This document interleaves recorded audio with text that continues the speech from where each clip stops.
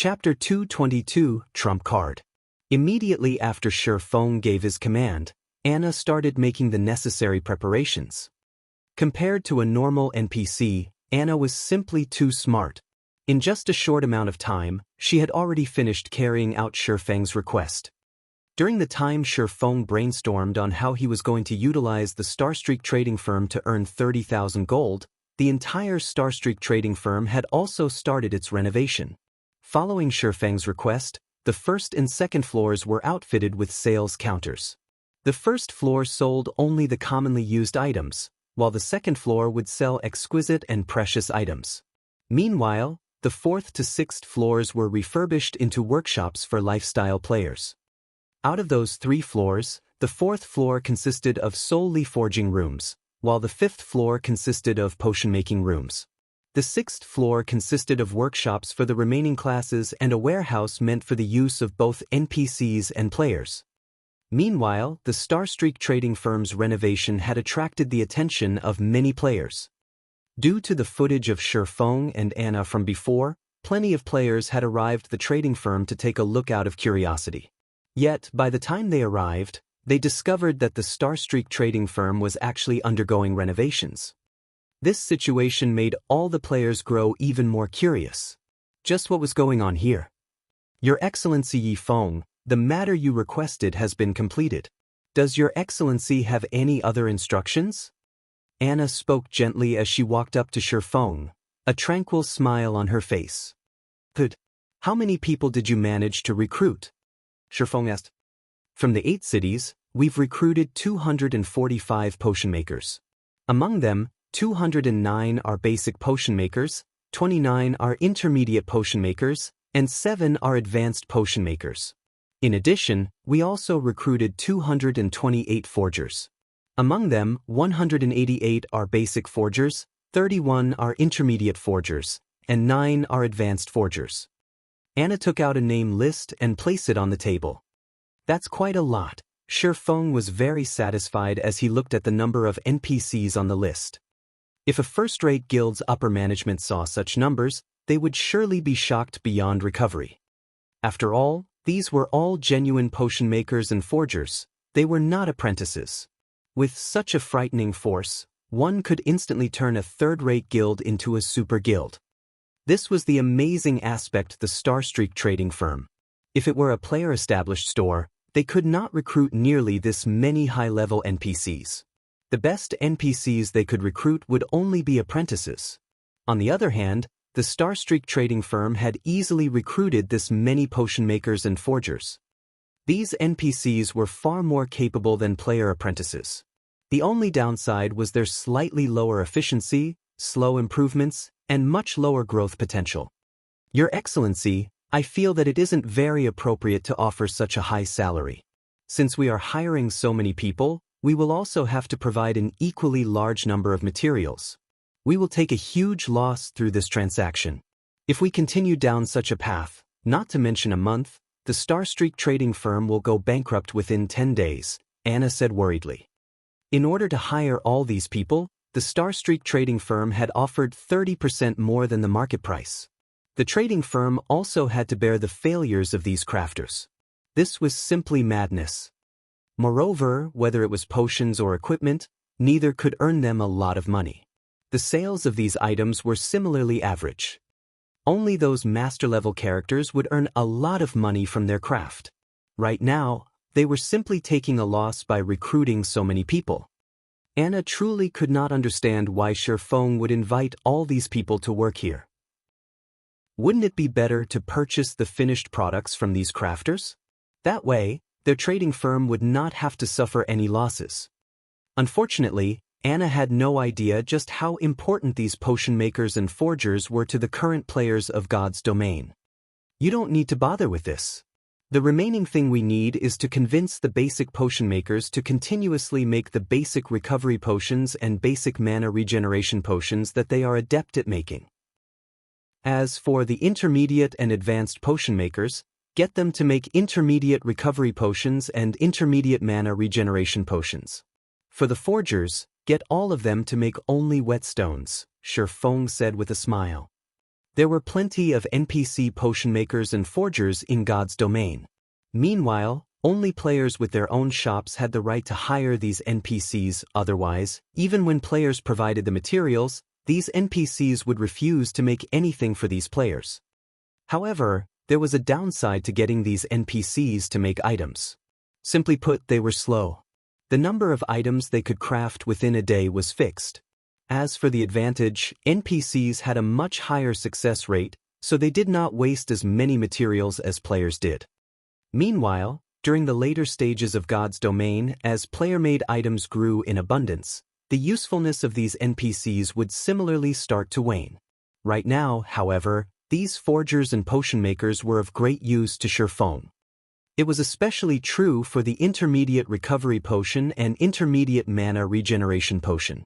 These two items were very useful to players, as they could save their lives during a crucial moment. Although these two items were common products, and their respective recipes were also available for sale at the Potion Making Association, the players at this stage of the game were simply incapable of crafting them. Meanwhile, these two potions were only available for purchase from hidden NPCs, and only a limited amount was sold each day. They were items that a majority of the players in God's domain had no chance of enjoying. If these NPC potion makers crafted these two potions, their success rate would be more than 70%. The materials needed to make an intermediate potion were only around 30 to 40 copper, yet each completed bottle could sell for 5 to 6 silver coins. If Shifeng deducted the cost of hiring, he would still make a profit of 4 to 5 silver coins. So, why wouldn't he carry out this transaction? Players needed these items the most right now. If the Starstreak trading firm sold these items, they would make a killing. There were also the whetstones. This was an item that all players lacked. Currently, each stack of hard stones sold for 13 silver coins, while a stack of whetstones sold for 40 silver coins. When comparing the success rate of forging apprentices and an official forger, how could the former even hope to win over the latter? The only problem was materials. As the Starstreak trading firm had previously only purchased finished products from forgers and potion makers, they did not have any materials of their own stored up. Now, they needed to provide the materials for these crafters. Although the trading firm could purchase the more common materials at low prices, Shifeng needed to be the one to gather the materials required to make intermediate recovery potions, intermediate mana regeneration potions, and whetstones. However, Shifeng was not afraid of this. The herbs needed to make the intermediate recovery potion and intermediate mana regeneration potion were not very expensive. After all, these herbs were utterly useless to players right now. The players in God's domain at the moment were still apprentice potion makers. Crafting basic recovery potions was already impressive. Why would they bother wasting materials to make unrewarding potions? As a result, the herbs required to craft intermediate recovery potions and intermediate mana regeneration potions were very cheap. As for hard stones, Shifeng wasn't worried. After all, he still had a humongous stock in his warehouse. He had enough for these NPC forgers for a long time. Moreover, he could also continue purchasing them from Aqua Rose. He would not lack hard stones at all. He would also sell these items in 8 different cities. With all of these advantages, it would be challenging not to make a profit. Moreover, Shifeng also revealed one of his trump cards. Advanced Whetstones. Advanced Whetstones were much stronger than a normal Whetstones. Not only did they recover twice the amount of a weapon's durability, but they could also increase the weapon's damage. Shifeng had already intended to sell each for 7 silver coins, and one stack would sell for 1 gold, 40 silvers. As long as he placed the advanced whetstones on the second floor, a majority of the players would fight over it, especially the large guilds. Oftentimes, just a 1% difference in damage could decide the victory or defeat of a boss raid. Meanwhile, the advanced whetstone provided a 3% increase to a weapon's damage. So, how could the various guilds who were currently in a rush to raid dungeons miss out on this item? They would definitely be in a mad rush to purchase them. Previously, Shifeng had kept all the advanced whetstones for his personal use. Later on, he passed some of them to his teammates, leaving him with 800 or so for himself. With this amount, the Starstreak trading firm should be able to last a relatively long time. However, Shifeng's plans were not limited to this. Now that he had such a large market available to him, he should fully utilize it, as he would not have a similar chance like this in the future. Hence, Shifeng thought up this plan. He intended to fully manipulate the Starstreak trading firm to help him set up his own shop in the future. Afterwards, Shifeng left the follow-up work to Anna, while he departed the Starstreak trading firm alone. Chapter 223, Popular Starstreak. Inside a hotel in White River City. Along with God's Domain's evolution, players understood the importance of rest. If they grinded monsters without rest, not only would their stamina decrease, but their concentration would also fall. Hence, after a day of battle, players would now rest at the hotel, having a drink and chatting with each other. Players discovered that places like restaurants, hotels, and bars allowed them to recover stamina and concentration more quickly. After relaxing for 2 or 3 hours, they would feel refreshed and filled with energy. Did you hear? The Starstreak trading firm seems to be undergoing renovations. I heard that they are going to release new products for sale. Who doesn't know about this? After I made some inquiries, I found out that the Starstreak trading firm has also recruited tons of potion makers and forgers.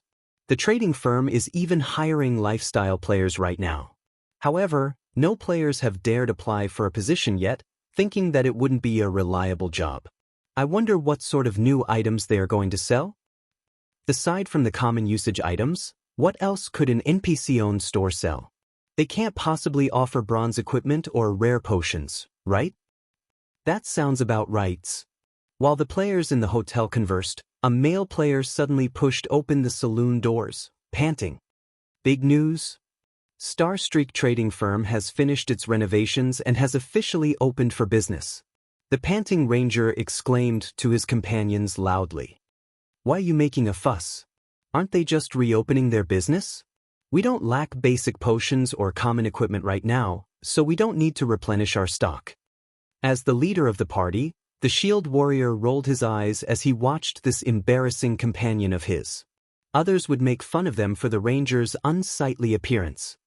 Indeed, just like the shield warrior had feared, the other players in the hotel sent belittling glances, mocking smiles on their faces. "Lead me," that ranger excitedly said. "I saw whetstones inside the shop. There are also intermediate recovery potions and intermediate mana regeneration potions. Moreover, the basic potions are cheaper than anywhere else." "What did you say? There are whetstones?" The shield warrior froze, stunned. The entire hotel fell silent. "Let's go. Take us there immediately. We have to buy all of them now." The shield warrior abruptly stood up, casting charge and arriving at the ranger's side. Grabbing the ranger by the arm, he immediately rushed out of the hotel, running towards the Starstreak trading firm. The other players inside the hotel were dumbfounded by this scene. "What? Crap, they're going to buy out the whetstones. We need to hurry as well." After entering White River City, players' need for whetstones had not decreased in the slightest. On the contrary, their need had grown. It was especially true when they faced high-level monsters, as the durability of their weapons reduced at a much faster rate. As a result, the popularity of whetstones had exploded. The available supply was far from meeting the demand. By the time everyone had arrived at the Starstreak trading firm, a sea of people had already obliterated the shop's doors. Aside from whetstones, the players present also fought to purchase the intermediate recovery and mana regeneration potions like madmen. Meanwhile, this information had quickly spread to the ears of the various guilds. "Guild leader, I've already collected a large sum from all our members, and we've managed to purchase 30 stacks of hard stones. This amount should be enough to last us a long time," Stabbing Heart spoke through the system communicator. "Good. The moment the money-making team sends over the latest batch of gold coins, immediately return all the money we borrowed from our members," Cruel Sword excitedly said. Aside from the Assassins Alliance, other guilds also frantically gathered funds. Snow, Just what is happening at that Starstreak trading firm? Why would they suddenly start selling these items? Zhao Yueru wrinkled her crescent brows when she looked at the latest news that she had just received. She then said helplessly, "We've already spent a lot of money to purchase our previous stock of hard stones. We don't have any money to purchase any more right now." I've heard that the Starstreak trading firm is also selling limited edition advanced whetstones right now. Rumor has it the advanced whetstones effects are at least double that of normal whetstones. In addition, it also provides a 3% damage buff.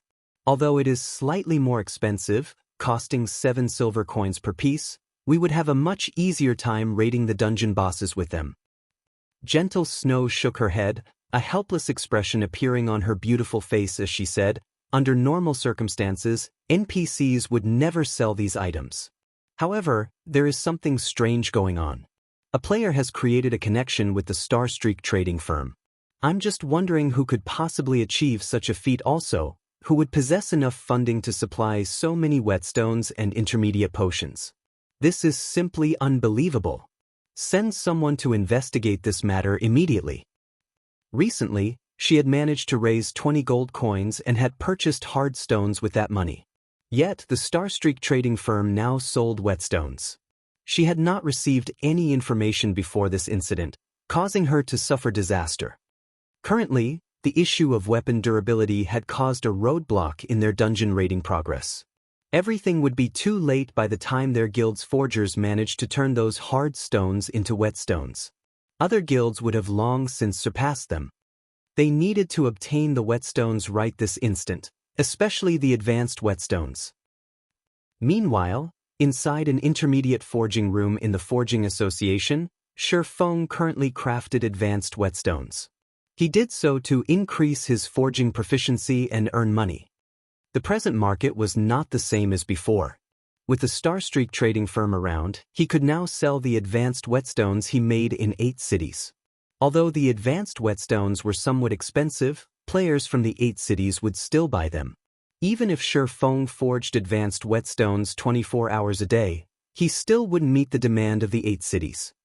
Currently, gold coins poured into the Starstreak trading firm's accounts with every passing moment. Shi Feng did not even dare open the money system notification. Only 1 short hour had passed since Starstreak trading firm reopened, yet, already, it had earned over 300 gold coins. However, this was only the beginning. Things would become more exciting later on. Aside from making money, Shi Feng's goal in making advanced whetstones was to upgrade himself to an advanced forging apprentice. If he became an advanced forging apprentice, he could learn the advanced book of magic he had obtained from Stonehammer Town. Previously, he only had White River City as the sole market for his wares. Now, however, he had 8 markets. He also did not need to foot any of the high processing fees, so he could not waste this chance. Shi Feng intended to gain an impressive reputation and prestige among the 8 cities. However, the advanced whetstones alone were not enough to achieve this result.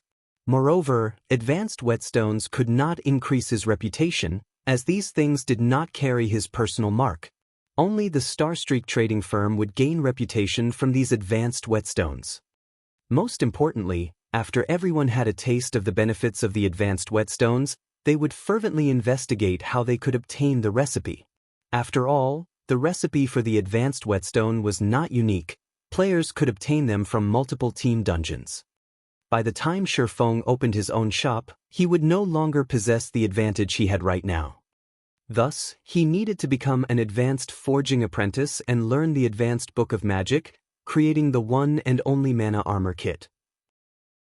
Once he thoroughly spread the Black Flame Forger's reputation with the mana armor kits that only he could create, tons of players would search him out. Chapter 224, Runic Gold. In the quiet and steamy forging room, a deep blue flame burned brilliantly as it refined one hard stone after the next.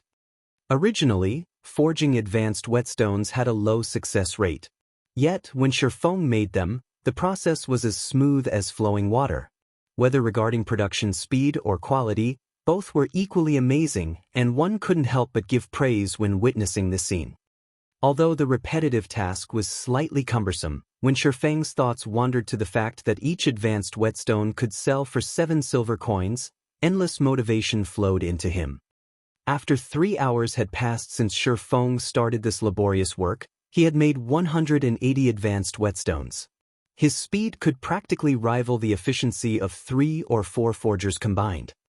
Also, without noticing it, Shifeng had also recovered his previously lost level, returning from level 14 to level 15.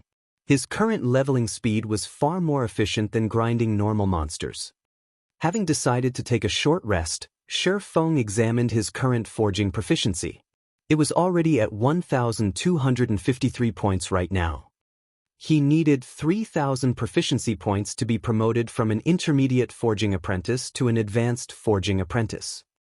As long as he continued to work hard for 2 or 3 more days, he could become an advanced forging apprentice.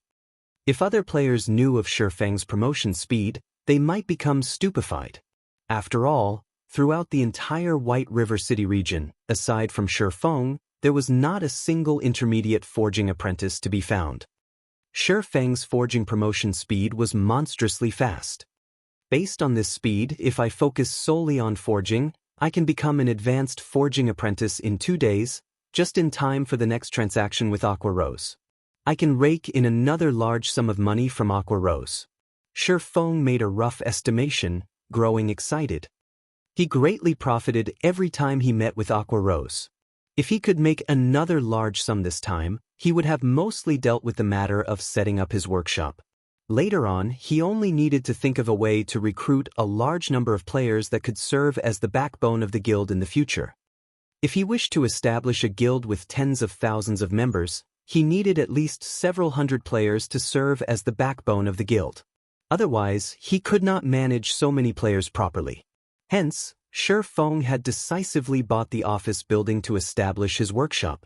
It would save him the trouble of having to move to a new workshop in the future, limiting such issues related to the guild's development. HM? Gentle Snow? When Shifeng heard the ringtone for his communicator, he discovered the caller was Gentle Snow. However, she was not looking for Yifeng, but Black Flame instead. It just so happened that Shifeng had reasons to look for Gentle Snow as well. Previously, he had intended to use the ID of Black Flame to establish the lifestyle guild, the Horizon Alliance. However, he never found the chance to do so. Now, a chance had arrived. Currently, he was temporarily in charge of the Starstreak trading firm, which possessed shops in 8 different cities. Moreover, these shops were all located in the heart of each city. Regarding materials, workplace, or a place to sell items, Shifeng now had everything a lifestyle player would need in his possession. If he factored in Gentle Snow's advertising, establishing the Horizon Alliance was practically a done deal. If Horizon Alliance successfully developed, it would be worth a gold mine. He could obtain both funding and materials through this lifestyle guild. At that time, Shifeng would not have to worry about Zero Wing's development. Black Flame, are you interested in making a deal? Gentle Snow immediately asked without any greeting. A deal? I wonder what sort of deal Miss Snow wishes to make? Shifeng asked, curious. I know that you are related to the matter of the Starstreak trading firm, so I wish to purchase some whetstones from you, especially the advanced whetstones. I'll pay credits, and I'll buy as many as you have right now, Gentle Snow said. So, you desire the whetstones. This should be simple. However, I need gold coins far more than credits right now. If Miss Snow has a lot of them, I can definitely sell you my entire stock. Shifeng did not refute Gentle Snow's claim. After all, it was not strange that she had discovered his relation to the Starstreak trading firm. Previously, he had used the appearance of Black Flame to stroll through the trading firm with Anna openly. Moreover, many players had recorded a video of that scene. Since Gentle Snow had seen Black Flame before, she could easily figure out the relationship between him and the Starstreak trading firm as long as she saw one of those videos. I'll pay you 3 times of the market price via credits. Gentle Snow did not want the other guilds to catch up to them.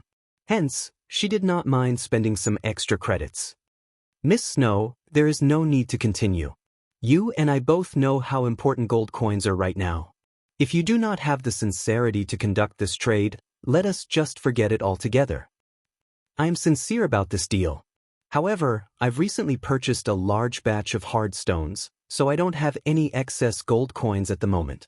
How about 5 times the market price? Gentle Snow felt helpless right now. Black Flame certainly had a powerful backer supporting him, so he might not value credits as much as gold coins. However, she truly had nothing she could use to trade. She only had credits. Let's just forget about the credits. Don't you have a lot of hard stones right now? Shi Feng revealed a faint, bitter smile. If he were not required to earn 30,000 gold coins within 20 days, he would have definitely agreed to 5 times the market price. However, gold coins were much more important to him right now.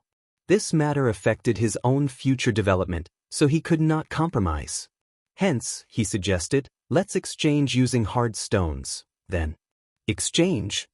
Gentle Snow's beautiful face froze. Stunned, she asked, what will the ratio of exchange be? That will depend on you. For the normal whetstones, it will be a 1-to-4 ratio. As for the advanced whetstones, I require a 1-to-9 ratio, Shi Feng stated calmly. Fine. However, I want only advanced whetstones. Moreover, I want to conduct the trade immediately. After giving the matter some thought, Gentle Snow felt that this exchange seemed reasonable. However, Gentle Snow inwardly cursed at Shi Feng for being too hateful. It is as expected of the chief forger of Star Moon Kingdom. If she allowed the forgers in her guild to make whetstones right now, they could produce 1 whetstone with every 4 or 5 hard stones. Meanwhile, Shi Feng had accurately suggested trading 1 whetstone for 4 hard stones. The result of this exchange was just slightly better than the result the forgers in her guild could produce. So, Gentle Snow agreed to trade the majority of their stock of hard stones for advanced whetstones, leaving the remainder for the forgers in her guild to increase their forging proficiency. Alright then. Look for an NPC named Anna once you arrive at the Starstreak trading firm. She will conduct the exchange immediately, Shi Feng instructed, chuckling. Soon after, Shi Feng disconnected the call, resuming his production of advanced whetstones. Shi Feng's trade with Gentle Snow was only a small interlude. After Gentle Snow had exchanged 4 stacks of advanced whetstones with Anna, under Shi Feng's instructions, Anna made the exchange mechanism open to the public. The exchange ratio was the same as he previously mentioned to Gentle Snow. As a result, many players who lacked the money to purchase whetstones started frantically exchanging their hard stones. They no longer needed forging apprentices to rip them off. With this, not only could the Starstreak trading firm deal with its material supply issue, but it could also make a profit from this exchange. This scene caused many lifestyle players to have second thoughts about applying to work at the trading firm. 2 days later. System, congratulations. You are the first player to be promoted to an advanced forging apprentice. Obtained 200,000 EXP rewarding 5 runic gold. Finally. Still, the system is really generous this time, to think it would even give me a rare item like runic gold. Shi Feng involuntarily smiled when he saw the system rewards. Runic gold could increase the forging success rate of an item by 10%. Simultaneously, it would have a chance to upgrade the rank of the forged item by 1. Unlike runic steel, which could only upgrade an item's quality to a maximum of fine gold rank, runic gold could increase an item's quality up to dark gold rank. However, Shi Feng's joy focused on the promotion to an advanced forging apprentice. Ever since his forging proficiency had reached 2,000 points, the advanced whetstones no longer rewarded 1 proficiency point 100% of the time. They only had a 70% chance to reward a proficiency point. Meanwhile, after he reached 2,500 points, there was only a 40% chance of obtaining 1 proficiency point, while at 2,800 points, that chance further decreased to 20%. After spending 2 days forging away, he finally managed to earn the promotion to an advanced forging apprentice. After becoming an advanced forging apprentice, Shi Feng immediately retrieved the advanced book of magic from his bag, choosing to learn it without hesitation. Suddenly, a golden glow surrounded Shifeng's body, and within Shifeng's mind, the knowledge of producing the magic armor kit appeared. During these 2 days, aside from continuously producing advanced whetstones and raising his forging proficiency, Shifeng had also made sure to train his body during the day. Incidentally, he also bought that office building in the city center for his workshop. Shifeng had to pay a total of 60 million credits in installments. He first paid 20 million credits, while he would pay the remaining 40 million in full within 3 months. Shifeng had also earned over 10 million credits from selling the White River City guidebooks. He used 5 million or so to purchase various gaming facilities and other items to complete his workshop. That way, when it was time to attend the university's fellowship party, he would have 5 million credits and a luxurious workshop to back him up. He was no weaker than Shadow right now. Comparing workshop facilities and environments, Shifeng's workshop utterly destroyed Shadow's. Chapter 225, Mana Armor Kit. While Shifeng had been stuck in the forging room for the past 2 days, many of the players that had just entered the city were amazed by the scene they witnessed. They never imagined that such benefits would be available in the city. Whetstones were no longer items solely monopolized by guilds. They could be purchased at the Starstreak trading firm along with the rare intermediate recovery and mana potions. Compared to other shops in White River City, the Starstreak trading firm's stock was far more thorough. Most importantly, the Starstreak trading firm was the only location that sold advanced whetstones. This item had become the Starstreak trading firm's signature item and was only sold in limited numbers every day. With such an advantage, the Starstreak trading firm instantly obtained a strong foothold in the 8 cities it occupied, suppressing the other shops.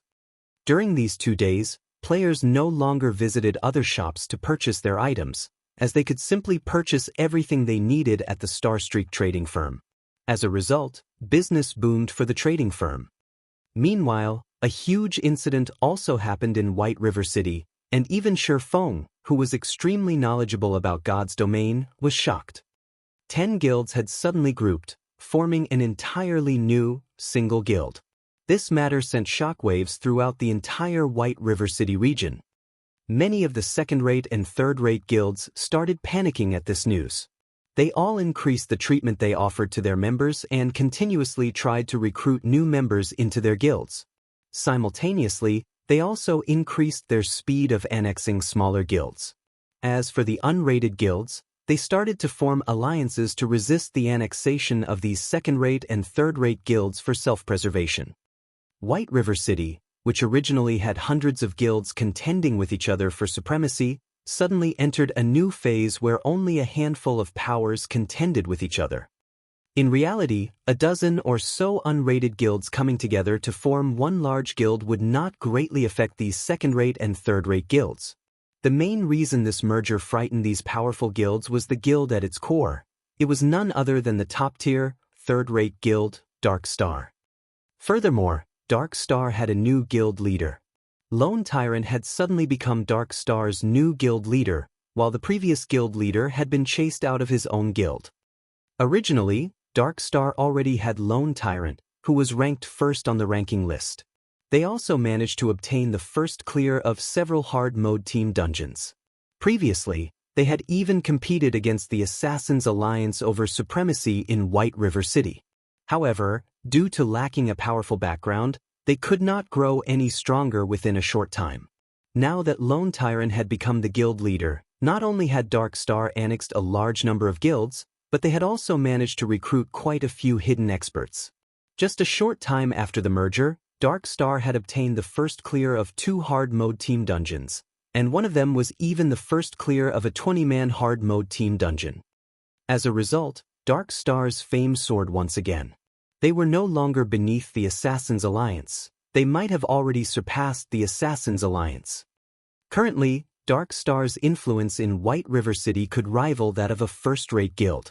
They had become one of the tyrants of White River City. On another note, for reasons unknown, the first thing Lone Tyrant did after he unified those unrated guilds was place a bounty on Shifeng's head. Moreover, the bounty he set was rather generous. As long as someone could kill Shifeng to level 0, he would immediately reward the person responsible with 5 million credits and an elder position in Dark Star. Meanwhile, any player who killed Shifeng once could receive a reward of 200,000 credits. In a virtual reality game, such a high bounty was mind-blowing. Right now, major corporations in the real world were only offering an annual salary of 5 million credits or so when recruiting well-known top-tier experts. On the other hand, Shifeng was not even a great character from a first-rate guild. Such a high bounty on an unknown player was a first in the world of virtual reality. Even though they did not know what sort of enmity Lone Tyrant had with Shifeng, many players had expressed their sympathies for Shifeng. Meanwhile, Lone Tyrant's tyrannic actions had undeniably garnered the attention of many independent players, compelling them to join Dark Star to develop themselves further. However, from Shifeng's point of view, Lone Tyrant was simply a lunatic.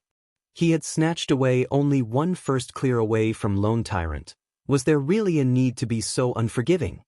Moreover, Shifeng was really confused as to when Dark Star had become such an amazing existence. They had actually managed to annex more than 10 unrated guilds within such a short amount of time. One should know that each guild would have at least 1,000 to 2,000 members. In the case of a larger guild, there might be even 5,000 to 6,000 members. Yet, Dark Star had actually devoured and incorporated them in a single go with room to spare. Even the Assassin's Alliance did not possess a background strong enough to carry out such a feat. Although Dark Star was very powerful right now, Shifeng considered the bounty on his head no more than a joke.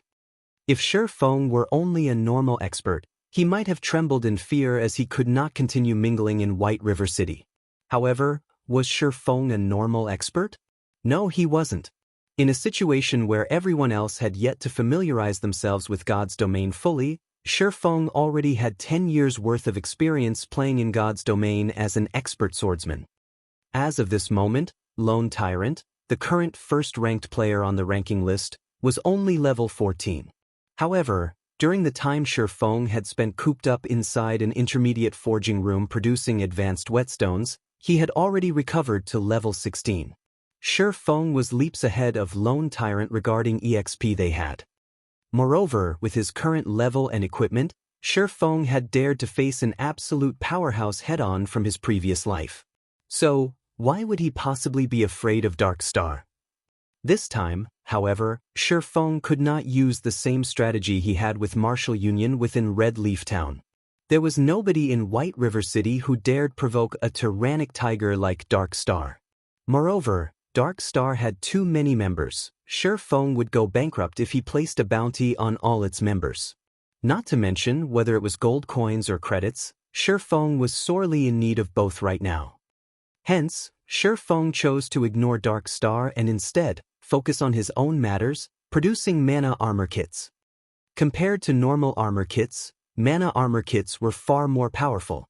Aside from providing additional defense, normal armor kits only provided a small bonus to attributes. On the other hand, mana armor kits provided a significant bonus. Moreover, mana armor kits could be equipped on both plate and cloth armor. The materials needed to produce them were also very basic. No expensive or rare materials were necessary at all. Basic mana armor kit. Materials required: 10 copper or 3 bronze or 1 basic recovery potion or 1 basic mana regeneration potion. Can be crafted into either physical or magical basic armor kit. Bound to character after equipping. Basic physical armor kit. Defense plus 80. Strength plus 3, endurance plus 4, agility plus 3. Maximum binding limit per character, 3. Can only be bound to level 10 equipment or above. Basic magical armor kit. Defense plus 30. Intelligence plus 3, endurance plus 4, vitality plus 3. Maximum binding limit per character, 3. Can only be bound to level 10 equipment or above. Intermediate mana armor kit. Materials required: 15 iron or 5 fine iron or 1 intermediate recovery potion or 1 intermediate mana regeneration potion. Can be crafted into either physical or magical intermediate armor kit. bound to character after equipping.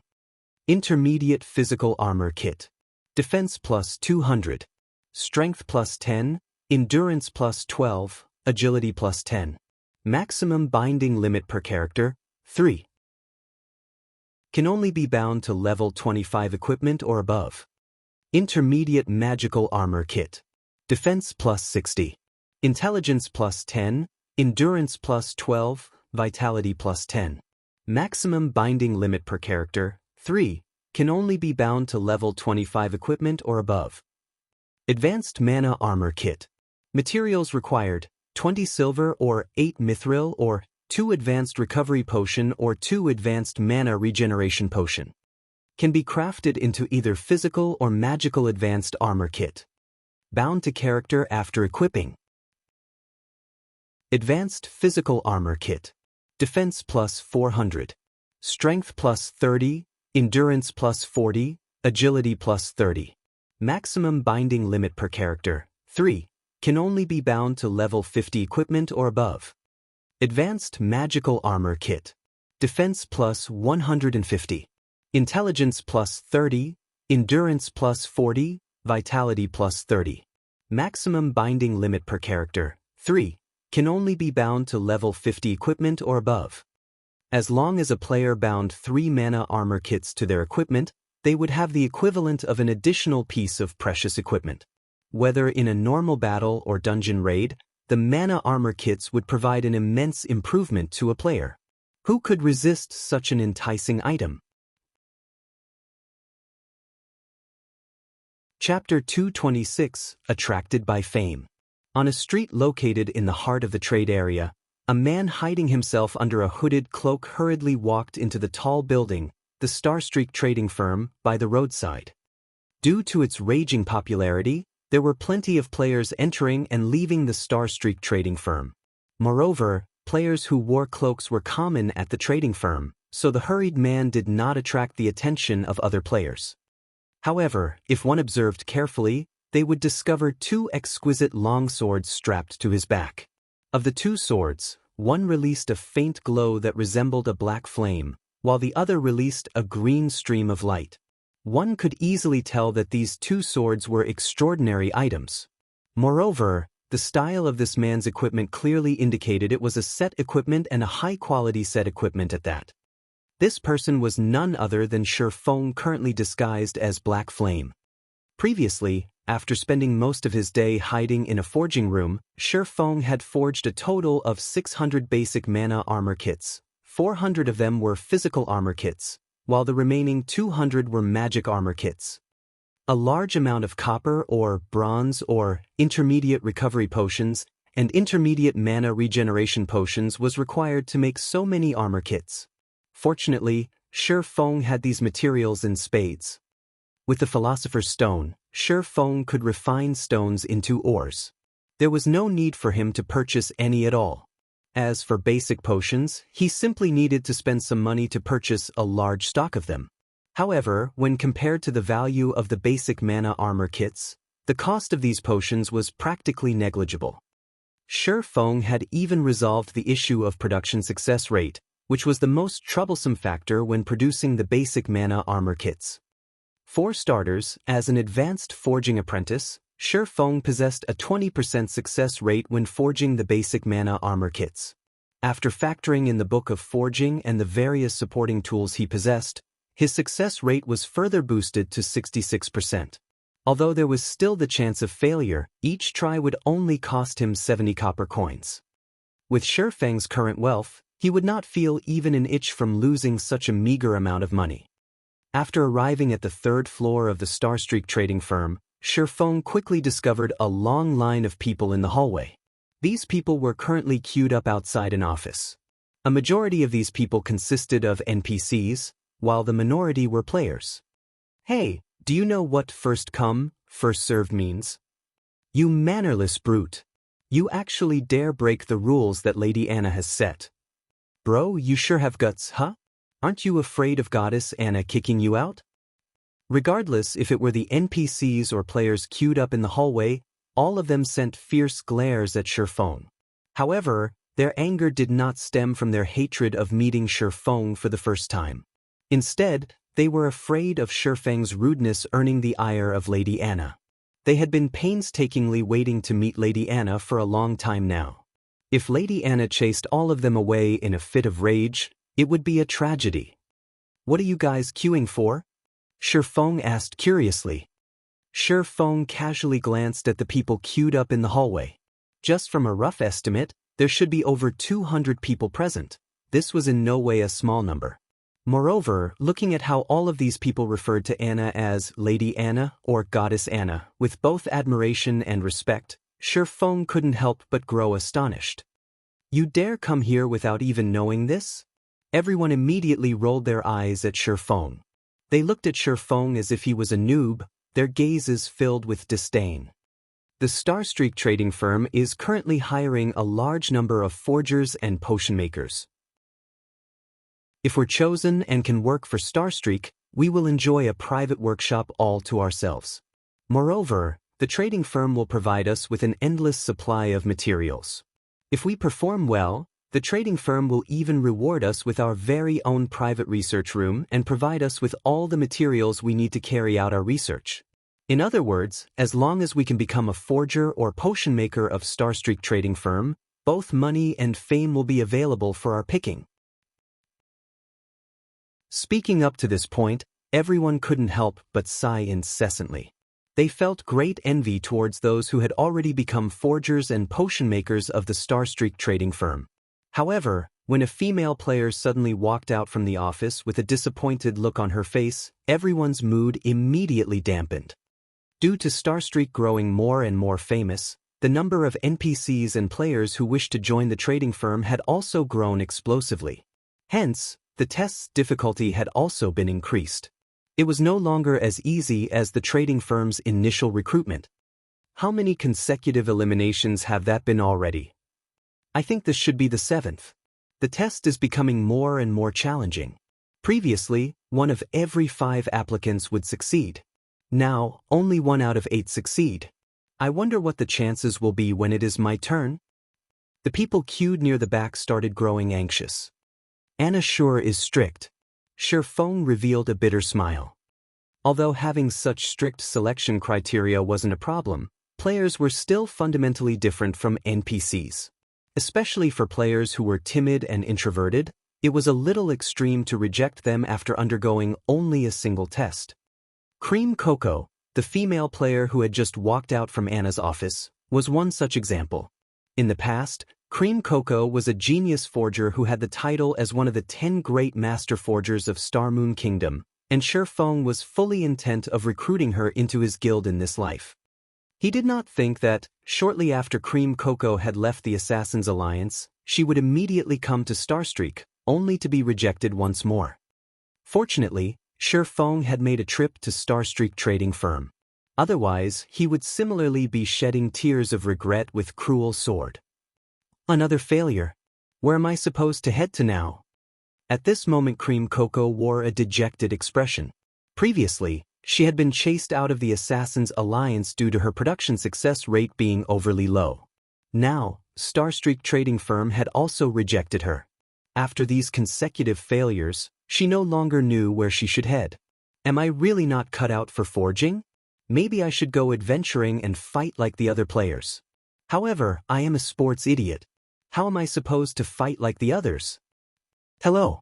Are you here to apply for a job at Starstreak trading firm? Shifeng asked, blocking Cream Coco's path. Cream Coco nodded as she glanced at Shifeng. Currently, she did not have the mood at all to pay any attention to a stranger.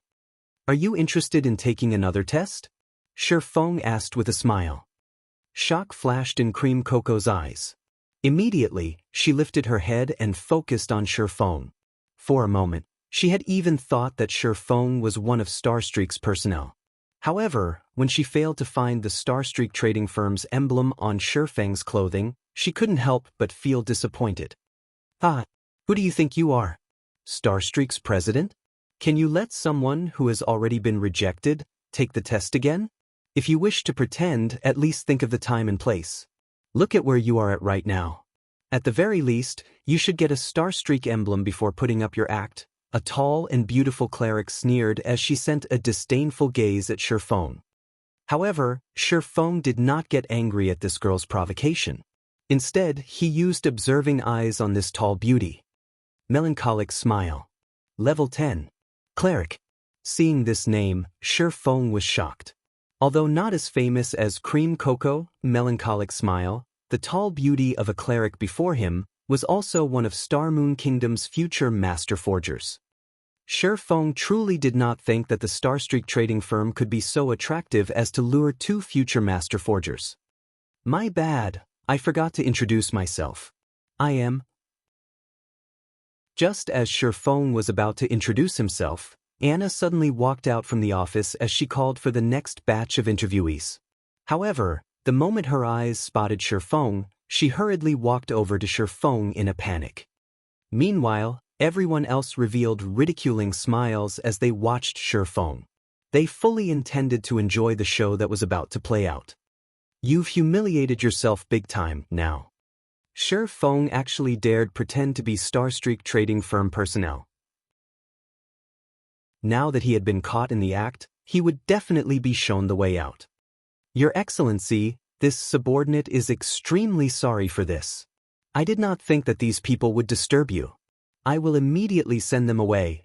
Anna glared at Cream Cocoa and Melancholic Smile, hurriedly apologizing to Shifeng. Chapter 227, Master Black Flame. Ah! Everyone who wore a mocking smile a moment before was so shocked that their eyes nearly popped out of their sockets when they heard Lady Anna speak to Shifeng. Their jaws nearly hit the floor. They swallowed the ridiculing words they had prepared as their faces turned extraordinarily pale. Cream Cocoa was similarly shocked by this scene.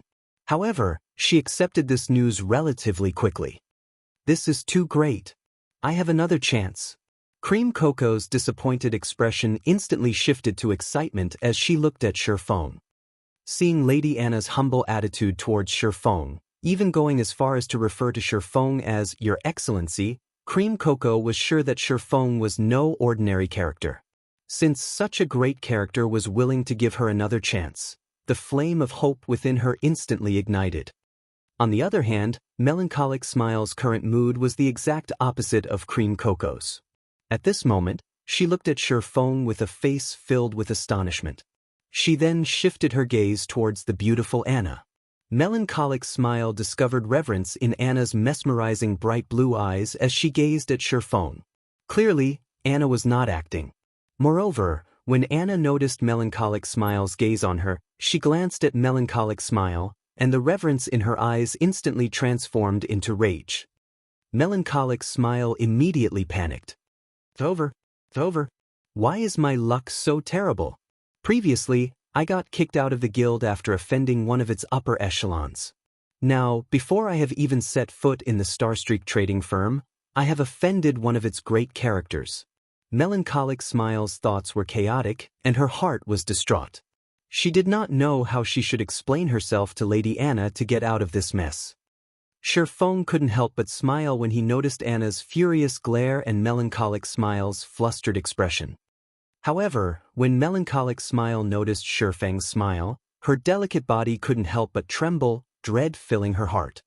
It seems that I can no longer stay in the Starstreak trading firm, Melancholic Smile lamented.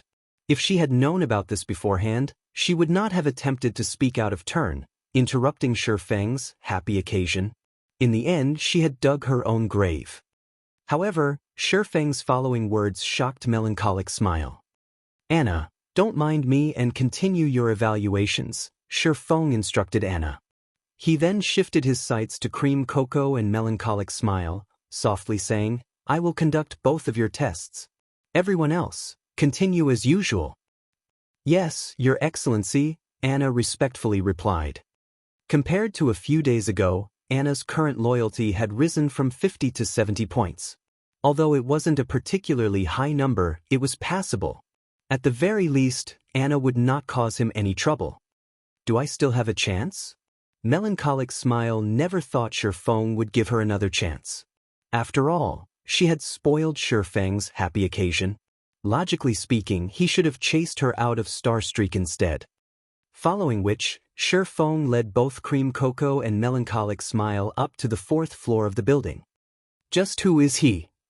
Isn't he too amazing? He had actually made Lady Anna bow before him.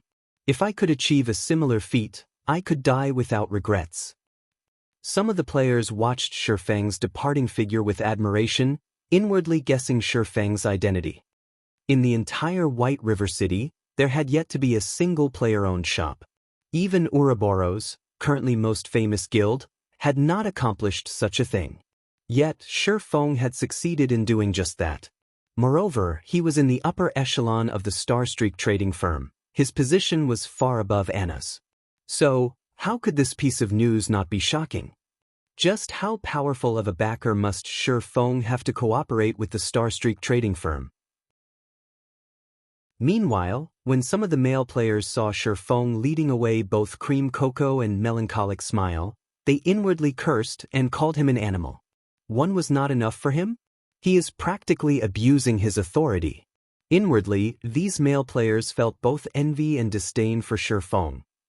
Inside a forging room on the 4th floor, Shifeng prepared 5 sets of materials to craft whetstones for each of the 2 girls. Looking at the materials placed on the stone table, Melancholic Smile's thoughts slightly lagged. She never thought that Shifeng would truly give them a test and not have any unscrupulous thoughts towards them. What is it? Have you not learned how to make whetstones yet? Shifeng asked curiously when he noticed Melancholic Smile's dazed expression. The Forging Association sold the recipe for whetstones. Moreover, it was available for only 30 copper coins. Logically speaking, every player who aspired to become a forger should have learned the recipe, not to mention players who had managed to enter White River City. That's not it. I know how to make them. Melancholic Smile hurriedly shook her head, a faint blush appearing on her cheeks. She felt ashamed of herself for completely misunderstanding Shifeng's intentions. On the other hand, Cream Cocoa had a much purer mind than Melancholic Smile. She had not overthought things like the cleric had. However, she was still extremely nervous at the thought of having to make a whetstone in front of Shifeng. She felt deeply afraid that she would fail the test. Shifeng had given each of them 5 sets of materials, and his requirement was for them to achieve at least 2 successful attempts. However, during her time at the Assassin's Alliance, Cream Cocoa could only make 1 or 2 whetstones out of 10 sets of materials. Before you start, I'll give you 2 a demonstration. Shifeng retrieved a set of materials from his inventory. With a wave of his hand, he started producing the whetstone.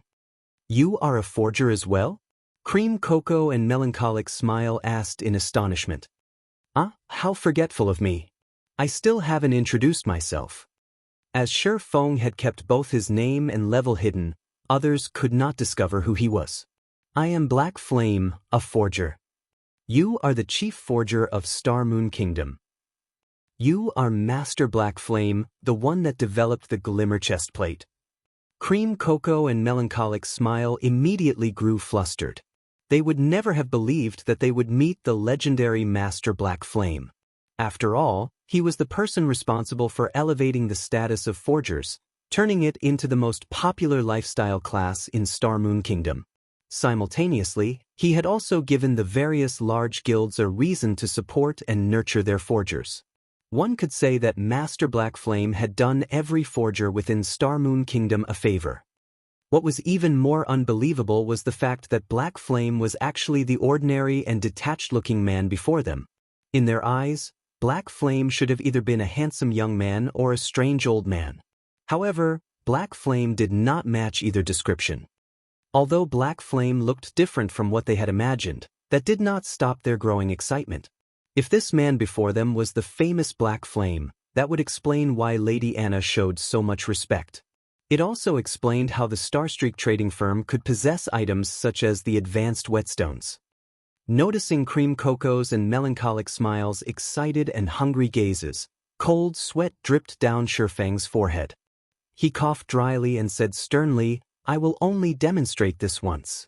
If you cannot complete 2 whetstones, you can show yourselves out. I won't accept you into the firm. The two girls instantly calmed after being admonished by Shifeng. Afraid that they would miss out on something, they both heightened their concentration as they watched Shifeng's hands. However, Shifeng's actions rendered them speechless. Shifeng's production speed was simply too fast. Moreover, his actions were as smooth and natural as flowing water. One would easily find themselves mesmerized. Before they could react, Shifeng had already finished producing a whetstone. "All right, it is your turn now." Shifeng smiled calmly as he pointed the two towards the materials on the stone table. He was already an advanced forging apprentice. Even if he did not utilize the Book of Forging, he still had an 80% success rate when producing whetstones. However, even if he succeeded in making one, he would not receive any additional proficiency points. He had only done so to test the two girls' potential. After all, they were both future master forgers. If they could not gain any inspiration after watching him work, it proved that they had only become a master forger due to luck. Chapter 228, Meteoric Rise. As the level of technique Shifeng demonstrated was slightly high, in addition to his strict requirement, Cream Cocoa and Melancholic Smile immediately grew serious. Shifeng's forging techniques had clearly undergone refinement hundreds and thousands of times. It was not something inexperienced forgers like them could hope to compare to. However, they had, more or less, noticed the key points in Shifeng's demonstration. Soon after, the two girls stepped up to their separate forging tables. As if they had received some enlightenment, they held up the forging materials and fell into deep thought. As expected of future master forgers, Shifeng revealed a faint smile when he noticed their actions. At this point, it was impossible for the average player to possess sufficient materials to practice their forging with, not to mention the precious materials to produce items. However, Shifeng was different from these inexperienced forgers. During his 10 years of playing God's Domain, he had encountered plenty of master forgers. In their free time, these players would usually discuss forging. For players with their skill level, their conversations were no longer about simply playing a games but instead counted as true research. Shifeng had experienced many such conversations. Coupling that knowledge with an endless supply of materials to use as practice, he had naturally learned the craft fairly quickly. However, in terms of talent, Shifeng was far from being a match of the girls currently before him. After all, at the end of the day, Shifeng was still a player more suited to battle and adventure. The only thing he could do was combine the knowledge he had gained from listening to those masters with his own understanding of forging techniques and display it. Although it would not be of great help, it would be enough as long as they could realize their own deficiencies. At this stage of the game, a majority of the players had a relatively high success rate when producing whetstones. They should have at least a 40% success rate. They should be able to produce 2 whetstones out of 5 sets of materials. If they had passable techniques, it wouldn't be unusual if they could even produce 3. However, a majority of the players at this stage could only produce 1 whetstone out of 5 attempts. Although the forging rooms in the Starstreak trading firm were not comparable to the intermediate forging rooms in the Forging Association, they should still be much better than the basic forging rooms. When making a common item like the whetstone, the forging room should increase a player's success rate by at least 5%. Due to this, Shifeng required the both of them to produce 2 whetstones out of 5 sets of materials. After a period of silence, the 2 girls finally started their first attempt at producing the whetstone. 3 minutes later, both had produced their first whetstones. They wore joyful expressions as they handed their products to Shifeng for evaluation. A failure. The same goes for this one. Shifeng shook his head after he checked the information on the 2 items. Both whetstones were of poor quality, and they yielded 0 effects when used. Cream Cocoa and Melancholic Smile were both disappointed by these results. They knew they did not have many chances remaining. If they did not produce 2 whetstones out of the remaining 4 sets of materials, without a doubt, they would be chased out of the trading firm. After experiencing failure on their first try, the 2 girls spent more time reflecting before their second attempt. After reflecting for more than 10 minutes, The next action the two girls took astonished Shifeng. Within a single breath, the two had used up all 4 sets of materials. Moreover, their production speed was much faster than before. After producing all 4 whetstones, the two smiled at each other. They then placed their completed whetstones on the table, awaiting Shifeng's evaluation. You two have really surprised me. Out of 4 pieces, both of you actually managed 3 successes. Shifeng couldn't help his shock when he looked at the information displayed before him. Very good. From today onwards, you two are officially members of the Horizon Alliance. Here is the contract. If there aren't any problems, just sign it. Horizon Alliance. It isn't the Starstreak trading firm. Cream Cocoa and Melancholic Smile were confused when they took a look at the contract. After all, their goal in coming here had been to join the wealthy and powerful Starstreak trading firm. However, after they read the contract, they discovered that the benefits stated were abnormally good. Even Cream Cocoa, who had come from the Assassin's Alliance, found the offer quite attractive. After all, not only would they be provided with limitless materials and forging designs, but they would also obtain 15% of the profits once the item sold. They would also earn a minimum monthly salary of 2,000 credits. On the other hand, the other guilds only provided their forgers with 5% of the profits and a low monthly salary. The materials these guilds provided were also very limited. Under normal circumstances, the best materials would be given to the forgers with better techniques, leaving remaining forgers wanting. I can't reveal what kind of relationship the Horizon Alliance has with the Starstreak trading firm. However, I can tell you one thing. The Horizon Alliance is a lifestyle guild. It is not like your usual adventure and battle guild, and lifestyle players will be the core of this guild. Moreover, in the future, the Horizon Alliance will expand its market much further than the Starstreak trading firm. We won't only sell our products in 8 cities, but in every city throughout the entire Star Moon Kingdom. Moreover, you guys will not have to worry about materials. As long as you can produce items of sufficient quality, you won't need to worry about failing to sell the item. Shifeng calmly smiled as he continued, of course, if you don't want to, you can choose to join the Starstreak trading firm instead. It all depends on you. Cream Cocoa and Melancholic Smile considered their options carefully. At present, the Starstreak trading firm was undeniably the better choice if they wished to develop themselves further. Moreover, they had never even heard of the Horizon Alliance, not to mention a guild run by lifestyle players. I am willing to join the Horizon Alliance. However, Cream Cocoa signed the contract without hesitation. Melancholic Smile simply shook her head at this sight, thinking that Cream Cocoa was simply too naive. However, although she thought in such a way, she had similarly signed her name on the contract she received from Shifeng. The reason she had chosen was the man currently before her. Not only was he the chief forger of Star Moon Kingdom, but he also had deep ties with the Starstreak trading firm. One could also say that, without the advanced whetstone, the Starstreak trading firm would not be enjoying its current popularity. Most importantly, it was the Horizon Alliance's future potential.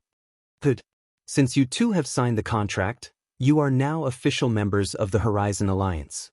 From this moment onwards, you two can use the forging rooms in the Starstreak trading firm anytime you want.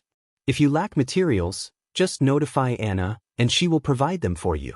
You two only need to focus on advancing into a true forger, Shifeng said, smiling. With 2 potential master forgers joining, Shifeng felt much more optimistic about Horizon Alliance's future. Shifeng also made Melancholic Smile the Horizon Alliance's temporary manager. While she managed the Horizon Alliance, she was also tasked with poaching some of the forgers and potion makers with potential from the Starstreak trading firm. After all, Shifeng was only an acting president of the trading firm. Starstreak trading firm's forgers and potion makers belonged to Starstreak only, not the Horizon Alliance. When Shifeng completed the second phase of the epic quest, he would no longer have any relation to the Starstreak trading firm. He would not be able to sell items through the Starstreak trading firm any longer. In other words, he and the Starstreak trading firm would draw a line between each other. So, he naturally had to recruit players with potential to his side. Soon after, Feng placed the basic mana armor kit for sale on the second floor of the Starstreak trading firm. He priced each basic mana armor kit at 20 silver coins. Although this price could rival that of a piece of level 10 bronze equipment, Feng did not mind. After all, he had no fear that this item would not sell. He only feared that it would sell too quickly, thus, he had set such a high price. Feng then returned to his forging room and resumed forging basic mana armor kits. The 600 basic mana armor kits were just a drop in the bucket. He still needed to produce a lot more to meet demand. Not to mention, Feng still had a mountain in the form of 30,000 gold coins weighing down on him. Moreover, plenty of guilds had started growing greedy after seeing Feng make so much money from selling the advanced whetstones. They all started thinking up of plans to obtain the recipe for themselves. Hence, during the past few days, many guilds had started investigating the origins of the advanced whetstone. Feng couldn't help but admit that a guild was indeed far more powerful than an individual. Within a short amount of time, these guilds had discovered the origins of the advanced whetstone. They had even managed to obtain its recipe. The Moonlight Forest. Treasures filled this place. Aside from having plenty of treasure chests and field bosses, the drop rate for gemstones here was much higher than other maps. The various large guilds in White River City had long since regarded the Moonlight Forest as a cash machine. On the other hand, independent players had no share of these bountiful resources. Guild Leader, the intermediate forging apprentices in our guild have successfully produced advanced whetstones. The intermediate apprentice potion makers have also managed to produce intermediate recovery potions and intermediate mana regeneration potions, a ranger reported. Very good. It just so happens that White River City's bazaar will be held tonight. We can use this chance to show off Dark Star's strength. Lone Tyrant smiled satisfactorily. He had long since grown impatient after witnessing the Starstreak trading firm rake in an ocean of wealth. Now that their guild could similarly produce and sell advanced whetstones and intermediate potions, he was one step closer to becoming the true tyrant of White River City.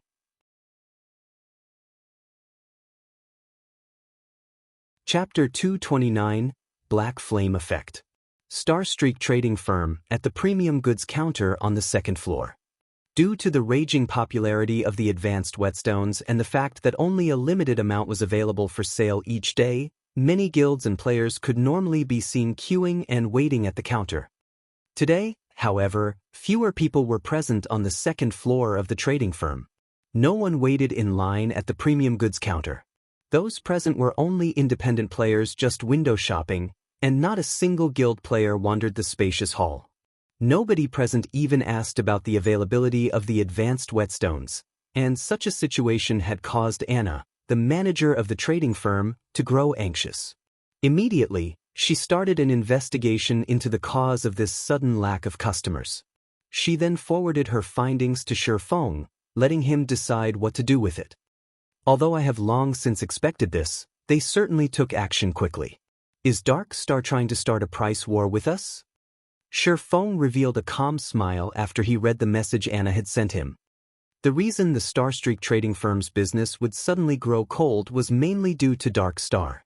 Dark Star had managed to nurture forgers and potion makers capable of producing advanced whetstones and intermediate potions. Furthermore, they had widely trumpeted the fact that they offered their products for a much lower price. Originally, a stack of advanced whetstones sold for 1 gold, 40 silvers at the Starstreak trading firm. However, Dark Star sold them for only 1 gold per stack. As for the intermediate potions, both types sold at a price 1 silver coins cheaper. Although the prices were greatly reduced, the advanced whetstone and intermediate potions were originally products that sold at greatly inflated prices. Even if one reduced their selling price, they would still earn several times the base cost of the items. Hence, in order to solicit customers, Dark Star would naturally initiate a price reduction. As for the players looking to purchase these items, they would purchase these items for the lowest price. This was the natural law of human nature. Nobody would be so foolish as to purchase an item of equal quality for a higher price. However, a price reduction was only the beginning of Dark Star's strategy. To make matters worse, Dark Star had even made a decisive change to the exchange mechanism. Although the exchange rate they used for normal whetstones was similar to the Starstreak trading firms, they had reduced the advanced whetstones to hard stones ratio from a 1:9 ratio to a 1:7 ratio. This ratio was just slightly higher than the production requirements of intermediate forging apprentices. Compared to the Starstreak trading firm, Dark Star's exchange rates were far more lucrative. As a result, many players had turned to Dark Star to trade their hard stones. Now that the Starstreak trading firm had lost its main source of income for hard stones, even if they relied on the hard stones Shifeng had previously accumulated, they would, sooner or later, run out. Without the necessary basic materials, how were they supposed to produce anything? Moreover, Dark Star also possessed an advantage that Shifeng did not. They had more people producing the advanced whetstones. As more time passed, Dark Star would obtain more advanced whetstone recipes from raiding dungeons. They could endlessly increase the number of people capable of producing advanced whetstones in their guild. Meanwhile, the Starstreak trading firm only had Shifeng. However, Shifeng currently had neither the manpower nor the time to waste raiding a low-level dungeon for the recipes. If this situation persisted, Dark Star would surpass the Starstreak trading firm eventually. Soon after, Shifeng passed on his verdict to Anna. Since Dark Star wanted to start a price war, he would gladly engage. Hence, he adjusted the prices and exchange rates to equal Dark Star's. However, this change would only take effect in White River City. The prices and exchange rates would remain the same in the other 7 cities. Simultaneously, Shifeng also took this chance to reveal the basic mana armor kit. Anna was very efficient in her work. Shortly after Shifeng assigned her the tasks, she had completed all of them.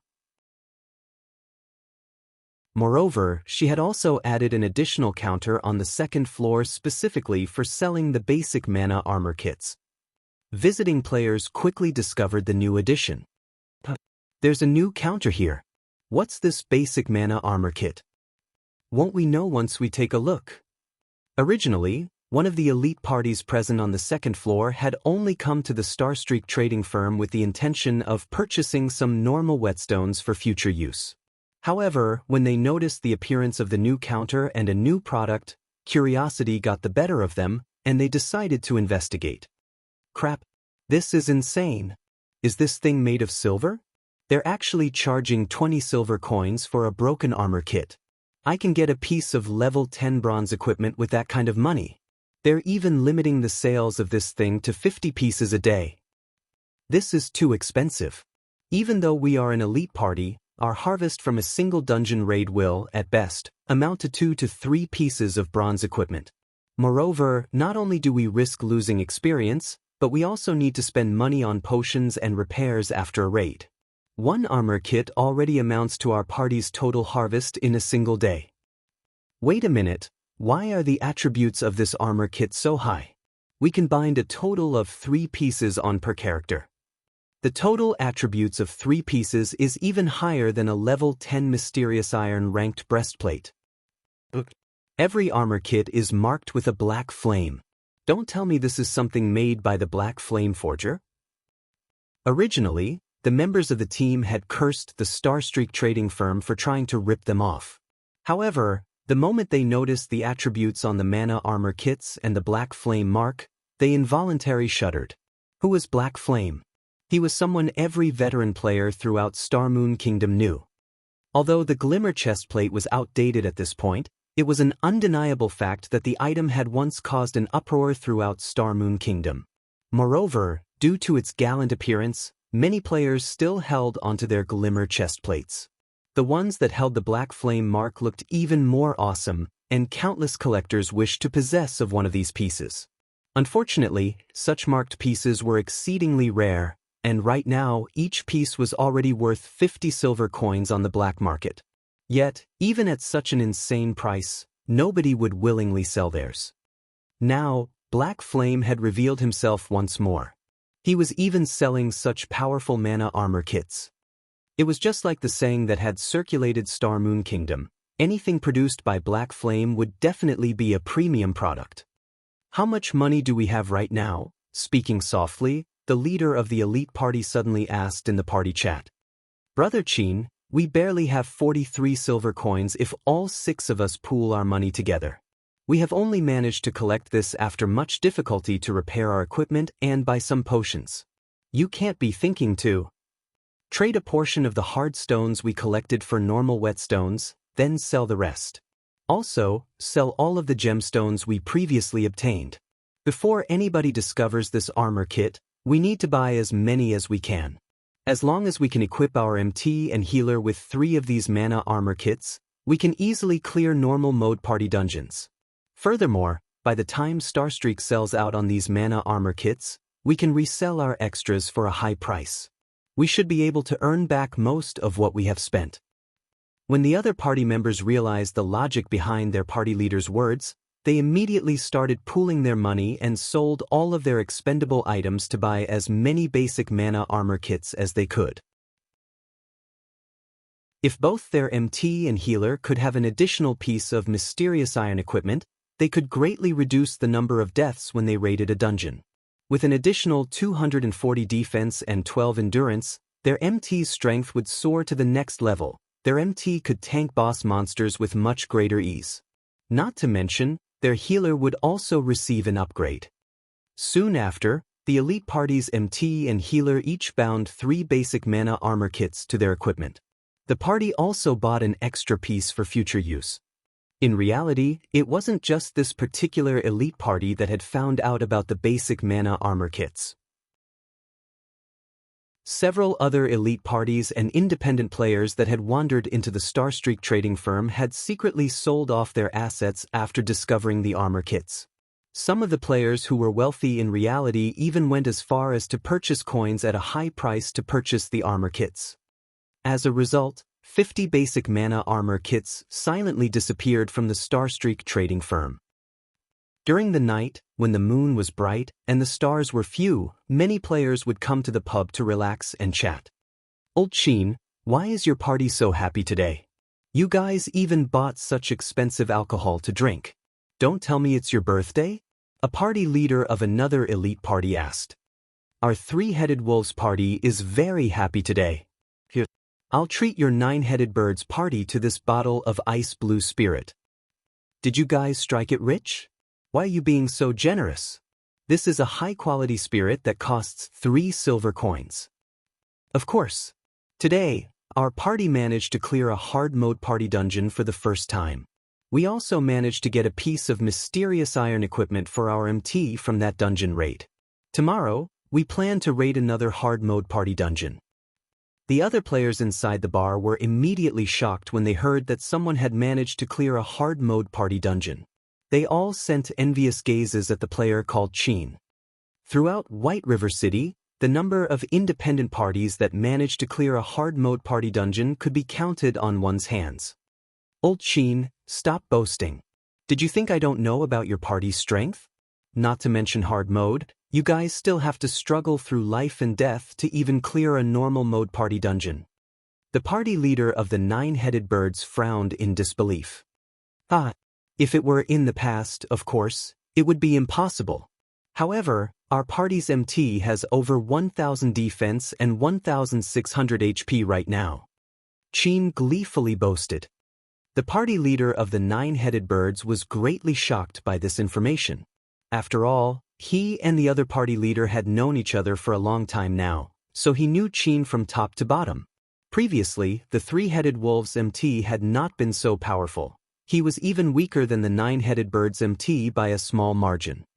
After some probing, the 9-headed bird spent 20 silver coins to obtain the secret the 3-headed wolves used to clear a hard mode party dungeon.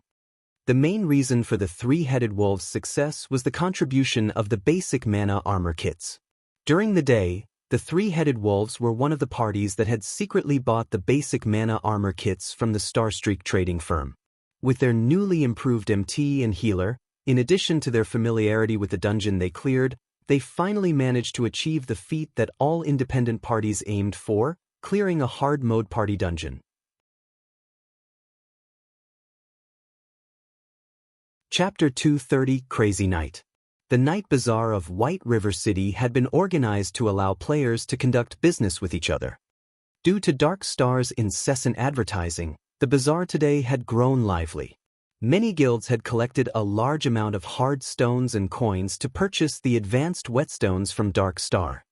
Players busied themselves with setting up stalls throughout the plaza where the bazaar would occur. As one had to pay a steep processing fee to use the services of the auction house, many players had opted to sell their accumulated loot today instead. Meanwhile, of the many stalls set up at this plaza, the most attention-grabbing one belonged to Dark Star, as there were several hundred players currently lined up before Dark Star's stall. Seeing this, Lone Tyrant's heart fluttered with joy. By the time tomorrow arrived, Dark Star would become the wealthiest guild in White River City, and very soon, they would even surpass the Starstreak trading firm. They would become the possessor of White River City's economic lifeline. At that time, even Ouroboros would not be a match for Dark Star.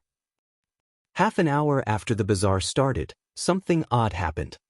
This incident caused plenty of guilds to grow sluggish in their thoughts, and even Lone Tyrant was utterly dumbfounded. "Can someone tell me just what has happened here?" Lone Tyrant bellowed, pointing towards the empty plaza. "Boss, I made some inquiries just now and found out that the Starstreak trading firm has similarly reduced the prices of their items. Aside from having the same prices as we do, they have also released a new product. I hear that the product is a basic mana armor kit made by Black Flame. As long as one binds this armor kit to their equipment, they will receive a great improvement to their attributes and defense. If a player binds 3 pieces to their equipment, then it would be the equivalent of having an additional top-tier Mysterious Iron ranked breastplate. However, Starstreak has limited the sales of the armor kit to 50 each day. So, everyone went to queue up for the item instead." Black Flame? Isn't that the chief forger of Star Moon Kingdom? Why would he work with the Starstreak trading firm? Lone Tyrant's brows wrinkled. He had also heard rumors about Black Flame. However, the man was simply too mysterious, so nobody had a concrete idea which major power stood behind him. The public only knew that there was a deeply hidden major power supporting Black Flame. So what if he is the chief forger? Lone Tyrant sneered. "Since Black Flame can create such a good item, we only need to make it as well. Immediately investigate the basic mana armor kit. Find out where we can get the forging design. I truly wish to thank Black Flame for giving us this great business opportunity. Boss is the best. I'll investigate it immediately." Meanwhile, at the Starstreak trading firm, there was already a sea of people lining up outside the building, selling 1 stack of hard stones for a low price. "Come over here if you are interested. Level 10 bronze axe for 30 silver coins. Buying silver coins for a high price. I'll take as much as you have." Unknowingly, a market had formed outside of the Starstreak trading firm. Although players could not set up stalls there, they could still do face-to-face trading. Albeit troublesome, nobody would mind such a small matter. After all, they were currently trying to make as much money as they could. By the time the Starstreak trading firm started selling the basic mana armor kits again, they would buy as many as possible. While everyone stood in line outside the building, many had struck up conversations with one another. They started to boast about the effects of the basic mana armor kit. What the Three-Headed Wolves party had accomplished had especially become the envy of many independent parties. Meanwhile, the more this news spread, the more it was blown out of proportion. Currently, the rumors mentioned that the Three-Headed Wolves had originally not been able to clear even a normal mode party dungeon. However, after their MT and healer had each bound 3 basic mana armor kits to their equipment, the party immediately succeeded in raiding a level 10 Hell mode party dungeon. They had even obtained a secret silver ranked shield and many other mysterious iron set equipment pieces from the raid, increasing their team's prowess to that of a party of experts. Some said that the Three-Headed Wolves were currently stronger than even the elite members of a first-rate guild. This rumor had caused many independent players to long for the basic mana armor kits. They wished to obtain the armor kits and achieve great success. Aside from independent players focusing on the basic mana armor kit, the various guilds had also started taking action. They tried to think of ways to contact Black Flame. They wanted to purchase a large number of the armor kits from him directly. After all, if they could equip every member of their elite team with 3 basic mana armor kits, their team's strength would rise to an entirely different level. At that time, conquering the 20-man Hell Mode team dungeon would no longer be a dream. Taking a step back, even if they could not clear the Hell Mode, if they could manage to clear the Hard Mode, they could still reap a lot of benefits. Hence, it was a must for them to obtain the basic mana armor kits. Snow, is Big Brother Black Flame offline? Zhao Yueru asked worried. Gentle Snow nodded her head, saying bitterly, I have truly underestimated Black Flame. Originally, I thought that he would suffer a small setback after Dark Star revealed the advanced whetstones and intermediate potions. However, I would never have imagined that he would reveal such a card, catching everyone by surprise. Gentle Snow had believed that she had a good understanding of the man called Black Flame. However, time and again, Black Flame continued to surpass her expectations. It was as if Black Flame had brought out 2 cards, one white and one black, forcing others to guess which card he would reveal. In the end, however, he had done the unpredictable by taking out a gray card, catching everyone by surprise. Night in God's domain was day in reality. At this moment, Shi Feng had already logged off from the game and started training his body. Hence, he had absolutely no idea about the current goings-on in White River City. Ever since Shi Feng had moved to his new apartment, the first thing he did after waking up every morning was drink a bottle of nutrient fluids. He would then complete 20 sets of muscle-strengthening exercises and a 10-kilometer morning run. The nutrient fluid is as extraordinary as expected. My current physique should be on the level of a normal member of the school's fighting society. After ending his morning run, Shi Feng made a rough estimate of his body's current condition. However, if he wanted a more accurate estimate, he would need to test his abilities in an appropriate training room. After training and strengthening his body these past few days, Shi Feng was no longer as frail and thin as he used to be. Currently, Shi Feng's body had grown much sturdier, giving others a faint feeling that it was packed with vitality. As usual, after completing his daily workout routine, Shi Feng paid a visit to the workshop to check on its current renovation progress. A gaming workshop occupied an entire office floor of such size. In the past, such a notion was simply inconceivable. However, along with God's domain's growing influence, it wouldn't be odd even if a gaming workshop took up an entire office building, not to mention a single floor. In the past, Shadow was one such example. However, the Shadow of that time possessed a lot of members. It had even established 10 great city-states under its name. It was only normal to have such a large workshop. Brother Feng, you're here. The workshop's renovation is complete. We are just waiting for the gaming facilities we ordered to arrive, and we'll set them up. After we finish that, our zero-wing workshop will finally take shape. Blackie excitedly said, at that time, those who we recruit to our guild might just join without hesitation after seeing our workshop. A few days ago, Shi Feng had suddenly paid a visit to Blackie's dormitory. He notified Blackie that he had already purchased a workshop in the city center. In the future, Blackie would not need to live in the dormitory, disturbed by others. Blackie could simply live in the workshop and focus on playing God's domain. Moreover, there was a high-class restaurant situated a floor below the workshop. The well-known Big Dipper Training Center was also located on the street next to their building. Compared to living in the university's dormitory, it would be far more comfortable for Blackie to live in the workshop. In the beginning, Blackie had thought that the workshop Shi Feng had mentioned would only be a house of 50 to 60 square meters. Even so, that would still be a relatively comfortable place to live. However, when Blackie arrived at the building floor and discovered that the entire floor was meant for their workshop, Blackie had nearly thrown out his back in shock. Shortly after, that shock had turned into immense joy. After all, this large workshop of theirs was far more amazing than Shadow's. With such an amazing workshop, Would they even need to worry that they couldn't surpass Shadow in the future? Alright, Blackie, how are things on your side? How much longer do you guys need before getting out of there? Shifeng asked.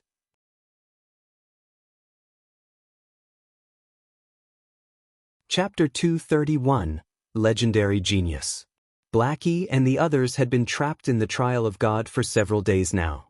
If they remained inside, Shifeng didn't know when he could go to the demon's castle to obtain the demon's heart. Hence, Shifeng needed to know their current progress. If they were truly unable to leave the trial anytime soon, his only option was to seek Gentle Snow's help. However, he did not want Gentle Snow to know too much about him. Unless it was a desperate situation, he would not turn to Gentle Snow for help. Right? I totally forgot to tell you since I was so excited about the workshop. Blackie lightly tapped his own head. The matter of the workshop was simply too shocking. He continued, Brother Feng, just where did you find such an expert little sister? She is just too awesome. Originally, we nearly despaired from the difficulty of the trial. However, thanks to her, we all made it through the trial with great ease. Right now, we're about to head to the highest floor to receive our reward. An expert? Little sister? Are you talking about fire dance? Haven't you already seen how amazing she is? Shifeng curiously asked. No, it's not fire dance, but Violet. We managed to clear the trial only thanks to her. But really, she is simply too strong. Blackie lamented. At the beginning of the trial, little sister Violet had only healed us from behind.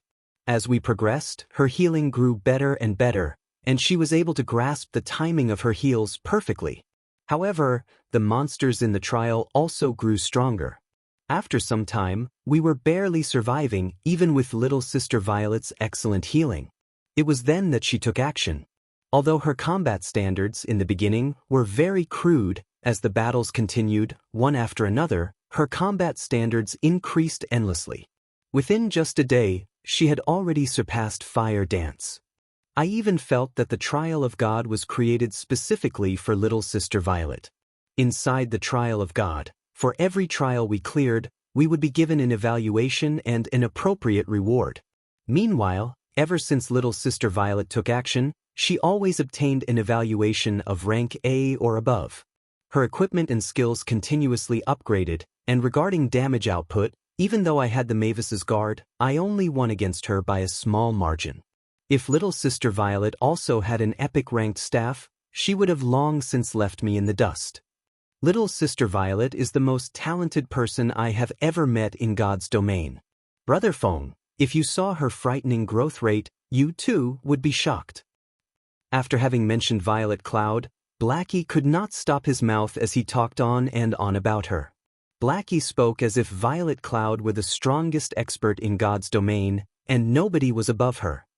Of course, Blackie was speaking about Violet Cloud's innate talent and not her current strength.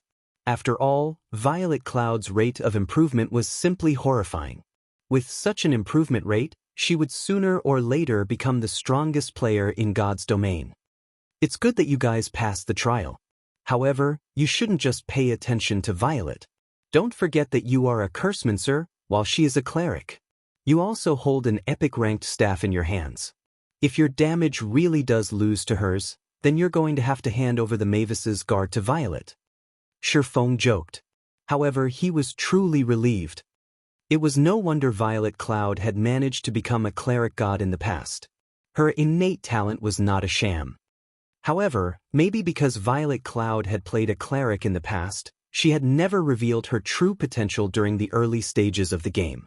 However, after leaving Ouroboros, Violet Cloud could no longer depend on her healing to play God's domain as she only had herself to rely on in battles. Hence, she started to display her frightening talent. Similar to the current situation in the Trial of God, healing alone was not enough. Hence, Violet Cloud had no choice but to engage in battle as well, inadvertently revealing her explosive talent. Maybe she is one of the legendary geniuses, Shifeng sighed.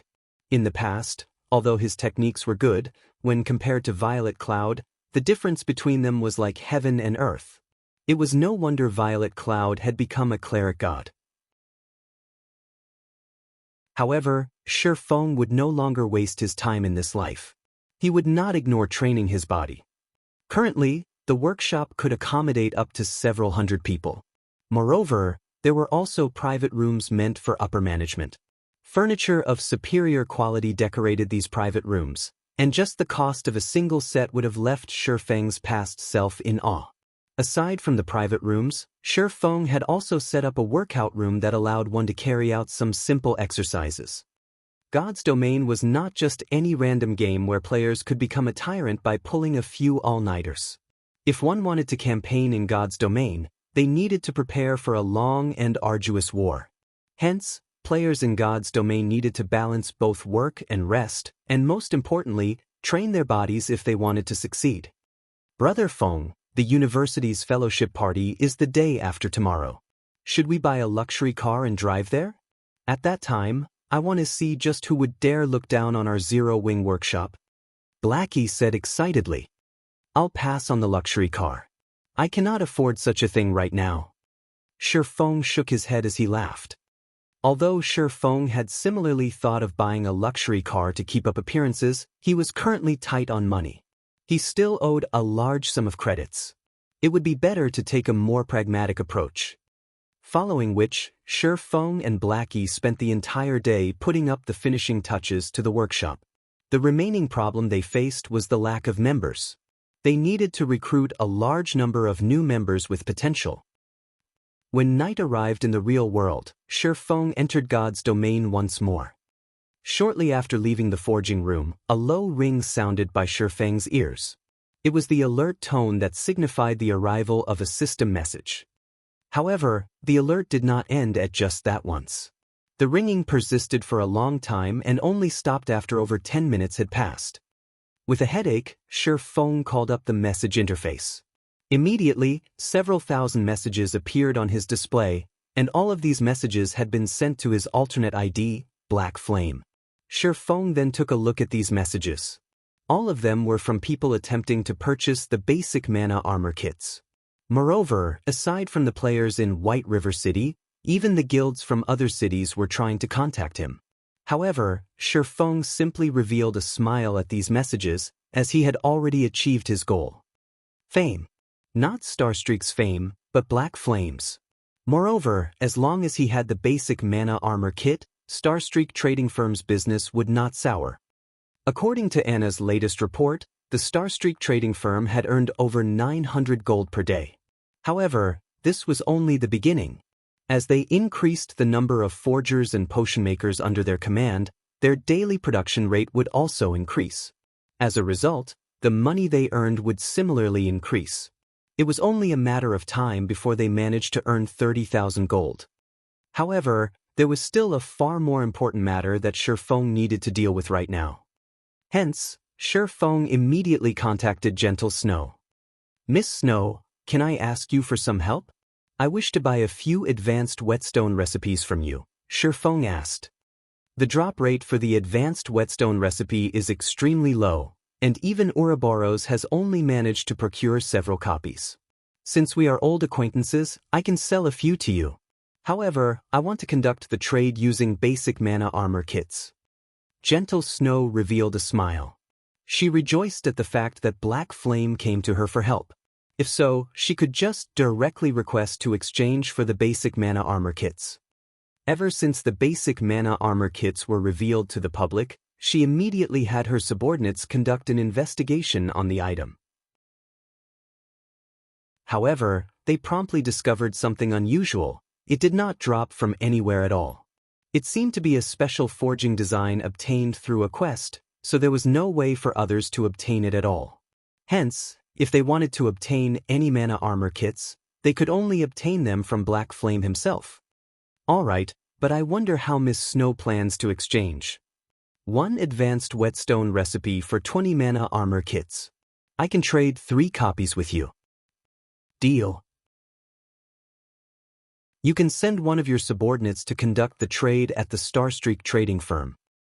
Shi Feng did not hesitate to accept Gentle Snow's high price.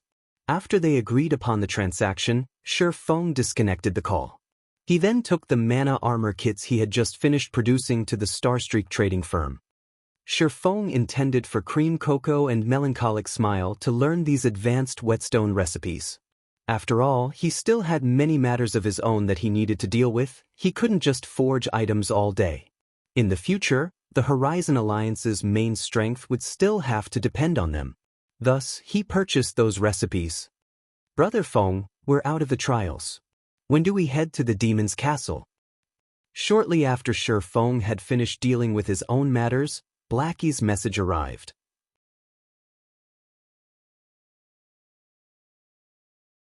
Chapter 232, Returning from the Trial. At this moment, several figures suddenly appeared in the teleportation hall of White River City. Ah, we're finally out of that suffocating place. There are so many players in White River City. Of course. We've been stuck in that broken place for so many days now. The conversation of these new figures resounded throughout the teleportation hall, and these players were none other than Fire Dance and the others who had just returned from the Trial of Gods. The moment they set foot out of the teleportation hall, the group immediately attracted the attention of many players. The equipment Fire Dance and the others wore was simply too dazzling, nearly blinding all observers. Even the elite team members of first-rate guilds were not immune. After all, among the 8 members of the team, the poorest quality equipment they wore was mysterious iron rank. Meanwhile, out of everyone in the party, the cleric, Violet Cloud, had the best quality equipment. Although she did not have any set equipment, she still had 6 pieces of secret silver equipment and a fine gold-ranked staff. No matter how one looked at it, Violet Cloud's equipment far surpassed that of any member of a guild's main force. Moreover, such magnificent equipment decorated Violet Cloud's slender and elegant body, making her look even more stunning than usual. She looked like an angel descending to the mortal realm, simply breathtaking. Aside from a beauty like Violet Cloud, there was another female member of the party who was equally beautiful. Garbed in a flame-red, tight-fitting leather shirt, the sexiness of Fire Dance's polished body was further accentuated. With 2 exquisite beauties present, the team of 8 would naturally attract a lot of attention. As a result, many of the teams present, who were originally about to set out to a dungeon, crowded around Fire Dance and the others. They sent Fire Dance invitations, one after another, requesting Fire Dance and her team to join them in raiding a 20-man team dungeon. Having a powerful cleric like Violet Cloud would significantly increase their chances of success. Moreover, aside from Violet Cloud, the Guardian Knight, Cola, also had superb equipment. If these experts were willing to do them a favor, they could easily gain a few pieces of top-tier equipment. Unfortunately, their beautiful dreams were doomed from the start as Fire Dance rejected them all without hesitation. We've fallen pretty far behind in levels. After we replenish our necessities, let's go level up, Fire Dance said, speaking in the team chat, completely ignoring the hungry gazes of the surrounding players. Nobody in the team opposed her suggestion. After getting along with each other for several days, Fire Dance had already become the core of the team. Everyone had especially acknowledged Fire Dance's ability to command. Simply put, if it were not for Fire Dance's leadership, they would not have survived the Trial of God. Just when Fire Dance and the others were about to head to the Starstreak trading firm to purchase some recovery items, over a dozen players walked towards them. Although these players did not possess a guild emblem on their characters, they were clearly not a team to be underestimated. Even though the shield warrior leading this team was a man with an emaciated face and thin body, his appearance could not overshadow the keenness of his gaze. Moreover, this man currently wore a complete level 10 mysterious iron set equipment, in addition to a secret silver ranked shield and one-handed sword. Possessing such items was a clear proof of his strength. While Fire Dance and the others were shocked by the equipment and strength of the team moving towards them, the team in question was similarly shocked by Fire Dance and the others. Crap! Who is that little sister? She actually has 6 pieces of secret silver equipment on her. I'm not seeing things, right? Smuggled goods, I look down upon you. You're actually only paying attention to the girl's body. Can't you see the weapon the cleric girl has? Also, look at that vulgar-looking Cursmancer staff. It should be secret silver rank or stronger. Scram. I have no interest in flat chests. I am obviously talking about the hot little sister standing next to the cleric. Although the Guardian Knight of Fire Dance's team was lacking compared to their own MT, their cleric and Cursmancer were obviously much worse than the two before them. Moreover, the two teams were similar in that they both were independent teams and neither belonged to the main force of a guild. In White River City, where guilds occupied most of the important resource points, it was a rare sight for an independent team to possess such top-tier equipment. So, how could they not attract attention? Hello, I am Warwolf, team leader of the Holy Grail Knights. The emaciated man, Warwolf, took the initiative to introduce himself to Fire Dance. Zero Wing's team leader, Fire Dance. Fire Dance replied, her interest to befriend this new team growing. Feng had passed the management of the team to Fire Dance, and Fire Dance knew Feng had done so due to his trust in her. She did not wish to betray that trust. Hence, taking their future guild into consideration, as the manager of the team, she naturally had to think of a way to expand and strengthen the team. Meanwhile, the foreign team before her was clearly a formidable independent team. She felt their leader, Warwolf, was more than he appeared. Although she had never fought with him before, she knew that he was one of the rarely seen Apex experts. If she had to PK against Warwolf, she would not have any advantage against him. If she could recruit such an expert and team into their guild, they would have no worries when raiding large-scale team dungeons in the future. Fire Dance? Warwolf was slightly surprised when he heard this name. He then said, so you're Fire Dance, the earliest player to get first place on White River City's ranking list? How fortunate to meet you. Warwolf's evaluation of Fire Dance rose even higher after learning the news. Aside from Gentle Snow and Zhao Yueru, Fire Dance's imposing aura was likely the most powerful of all the female players he had met. Moreover, Fire Dance was also an independent player. I was just lucky.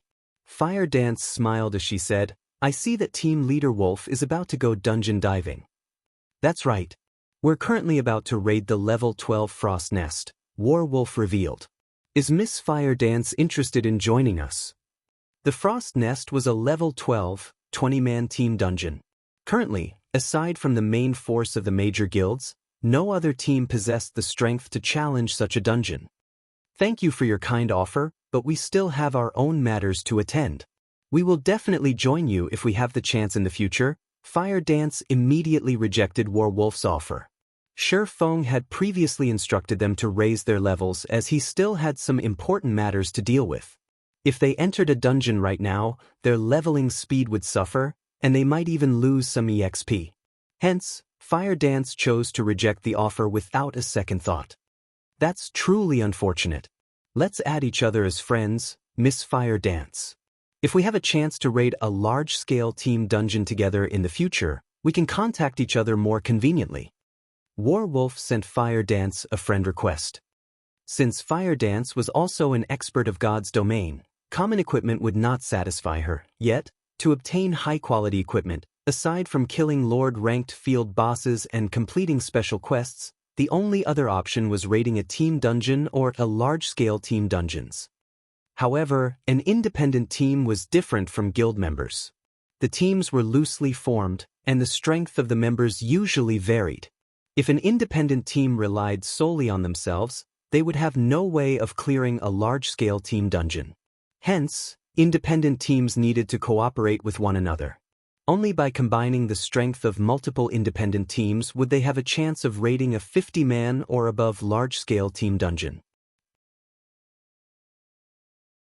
Yet, not just any independent teams would be fit for the task, a sufficiently strong independent team was necessary. Otherwise, entering a large-scale team dungeon would be suicide. Hence, Warwolf planned to befriend powerful independent teams. If they had powerful allies, they would have a much easier time raiding large-scale team dungeons. Just as Fire Dance and Warwolf added each other as friends, Feng had arrived at Blackwing City. He had come to conduct his third business transaction with Aqua Rose. This time, however, Shifeng had not brought a lot of the level 10 equipment and weapons he had forged. Now that the majority of the players in God's domain were over level 10, these items were no longer as valuable as they were before. Hence, Shifeng did not produce many of them. Instead, he prepared something better, something that could even attract the attention of first-rate guilds. In addition, the Blackwing auction house was holding an auction today. To any wealthy player, this was a chance that must not be missed, including Shifeng, who currently possessed enormous wealth. However, after Shifeng had arrived at the appointed restaurant, Aqua Rose did not show up, even after a long time had passed. Instead, a pot-bellied man resembling Mithria walked over and quietly sat opposite of Shifeng. With a gentle and elegant smile, he said, "Hello there, Master Black Flame. As Miss Aqua has some urgent matters to attend to today, she has sent me to represent her in this transaction. Miss Aqua expresses her sincerest apologies."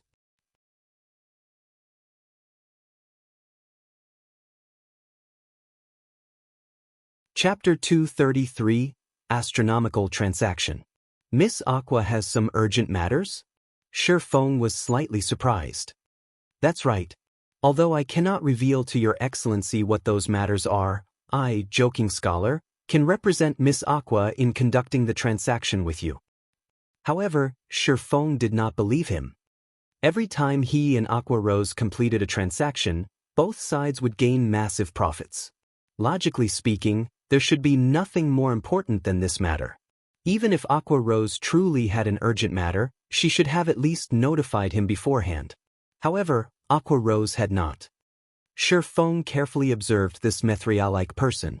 Although he appeared absolutely harmless, his body exuded a sense of shrewdness that spoke of vast experience in the business world. Virtual reality. In this realistic world, regarding a player's expressions or demeanor, both would be fully displayed on their characters. With over a decade of experience campaigning in God's domain, Shifeng could immediately perceive the delight and panic hidden behind those beady little eyes. Since Miss Aqua has some matters to deal with, let us postpone our business transaction till next time, then. Shifeng smiled calmly before standing up, saying, "I still have some matters that I need to attend to, so I'll leave first." Hearing that Shifeng had no intention to continue the trade and intended to leave, Mithria's facial expression immediately changed. A hint of panic appeared in his friendly smile when Shifeng stood. "Master Black Flame, don't be in such a rush. Although Miss Aqua is absent, Twilight Echo sincerely desires this trade's success. We are willing to pay 30% more than the previously mentioned price." Joking Scholar hurriedly stood and held back Shifeng. 30%? It seems that you guys really are sincere about this. Shifeng halted his steps, smiling. He then turned to face the panicked Mithria, saying, "Since you've already made the offer, let us negotiate the price." Of course, of course." Joking Scholar hurriedly nodded his head, once more revealing his friendly smile.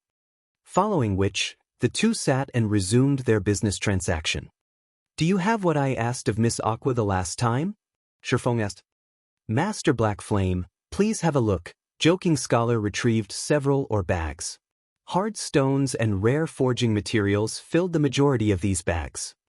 Moreover, aside from taking out 5 400 slot bags, which were the largest bags currently available to players, he had also taken out a black leather bag. There were many runes carved on the exterior of this bag, and one could tell that it was not an ordinary item with just a glance. It is as expected of Twilight Echo. They even have a runic bag. Shifeng was inwardly shocked. The runic bag was a mysterious iron grade bag. It had a massive capacity of 1,200 slots, 4 times that of a common grade bag. However, this item was not easy to obtain. Only Lord-ranked bosses in mines had a chance of dropping this item.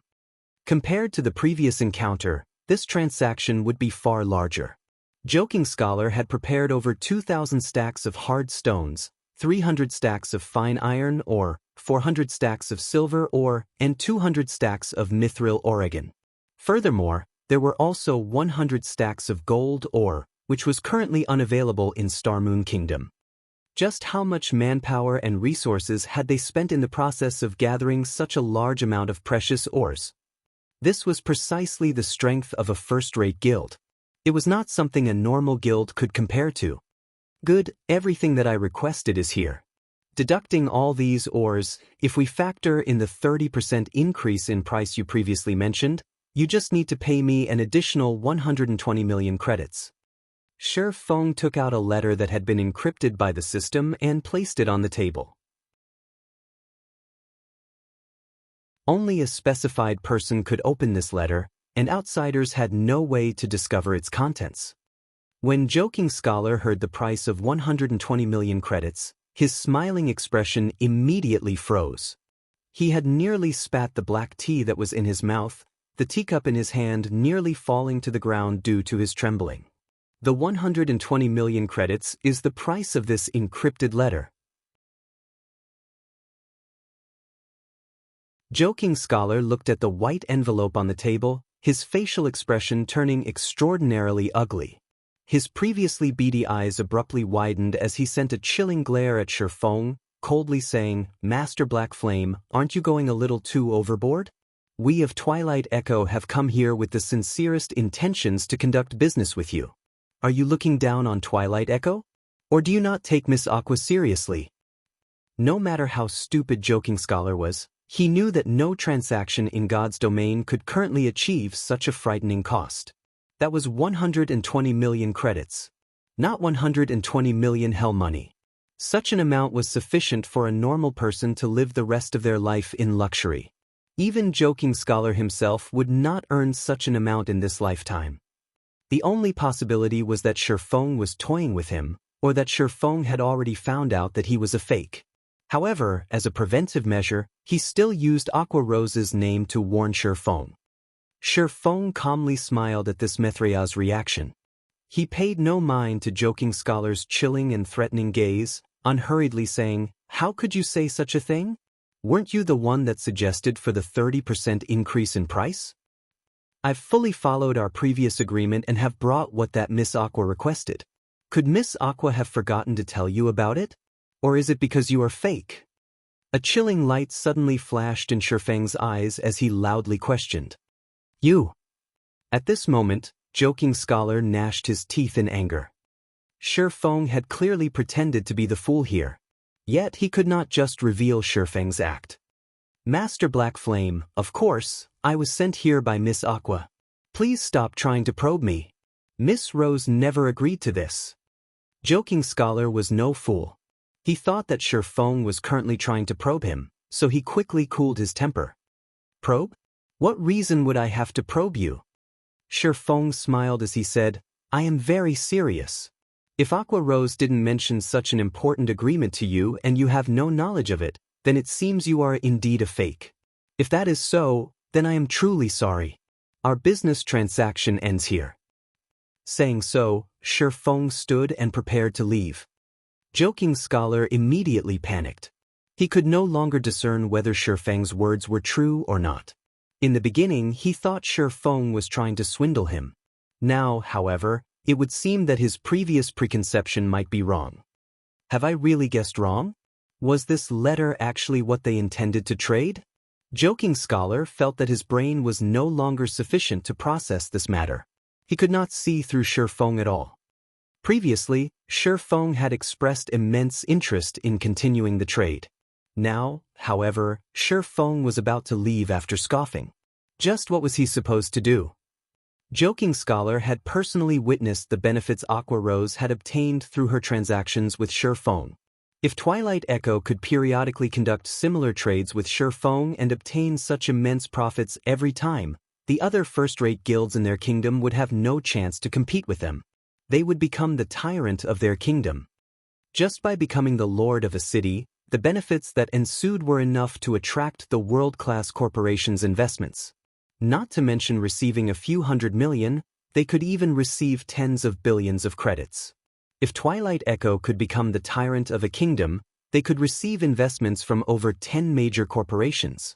The credits they could earn were unimaginable. In comparison, the 120 million credit transaction right now could be considered negligible. However, 120 million credits was not pocket change either. Moreover, their guild had only obtained the many ores before him through the painstaking work. If they gave them all to Shifeng, the losses would be mind-blowing. Of course, if such a powerful benefit were truly available, it could greatly assist Twilight Echo in elevating its current position, becoming the tyrant of the capital city. However, Joking Scholar could not see past Shifeng's thoughts at all. He did not know whether Shifeng had the sincerity to continue their current cooperation. With his status, he did not dare make this gamble. Master Black Flame, please wait a minute. Maybe Miss Aqua has forgotten to mention this to me. I'll have to ask Miss Aqua about this before making a decision. If there truly are no problems, then the 120 million credits and these materials will all be yours. Joking Scholar decided to hold Shifeng back for now. He needed to report this matter to his superiors and let them decide what to do. That way, he won't have to take responsibility for this matter.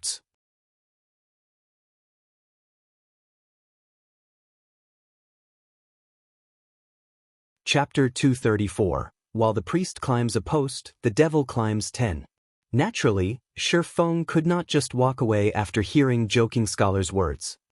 Although he did not know what had happened to Aqua Rose, if he could swindle so many materials and credits, he would make a huge profit. Fine. I'll give you 1 minute. I'm in a hurry. Shifeng swept a glance at the clock displayed on the system interface. There were still 2 hours before the auction started at the Blackwing City auction house. If he missed this chance, he would have to wait for several more days before the next.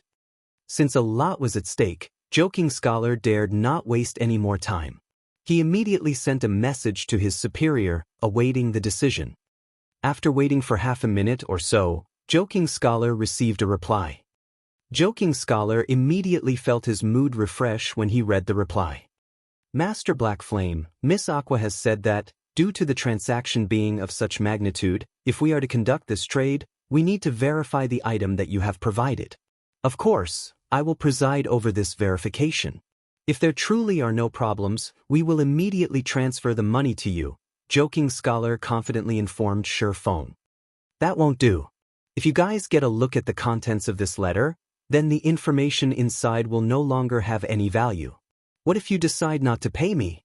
Wouldn't I take a huge loss instead? Unless you give me the money first, I will not let you look at the contents. Shifeng sneered. Since Twilight Echo doesn't have any sincerity in continuing this trade, so be it. Contrary to Joking Scholar's belief, the information inside the encrypted letter was the real deal. It could instantly promote a large guild to the next level. The information was especially useful to a first-rate guild.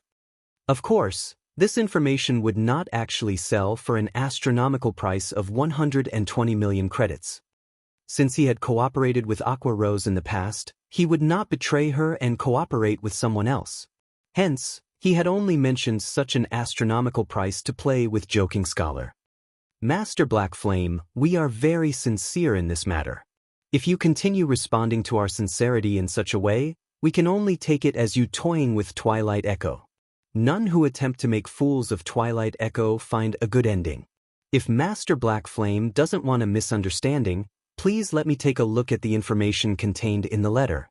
As long as there are no problems, then based on Twilight Echo's credibility, we certainly will not go back on our word and ruin our own reputation. Although Joking Scholar spoke with an amicable tone, he did not try to hide the cold glint in his eyes in the least. Are you threatening me? Shifeng's tone turned cold as he said, although Twilight Echo is a first-rate guild, don't think that I, Black Flame, am someone you can easily mess around with. Since this matter has reached this point, our cooperation ends right here and now. Shifeng immediately left the restaurant, leaving behind a dumbfounded Joking Scholar. Joking Scholar never thought Shifeng would react so decisively. In his opinion, Black Flame was only a forger. How could he possibly dare call shots with a first-rate guild like Twilight Echo? Hence, Joking Scholar decided to threaten him. Yet, Feng had not reacted as he had expected at all, so much so that his threat had yielded the exact opposite effect he had wanted. The higher-ups of the guild had tasked him with maintaining the current business relationship they had with Black Flame. If there were a possibility, the best-case scenario would be to recruit Black Flame into Twilight Echo. How abominable! This Black Flame is simply impervious to reason. Joking Scholar had originally intended to hold Feng back once more. However, doing so was simply too humiliating. After speaking those decisive words, if he had to suddenly change his tone and try to ingratiate himself with Feng, he simply could not do it. He is definitely toying with me. That's the only plausible reason why he isn't willing to show me the contents of that letter. Immediately after, Joking Scholar contacted his superior. "Scholar, how did it go?" A dignified tone came through the communicator. "Boss, that Black Flame rejected our proposal. He refused to let me take a look at the letter's contents. However, I am very sure that he is trying to play us for fools. There is nothing important in the letter," Scholar confidently assured. "I understand. Although it is slightly unfortunate, Black Flame has also given us some enlightenment. Since Black Flame is unwilling to do business with us, we can just look for someone else. I hear that Star Moon Kingdom, where Black Flame is from, should be in dire need of ores. Look for a powerful guild from Star Moon Kingdom at Blackwing City. I believe that they should be very willing to cooperate with us." "Yes, boss." Currently, Joking Scholar felt exhilarated. "Black Flame, did you really think that you are so amazing? Once I sell these ores to some other guild in Star Moon Kingdom, we'll see if you can still survive there." Soon after, Joking Scholar had departed from the restaurant as well. He started looking for a new business partner from Star Moon Kingdom. Meanwhile, after Feng left the restaurant, he immediately changed his appearance using the demon mask. He had long since waited for Joking Scholar's departure. Although Feng did not intend to do business with Joking Scholar, that would not stop him from swindling the man. After all, it was not easy for him to obtain so many ores. Moreover, it was not his style to just let Joking Scholar escape. Previously, he had used the appearance of Black Flame, so he could not swindle those ores from him. However, now that he had changed his appearance, even if he swindled Joking Scholar, he would be fine as long as he immediately donned a new appearance. Twilight Echo had spent a lot of wealth and manpower to procure the ores. If they failed to sell them, keeping those ores for their own use instead, they would need over 10 days to exhaust such a large supply fully. Twilight Echo could not bear such a heavy cost. After all, these ores could not increase their guild's battle prowess. They could only do so by turning these materials into currency. However, if they wished to turn these ores into money, they had to sell them to a guild that was in dire need of ores.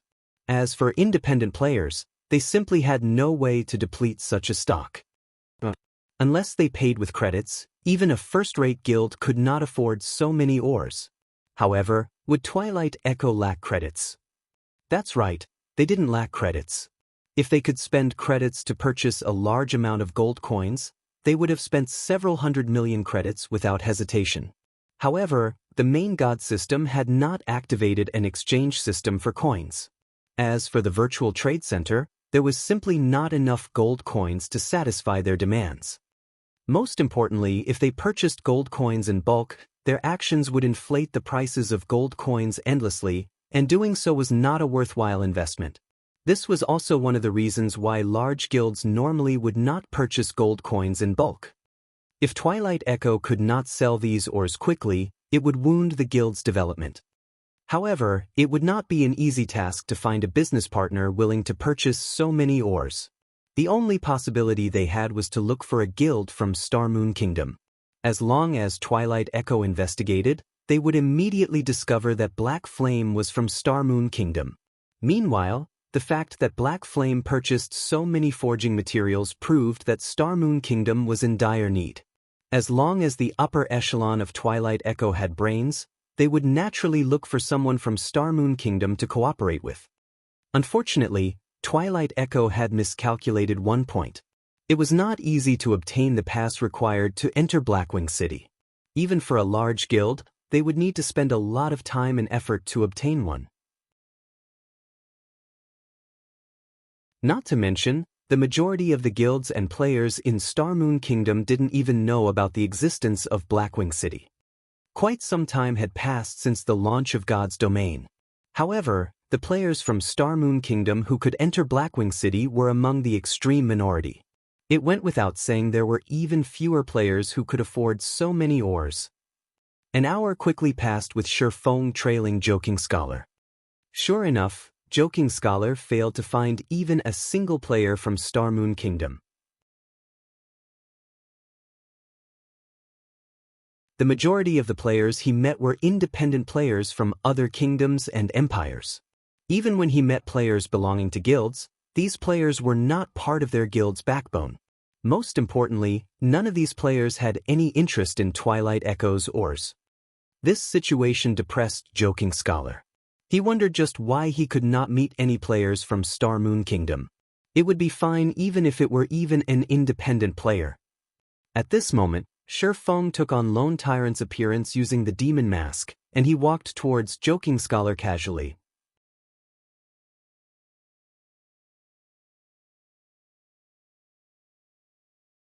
Chapter 235, Extreme Squeezing. Shifeng's disguise looked extremely similar to the real deal. Moreover, the equipment he wore had also changed appearance.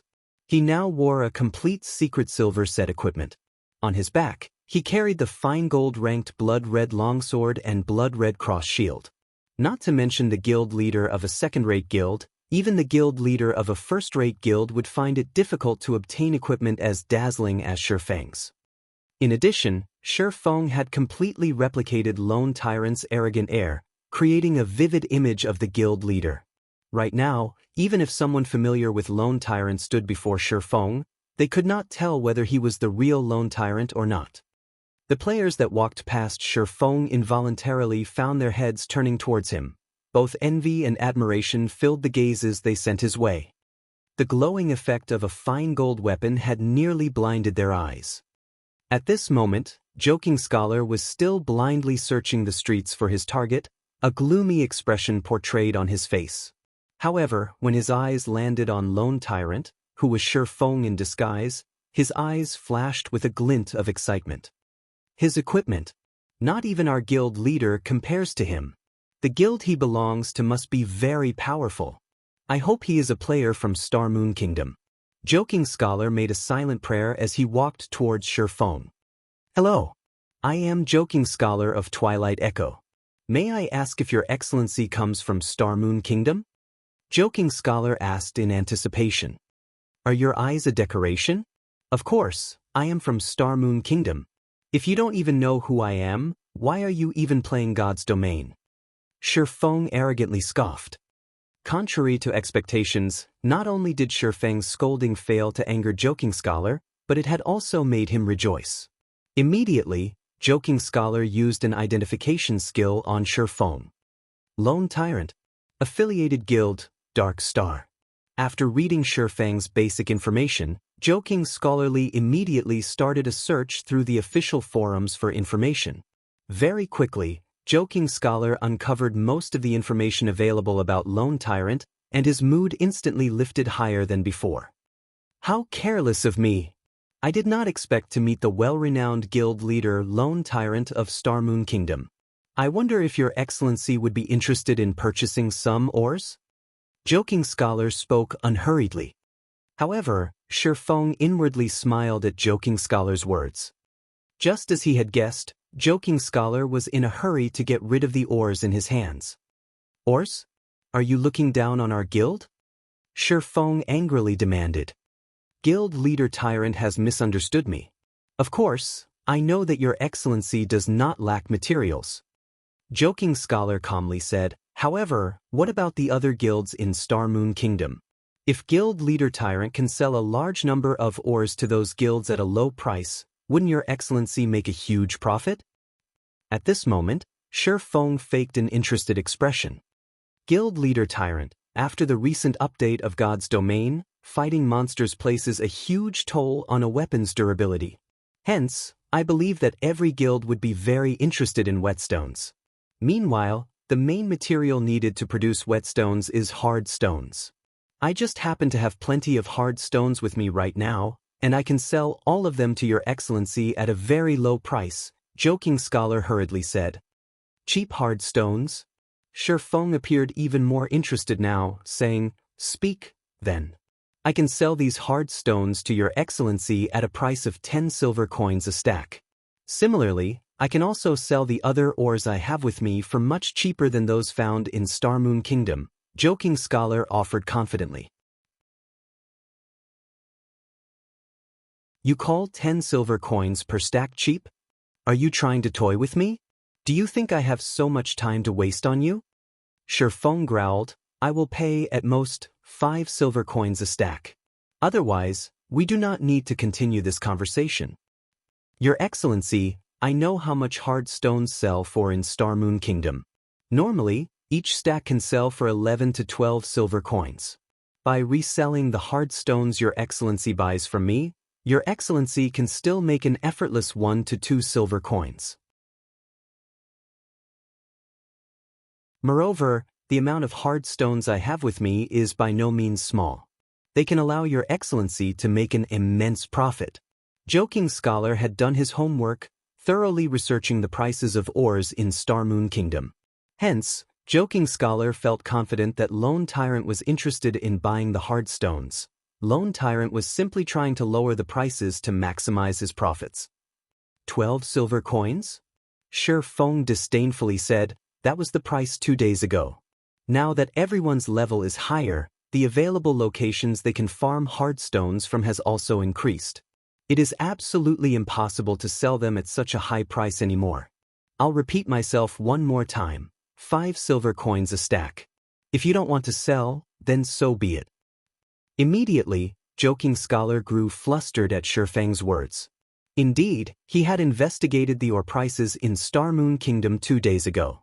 Moreover, just as Shifeng had said, players' levels rose constantly. Not only would the drop rate of hard stones from monsters increase, but players could also obtain quite a number from mining ores. Take the hard stones Twilight Echo had gathered, for example. Twilight Echo had previously paid around 3 to 4 silver coins per stack while gathering the hard stones. If they sold them for only 5 silver coins a stack to Shifeng, they wouldn't make a huge profit. Your Excellency drives a hard bargain. How about this? What do you think about 8 silver coins a stack? Joking Scholar probed.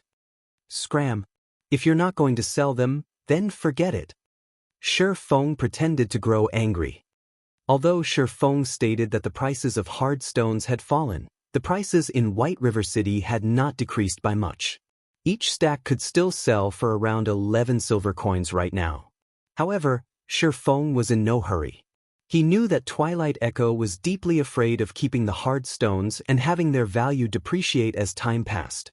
Such a loss could greatly hamper Twilight Echo's growth, letting the other guilds surpass them. Your Excellency, please wait a moment. How about 7 silver coins per stack? Joking Scholar hurriedly bargained when he noticed Shifeng about to walk away. However, his offer failed to halt Shifeng's steps.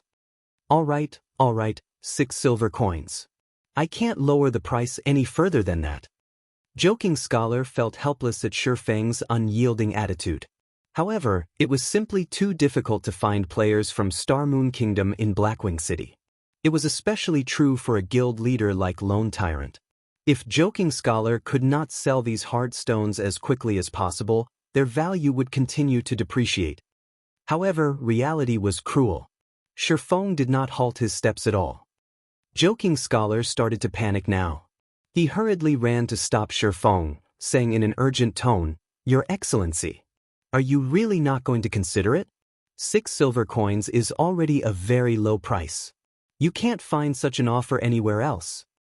Can't find? Shifeng smiled.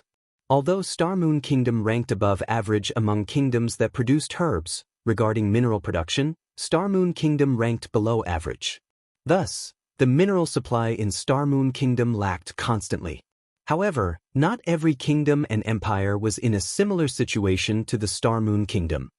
Immediately, Shi Feng loudly yelled, selling hard stones for 6 silver coins a stack. You definitely can't find a price lower than this. Shi Feng's actions dumbfounded Joking Scholar. However, many players on the street sent gazes of contempt towards Shi Feng. Stop joking around. You call 6 silver coins a stack cheap? Even 5 silver 30 coppers is expensive where I come from. If you want to purchase in bulk, I can sell them to you at 5 silver coins a stack. I nearly died from laughter just now. Many players on the street started laughing at Shi Feng.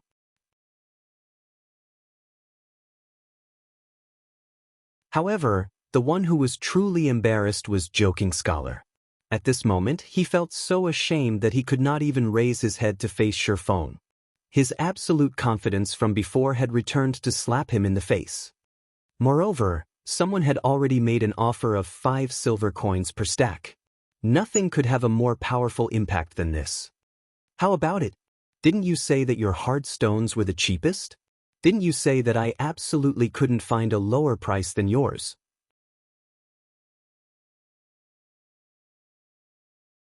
Shi Feng snorted as he asked, why is everyone offering me a lower price, then? Did you really think that I am a fool? This is a misunderstanding. Really? Joking Scholar hurriedly said, just like your excellency suggested before, how about 5 silver coins a stack? Too late. I'll offer at best 2 silver coins now. Before, I had only casually asked around on the street, and already, someone has offered me a price of 5 silver coins. If I ask even more people, I might even find a cheaper offer than that. There are plenty of kingdoms rich in ores. Shi Feng smiled contemptuously.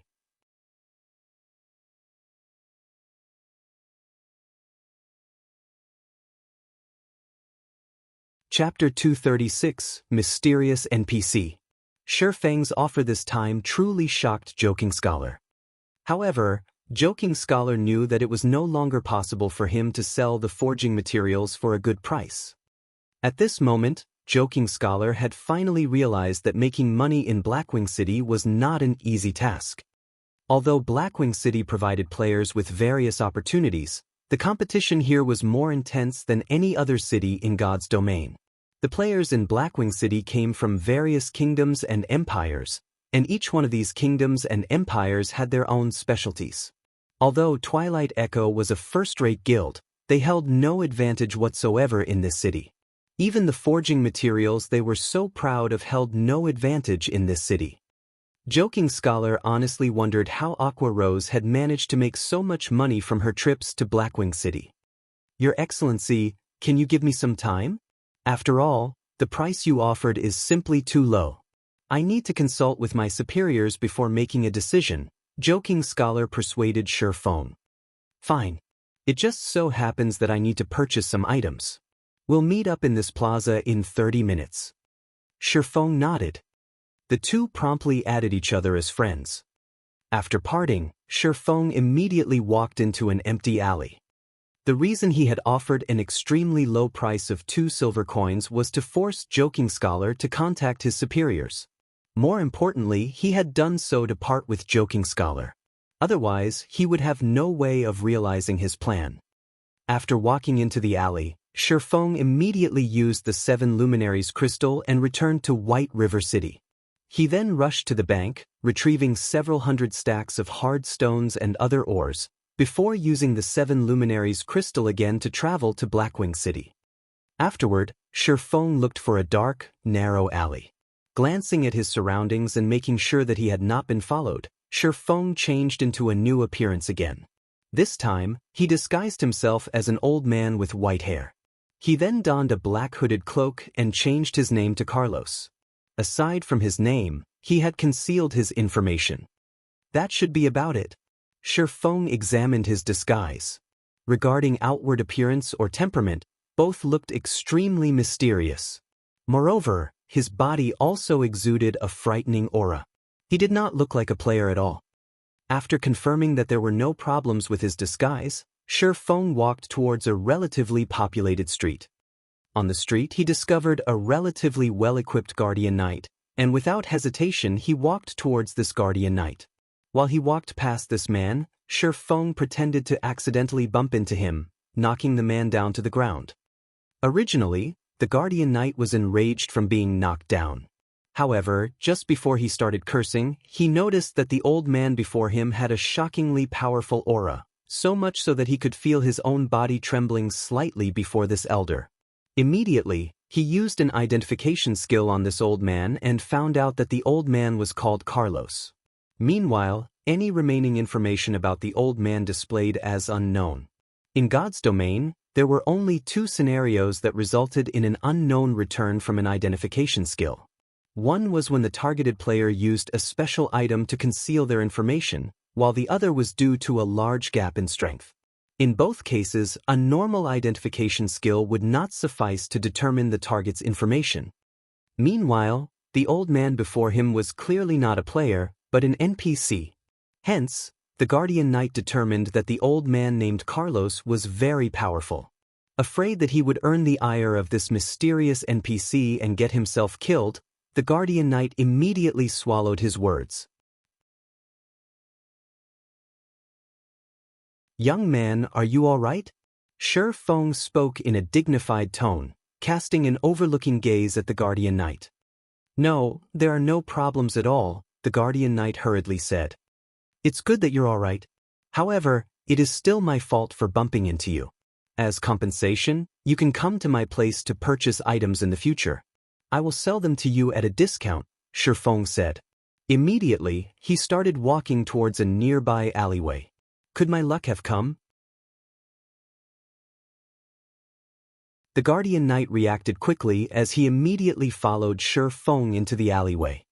Shi Feng was shrouded in mystery, and the aura he exuded was extremely frightening. Coupling that with the fact that he had bumped into a player, he would naturally attract the attention of many players on the street. Although Shi Feng's words had not been loud, many of the surrounding players had clearly heard him. There were countless fortuitous encounters in God's domain. It was especially so for a place like Blackwing City. It was not strange for players to purchase some rare items from a hidden NPC. The elderly man before them was such a powerful NPC, it would not be odd for him to sell some powerful, rare item. So, how could they possibly miss out on such a good opportunity? Hence, every player on the street followed Shi Feng and the guardian knight. Damn, why are there so many people following us? The guardian knight felt depressed when he noticed the crowd of players trailing behind him and the old man. However, his feet did not stop as he continued after Shi Feng.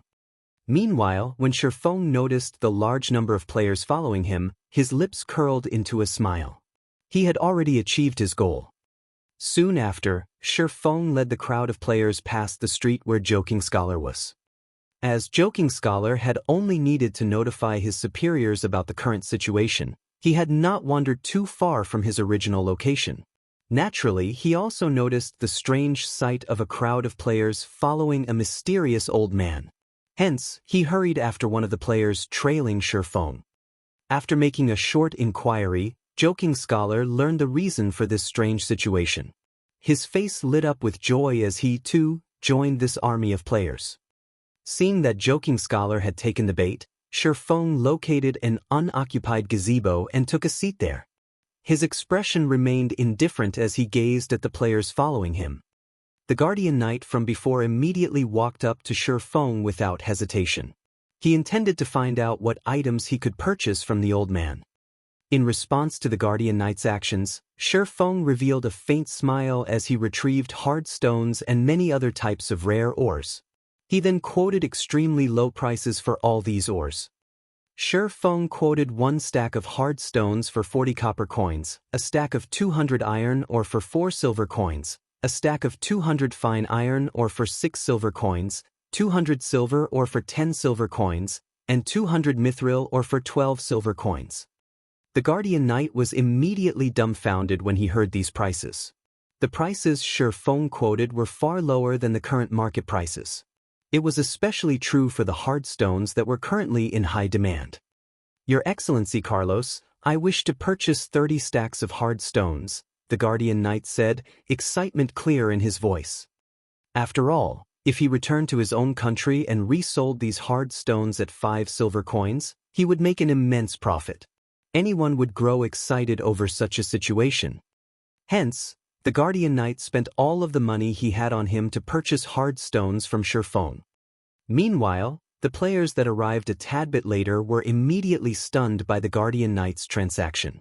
Immediately, they rushed forward to purchase hard stones from Shifeng. A majority of the players currently in Blackwing City were independent players.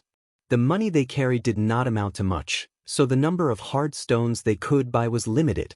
Most of the players only bought a dozen or so stacks of hard stones from Shifeng. In the blink of an eye, Shifeng had already sold over 200 stacks. The players who managed to purchase hard stones from Shifeng left with wide smiles.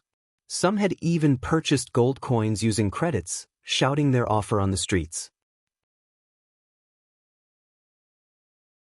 If they were to purchase coins through the virtual trade center, the coins would need at least 2 hours to arrive in their accounts.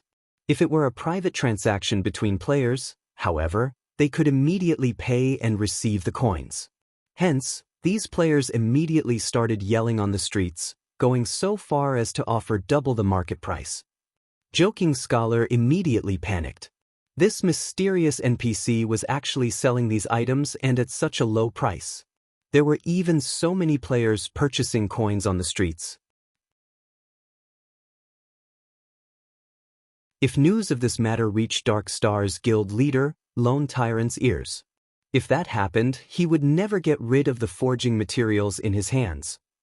Immediately, Joking Scholar sent this information back to his superior, and just as quickly, he received a reply. They ordered him to sell as many of the materials as he could at a low price. Following which, Joking Scholar immediately rushed towards the meeting location he had agreed upon with Shifeng. He then sent Shifeng a message, stating that they could conduct their trade immediately. Joking Scholar was deeply afraid of Shifeng discovering the matter with the mysterious NPC. If Shifeng found out about it, he wouldn't even be able to sell his hard stones for 2 silver coins a stack. Shifeng revealed a faint smile after receiving Joking Scholar's message. Immediately, he told the players that he had sold out for the day and that he would return tomorrow. Many of the new arrivals were gravely disappointed. They lamented over the fact that they had been so slow, and they had no choice but to return tomorrow. Soon after, Shifeng vanished from the players' sight. He searched for a secluded location and donned the appearance of Lone Tyrant once more, before hurrying over to the meeting location.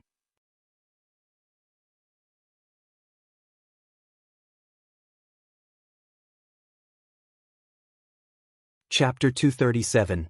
If you don't do stupid things, they won't come back and bite you in the ass. In the central plaza of Blackwing City, many players wandered, sightseeing.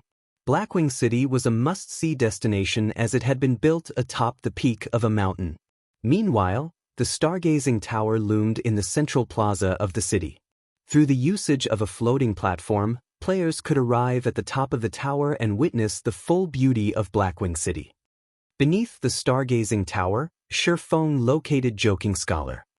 At this moment, panic painted Joking Scholar's face. His eyes were like searchlights as they scanned the plaza. When he finally spotted Shifeng, he hurried over. Guild Leader Tyrant, the higher-ups have given me my instructions. To maintain long-term cooperations with Guild Leader Tyrant, we agree to sell the hard stones to you at 2 silver coins a stack. As long as you take these forging materials back to Star Moon Kingdom, you can earn back at least 3 to 4 times the cost, Joking Scholar said as he walked up to Shifeng, a smile filling his face. Twilight Echo had spent a lot of time to obtain these forging materials. They had even spent an impressive sum of coins and credits in the process. Meanwhile, their main goal was to turn these forging materials into coins. If luck would have it, they could even make a small profit from the trade. By the looks of it, however, that would not happen. After all, not only were the forging materials of other kingdoms and empires similarly cheap, but there was also a mysterious NPC in Blackwing City selling these materials far below bottom-line prices now. The only thing Joking Scholar could do now was turn all these forging materials into coins, even at the cost of taking a small loss. He could then head to the Blackwing City auction and purchase some items that would benefit the guild's development. However, although ideals were wonderful, reality was very cruel. It was clearly impossible for Shi Feng to spend hundreds of gold to purchase these materials. Even if he had over 3,000 gold coins, he still wouldn't spend it in such a way. Not to mention, Shi Feng had spent so much effort in swindling Joking Scholar. He naturally wouldn't stop at just 2 silver coins. 2 silver coins a stack, now that's what I call sincere. However, just before I came here, someone mentioned to me that they are willing to sell a large amount of hard stones for 1 silver coin a stack. Moreover, if I am willing to purchase over 1,000 stacks, they will lower that price even further. Shi Feng shook his head, feigning disinterest. What? 1 silver coin a stack? Who said that? Joking Scholar was already on the brink of insanity. He had only found a large transaction after much difficulty. Now, however, someone was trying to undersell him. Moreover, that person clearly knew about the mysterious NPCs selling forging materials. If he had to sell each stack of hard stones for only 1 silver coin, he might as well take them back to his own empire and sell them there. Yet, the various guilds in Storm Empire, the empire Twilight Echo belonged to, was far from lacking forging materials. As for the independent players there, most were self-sufficient. As a result, the players purchasing hard stones were very few. On the contrary, there were plenty of players selling them. However, due to Twilight Echo's recent mass purchase, the prices of hard stones in the Storm Empire had increased. Originally, 2 silver coins would be more than enough to purchase 1 stack of hard stones. If these hard stones were forged into whetstones, though, the demand would slightly increase. You will have to investigate this person yourself. If there aren't any more matters here, I'll be going. I still have to discuss the exact pricing with that person. If I buy several thousand stacks, I wonder if he will sell at an even lower price? Shi Feng laughed.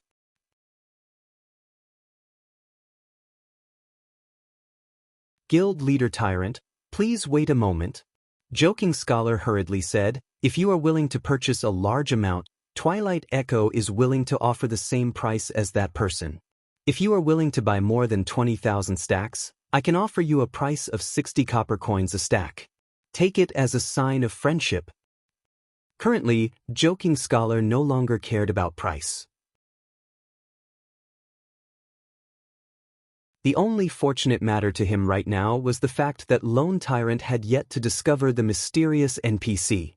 Although Twilight Echo would incur an astronomical loss by selling the 2,000 stacks of hard stones they currently had at a price of 60 copper, they could simply purchase more hard stones at a price of 40 coppers from the mysterious NPC. If they resold those hard stones at 60 coppers, they would make a clean profit of 20 coppers per stack.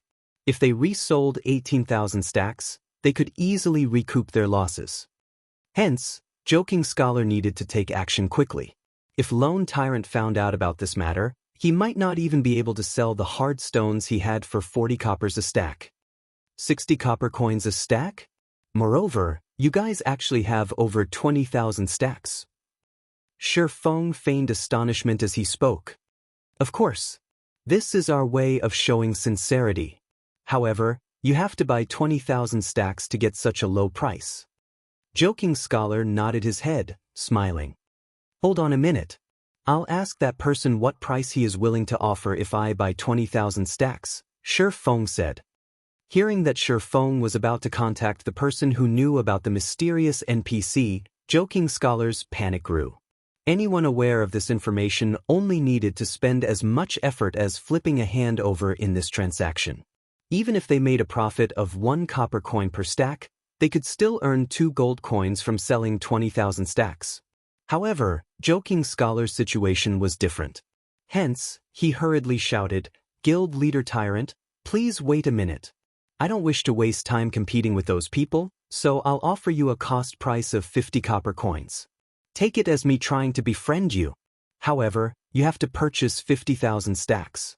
I'll even gift you 300 stacks of iron or 400 stacks of silver or 200 stacks of mithril or 100 stacks of gold or and also a mysterious iron-ranked runic or bag. Nobody can offer you a lower price than me. You're offering 50 copper coins a stack, and they come with a gift of rare ores as well? There are even 100 stacks of gold or a high quality ore that I have never seen before. It seems that you are indeed sincere. I doubt that the other side can offer a price lower than this. I'll buy 50,000 stacks of hard stones from you. Shi Feng smiled contently. He was already quite satisfied that he could purchase 2,000 stacks of hard stones for only 50 copper coins a stack.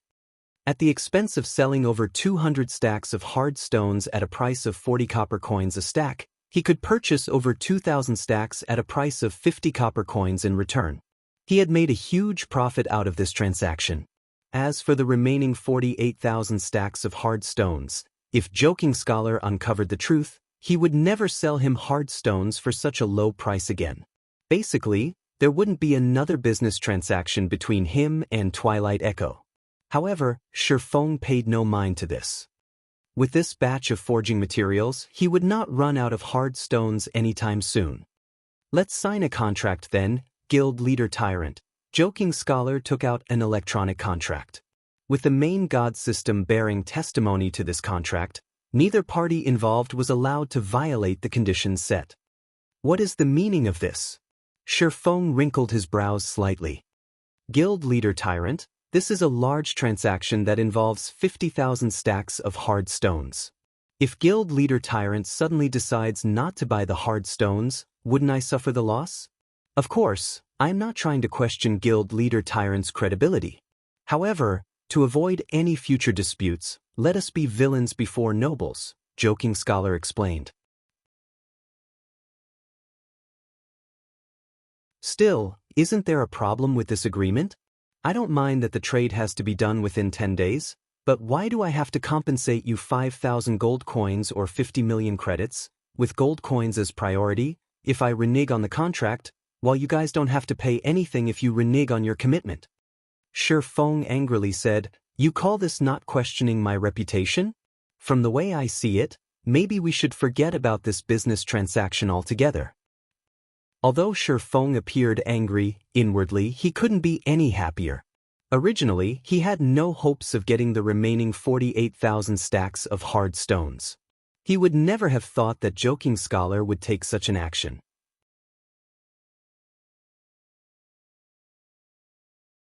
Contrary to being furious, Shi Feng couldn't help but eagerly agree to this contract.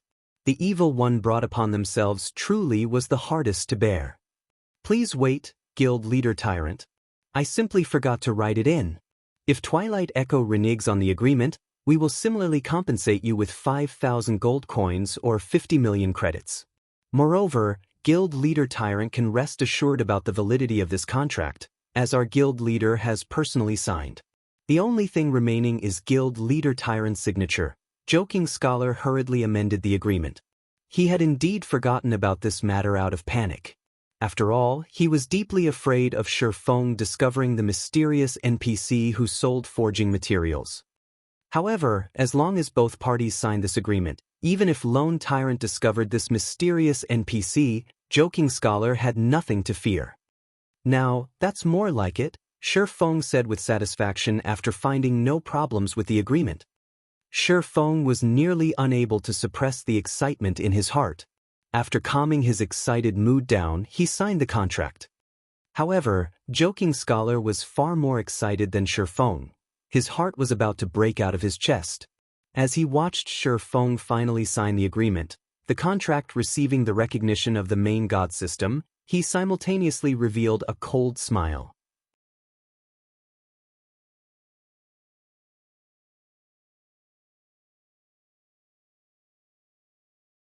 Chapter 238, Perfect Substitute.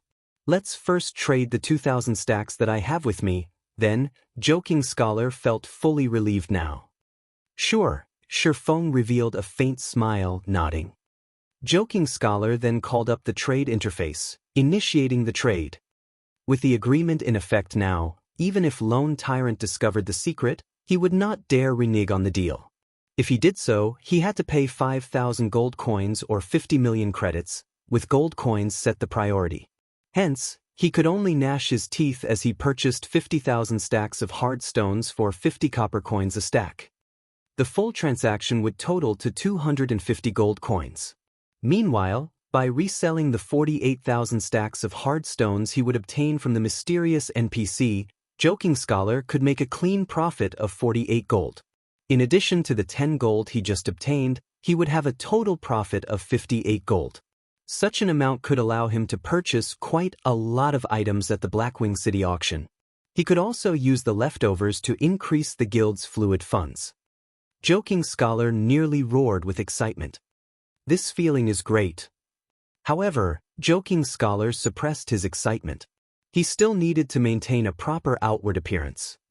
Now that Twilight Echo had such fluid funds, they could develop at a much faster rate. Also, since his contribution in this matter was so great, Joking Scholar wondered just what sort of reward the guild leader would give him. Currently, Shifeng also felt exhilarated at the sight of so many forging materials. Most importantly, he had only spent 10 gold coins for all of them. Nothing could feel better than this. As long as he resold them in White River City, he could earn 200 gold coins from the 2,000 stacks of hard stones alone. If he forged all of them into whetstones, he could make 800 gold. If he turned them into advanced whetstones, that would be a 2,000 gold profit.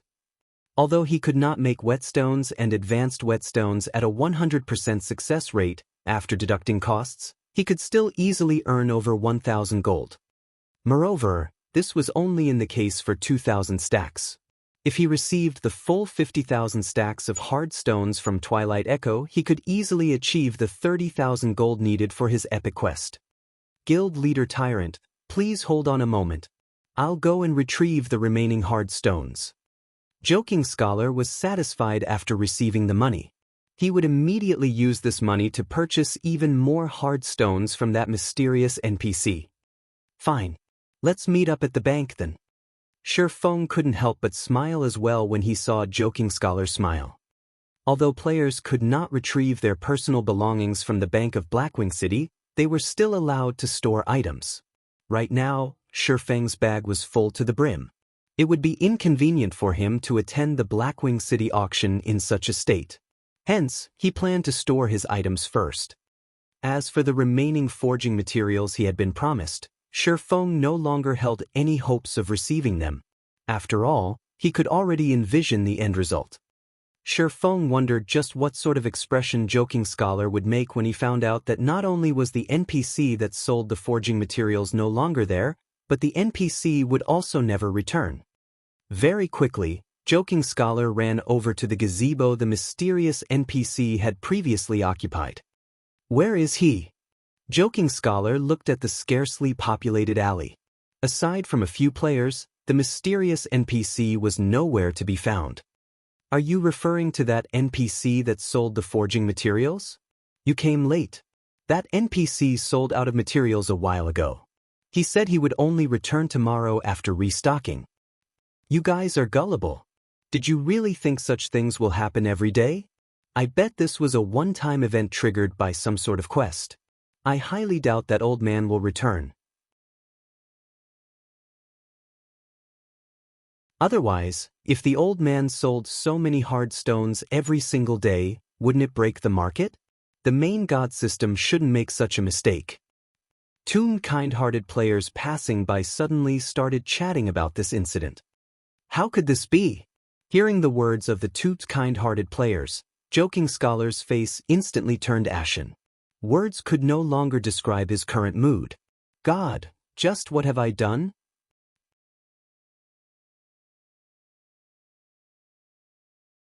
Whether the mysterious NPC sold the hard stones in limited amounts every day or stopped selling altogether, to Joking Scholar, there was no difference between the two. No matter which scenario occurred, it was impossible for him to put together 48,000 stacks of hard stones within 10 days. If he failed to do so, then he would break the terms of the contract. If so, he would have to compensate Shifeng with 5,000 gold coins, or 50 million credits. Faced with such a heavy price, Joking Scholar had instantly fallen from heaven directly into hell. Moreover, he had fallen to the most horrifying 18th layer of hell, Avicii. If he had known such a situation would occur, he absolutely would not have sold those forging materials he had for such a low price. In the end, he had only gained 10 gold coins for all those precious materials. Moreover, he had even dug his own grave and bought his own coffin by signing that 50,000 stack contract with Lone Tyrant. What was he supposed to do now? This won't do. I need to contact Lone Tyrant immediately. I have to think of a way to scrap that contract. At the end of the day, Joking Scholar was still a veteran businessman. Now that he knew what he should do, he hurriedly ran towards the bank of Blackwing City. If he had only lost this batch of forging materials, Twilight Echo could still bear such a loss. It would not greatly hamper the guild's overall development. Furthermore, he had at least received 10 gold coins for those materials. However, the remaining 48,000 stacks of hard stones would take Twilight Echo's life. If he took Twilight Echo's life, the guild leader would take his. Just after Shifeng stored all the materials in the bank, he noticed Joking Scholar running over to him in a flurry. Although Joking Scholar tried to feign calmness, with the immense pressure and fear bearing down on him, he failed. Brother Scholar is fast. It must be exhausting for you to transport the stones back and forth. I wonder how many stacks you have brought this time? Shifeng poked fun at Joking Scholar. Your Excellency Tyrant, I need to discuss a certain matter with you. Joking Scholar no longer had the confidence from before. He even started using honorifics in his speech. However, he had no choice as his life was now in Shifeng's hands. We are already business partners. If you have anything to say, just say it. Shifeng nodded. Your Excellency Tyrant is right. We at Twilight Echo have always been villains before gentlemen. Since we are business partners, we have to consider each other. If we trade 50,000 stacks of hard stones in a single go, I'm assuming that your Excellency Tyrant won't have enough gold coins. Even if given 10 days, that should not be possible. Hence, after careful consideration, we have decided to alter the contract, loosening the conditions stated on it. How do you feel about this, your Excellency Tyrant? Joking Scholar slowly explained, his words sounding very logical. If Shifeng hadn't known that Joking Scholar was trying to renege on the contract, he might have been moved to tears by Joking Scholar's words. As expected of a veteran businessman, he can still wear a straight face when tricking someone. For a moment there, I even believed he was thinking of my own good. Shifeng inwardly sneered. Unfortunately, such words could not move his heart or trick him, especially since he had long since known Joking Scholar's true colors. Many thanks for Brother Scholar's worries. However, Brother Scholar can rest assured that as long as I return to my kingdom with these materials and resell them, I can earn the money back very quickly. I guarantee that I can clear the debt within 10 days, so there is no need for the extra trouble of altering the contract. Shifeng faintly smiled, saying, Let's hurry and finish the trade, then. The auction is about to start. Following which, Joking Scholar gave a dozen more reasons to cancel the agreement, such as lowering the price even further, or increasing the trade amount, and so on. Unfortunately, Shifeng had rejected each and every one of them. This situation had pushed Joking Scholar to the brink of insanity. However, Joking Scholar didn't wish to reveal his intentions accidentally, so even though he was close to the point of vomiting blood out of anger, he chose to hold it in. Brother Scholar, you don't have to waste any more words in trying to change the agreement. I will not change it no matter what. After all, I can purchase 50,000 stacks of hard stones at a price of 50 coppers a stack. That is a rare opportunity that I won't find even if I try. Even if I bought them from an NPC, I definitely couldn't buy so many. You knew all along. Of course. Who wouldn't know about such a huge incident? Is there something wrong with your head? You wanted to resell the hard stones you bought from that NPC and make a huge profit off of me? Keep that in your dreams. I already felt that the NPC was unreliable.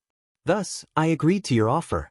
Seeing your frustration as expected, that NPC really was unreliable. I eagerly anticipate the arrival of the remaining 48,000 hard stones. You swindled me. I am representing Twilight Echo. Aren't you afraid of angering Twilight Echo with your actions? We can extinguish a third-rate guild like Dark Star at any given minute. Oh, Twilight Echo is a first-rate guild. I'm so scared. Unfortunately for you, Twilight Echo is based in the distant Storm Empire. You guys are simply too far away from Star Moon Kingdom. So what if you are amazing? Can you do anything to me? What can you do to Dark Star? If you have the ability, then come to Star Moon Kingdom. I'll gladly exterminate Twilight Echo and remove its name from God's domain permanently. However, for now, you guys best think of a plan to deal with the compensation. Ha! Saying so, Shifeng departed from Blackwing City's bank, laughing loudly and leaving behind an utterly dazed Joking Scholar. Joking Scholar was completely unable to accept the reality that he had been swindled. However, compared to being swindled, he felt more humiliated over the fact that Shifeng had been toying with him from the beginning.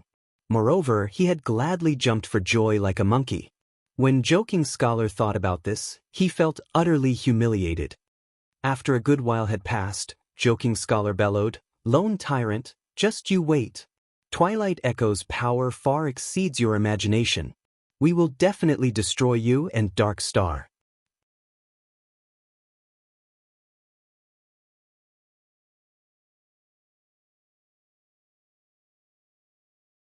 Chapter 239, Surprised Again and Again.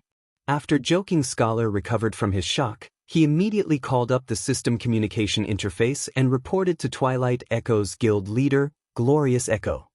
Guild leader, that lone tyrant clearly looks down on Twilight Echo. He has already resolved to swindle 5,000 gold coins from us. Joking Scholar reported everything that happened to Glorious Echo, trembling as he spoke. Although he was one of the core members of Twilight Echo, he had caused a huge loss to the guild this time. Who knew what the guild leader would do to him? I understand. However, a mere third-rate guild is not yet worthy of me taking action personally. I'll send Brilliant War God to deal with the corporation standing behind Dark Star in reality. If Lone Tyrant is sensible, he should know what to do. If he thinks he can easily take 5,000 gold coins from me, he should think again. However, Scholar, your performance this time has disappointed me. After you're done with the auction, return and hand over your duties to Green Wave. Yes, Guild Leader. I will meet with Green Wave once I return. Although Glorious Echo had not scolded Joking Scholar, he had made his intentions clear. Instantly, Joking Scholar's outward appearance seemed to age by over a decade. Even if he inwardly felt reluctant, he could only accept this conclusion. At this moment, hatred of Lone Tyrant filled Joking Scholar's very soul. If it weren't for Lone Tyrant, he would not have fallen to such a fate. Unless he could perform astonishingly, bringing a huge benefit to the guild would no longer regard him with any importance. No, I can't just give up. As long as I can buy an item at the Blackwing auction that will surprise the guild leader, he might even decide to rescind my punishment. A final trace of hope ignited in Joking Scholar. With the 8 gold he had brought from the guild, in addition to the 10 gold he previously obtained, he currently had 18 gold on him. With so much money, not even a first-rate guild could contest him in the auction. Elsewhere, Shifeng had already arrived at the Blackwing auction house under the guise of Black Flame. Shifeng's plan had succeeded magnificently. Not only had he earned a large sum of coins and credits, but he also helped Dark Star make a powerful enemy. Twilight Echo was a first-rate guild. Meanwhile, as the guild leader of this first-rate guild, Glorious Echo possessed over 20 years of experience playing virtual reality games. Furthermore, he had led Twilight Echo in campaigns in the virtual world for over a decade, so he had a wealth of experience, and his strength and techniques were also extremely powerful. Aside from such an impressive guild leader, Twilight Echo also possessed tens of top-tier experts. In the past, every one of these experts had become Tier 4 or above powerhouses. In addition, Twilight Echo also had 3 members who had achieved a Tier 6 class in the past, becoming God-ranked powerhouses. Among those 3, one was none other than Twilight Echo's guild leader, Glorious Echo himself. Meanwhile, Aqua Rose and one of her good friends took up the other 2 spots. This was the reason Twilight Echo stood out amongst the many tyrants surrounding them, becoming one of the few super guilds in God's domain. In the past, Twilight Echo had far surpassed Ouroboros in every aspect, and they had even established a gigantic virtual empire for themselves. Back then, Twilight Echo was an existence that Shifeng could only admire from afar. Of course, Shifeng could not take the current Twilight Echo lightly. After all, Twilight Echo was still a first-rate guild. It had an extraordinary background, and there were countless corporations supporting them financially. They similarly had a large influence in the real world. To deal with a third-rate guild like Dark Star, they could simply put some pressure on Dark Star economically in reality, and Dark Star would suffer. Hence the reason Shifeng had chosen to disguise himself as Lone Tyrant when toying with Twilight Echo. Right now, Shifeng still did not know who supported Dark Star from behind the scenes. However, with a first-rate guild like Twilight Echo placing financial pressure on them in the real world, Shifeng could, at least, glimpse the powerful organization standing behind Dark Star. That way, Shifeng could take appropriate measures to deal with them in the futures. Just as Shifeng was about to take a seat in the auction hall, Shifeng's system communicator rang out. The person contacting him was none other than Aqua Rose, who had been out of reach all this time. "Miss Aqua, you sure are a busy person. You actually sent a representative for such an important business transaction," Shifeng teased. Shifeng was very clear that Aqua Rose's absence had something to do with Glorious Echo. After all, Aqua Rose's recent performance had been too impressive. The nail that stuck out would be hammered down. Glorious Echo must have felt Aqua Rose was a threat to his position. "Master Black Flame, you must be joking. I've only managed to log into God's domain after much difficulty. However, it seems that I am still too late." Aqua Rose's tone was helpless as she spoke. "What happened?" Shifeng asked curiously. Based on Aqua Rose's tone, Shifeng could tell that this matter was not as simple as it seemed. Otherwise, why would a strong woman like Aqua Rose reveal a trace of depression and helplessness? At the end of the day, Aqua Rose was still an honorary elder of Twilight Echo. Her position in the guild was extremely high. Moreover, Aqua Rose's family in the real world had a powerful background. Her family was also one of the corporations supporting Twilight Echo financially, so they possessed significant shares of the guild. Thus, unless Glorious Echo had gone insane, he should not have taken any vicious actions against Aqua Rose. The current situation was merely a business competition, and both were still doing it to develop Twilight Echo. At worst, both parties would only feel dissatisfied with each other. They would not break off all relations with and start an all-out war. "It's nothing much. I only left Twilight Echo, that's all," Aqua Rose casually replied. "What? You left Twilight Echo? Did your family not say anything about this?" Shifeng nearly thought his ears had played a trick on him. Although Aqua Rose sounded relaxed, Shifeng could feel the aggrieved feelings hidden behind her words. After all, he had personally experienced a similar situation in the past. Still, the corporation behind Aqua Rose possesses a significant number of the Twilight Echo's shares. That Glorious Echo must have gone insane to expel Aqua Rose from the guild. "My family tried to force me to do something that I didn't want to do. I refused, so I was expelled from Twilight Echo as a result. In a fit of rage, I also ran away from home. I am penniless now after buying a new virtual reality helmet. I wonder if Master Black Flame would be willing to shelter me?" Aqua Rose giggled as she joked. She had only been joking about her current financial state. After all, it was a fact that she was the princess of a major corporation. It was inevitable that she would have some money saved up.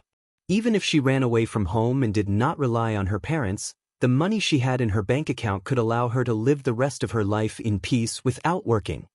"Sure. I would gladly welcome a powerful helper like Miss Rose. How does an annual salary of 1 million credits, in addition to 5% of my workshop's shares, sound to you?" Shifeng naturally knew Aqua Rose only joked with him. However, Shifeng did not wish to miss such a fortuitous opportunity now that it had landed in his lap. Who knew how long he would have to wait to encounter such an opportunity again? Aqua Rose was immediately dumbfounded by Shifeng's offer. Normally, it was already impressive for a guild to offer an annual salary in the millions. Yet, Shifeng went as far as to offer her 5% of his guild's shares willingly. This was an unimaginable offer, and it clearly showed how highly Shifeng viewed her. Aqua Rose suddenly felt bewildered. Originally, she had intended to start up her own workshop from scratch. After all, some of her loyal subordinates had left Twilight Echo with her after learning of her expulsion. With this group of people under her command, she could still establish a relatively strong workshop. In the future, she intended to build a guild powerful enough to rival Twilight Echo. She wanted to teach her family that their decision was a mistake. The only problem remaining would be Twilight Echo's oppression. It was also why she currently had a massive headache. If she wished to continue developing herself and her workshop in the Storm Empire, they would have to face the full brunt of Twilight Echo. Meanwhile, Aqua Rose was very clear on just how amazing Twilight Echo was as a guild. But now that Shifeng had invited her with such sincerity, she was at a loss on what to do.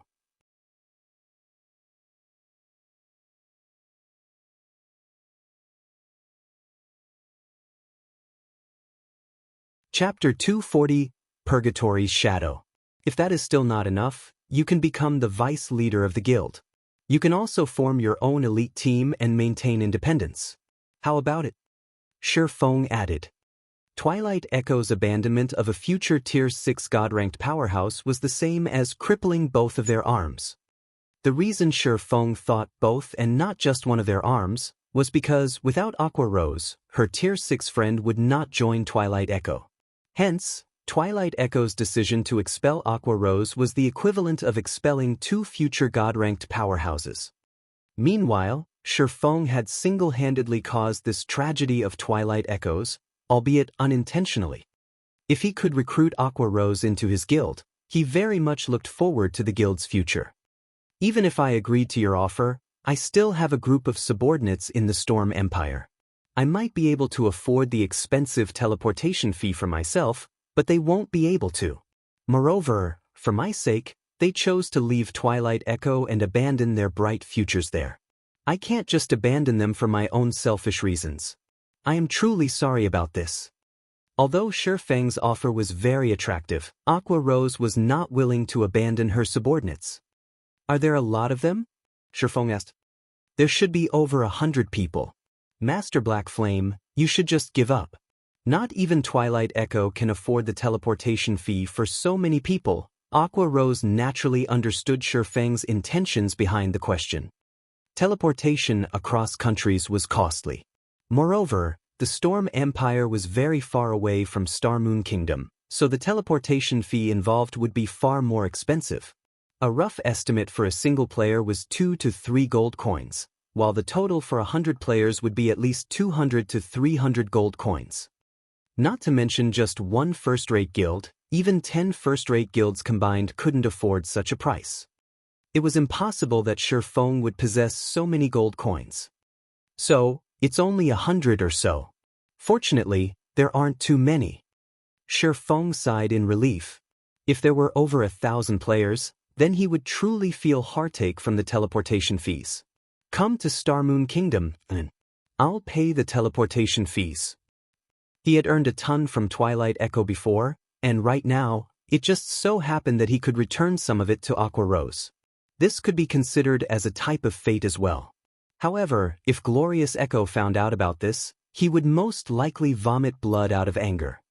Master Black Flame, that's 300 gold coins, not 3 gold coins, Aqua Rose reminded Shifeng. Yes, I know that. I'll send 300 gold to you in a moment. After you arrive in White River City, head to the Starstreak trading firm to look for me. As the Blackwing auction had already started, Shifeng disconnected the call after saying so. Shifeng's words left Aqua Rose utterly shocked. Just what kind of power is behind Master Black Flame? How could he have such astonishing wealth? To casually hand over 300 gold coins. Could it be one of those super guilds? Shifeng's tone when he spoke had been very casual, as if the 300 gold coins he mentioned were merely 3 gold coins. Aqua Rose shook her head. No, even those super guilds can't spend 300 gold coins with such ease. This is interesting. Anyway, I'll get my answers as long as I arrive at White River City. Aqua Rose revealed a faint smile, anticipation filling her heart. Meanwhile, the venue of today's Blackwing auction was already packed with players. Among all these players, a majority consisted of the upper echelons of large guilds. These guilds had scraped up every single coin they could for today's auction. From their inquiries, they learned that the auction house sold many astonishing items. Even if it was only in the normal auction, items such as fine gold equipment and materials required to forge dark gold equipment would be available. There was also a small possibility for items such as dark gold weapons and epic ranked items to appear in the auction. One only needed sufficient coins to purchase these precious items. After going through several warm-up auctions, the fiery atmosphere in the auction venue reached its zenith. From the start, players desired every item that had been up for auction. However, none of these items piqued Shifeng's interest, as all of them were only mysterious iron rank. Although such items were useful to a guild's elite members, they were not of much use to him. Meanwhile, the following item that appeared on stage instantly caused the eyes of every player present to shine. They all expressed great interest in this item. This item was a fine gold rank dagger. Ice Thorn, dagger, fine gold rank. Level 15. Attack plus 134. Strength plus 18, agility plus 24, endurance plus 15. Additional passive skill dash. Power of Frost. Deals 50% frost damage to the target, reducing target's movement speed and attack speed by 50% for 4 seconds. If an assassin equipped this dagger, they would be like a tiger that had grown wings. Even if the assassin failed to kill the enemy with a single hit, with the speed reduction in effect, they could continue linking skills to destroy their enemy. Aside from the Ice Thorn, there was also a dagger called Raging Flames Dagger. Raging Flames Dagger, dagger, fine gold rank. Level 15. Attack plus 134. Strength plus 18, agility plus 24, endurance plus 15. Additional skill dash. Power of Flames. Deals 50% flame damage to the target, reducing the target's defense by 10% for 20 seconds. Effect stacks up to a maximum of 5 times. All assassins in the auction venue grew excited at the appearance of these 2 daggers. They practically drooled, wishing they could equip these blades. Regarding the speed reduction, the armor break effect, or the additional 50% magic damage, they were all precious to assassins. One could say that these 2 daggers were the best weapons for assassins at this stage of the game, and they were second to none. However, the minimum bid also caused the players to feel helpless and frustrated. The bidding started at 5 gold coins. Moreover, the minimum increment for each bid was 10 silver coins. If they were to compete for this item, the price would still increase by a lot. If one of the large guilds present bid on these daggers, that guild would lose the ability to compete for the following items to show up in the auction. Unless they had a particular need for these daggers, none of the guilds present would insist on buying them. Not bad. They are indeed top-tier weapons for a level 15 assassin. It just so happens that I can gift them to Fire Dance, Shifeng said in satisfaction after examining the attributes of the daggers. Great. Heaven has yet to forsake me.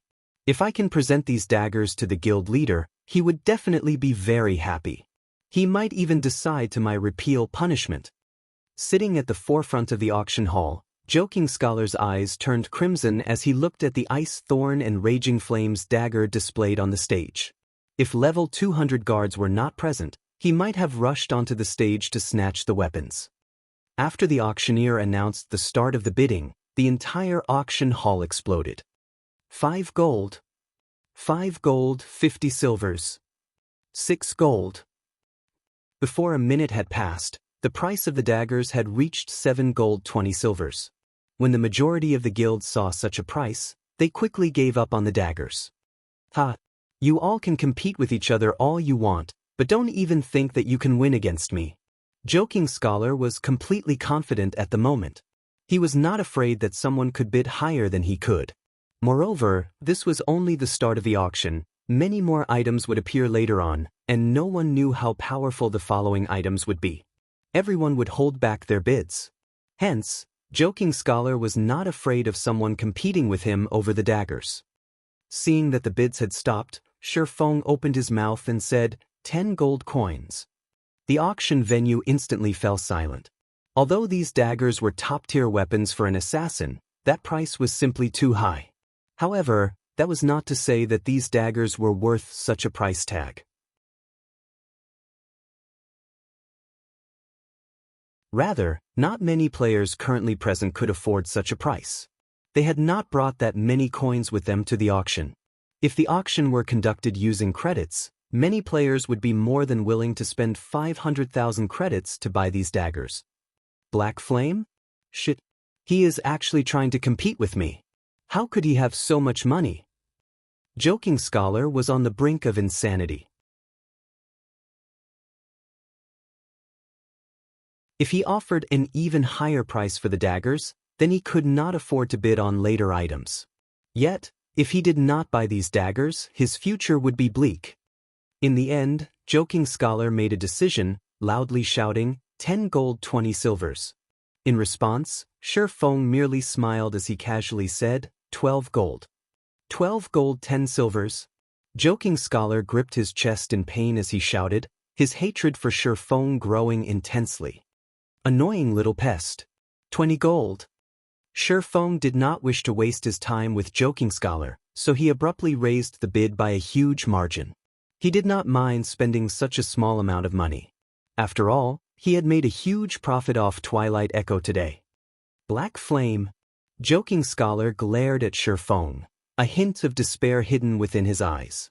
He only had 18 gold on him right now, so he had no way to compete for the daggers at all. He never imagined that, in the very end, the black flame he had looked down on would give him the final blow, sending him into the abyss of despair. On the other hand, Shifeng felt it troublesome to pay attention to Joking Scholar. He did not even glance at the Methria as he focused on the next auctioned item. Purgatory's Shadow. This was one of the 3 treasures one could only find in the Blackwing auction house.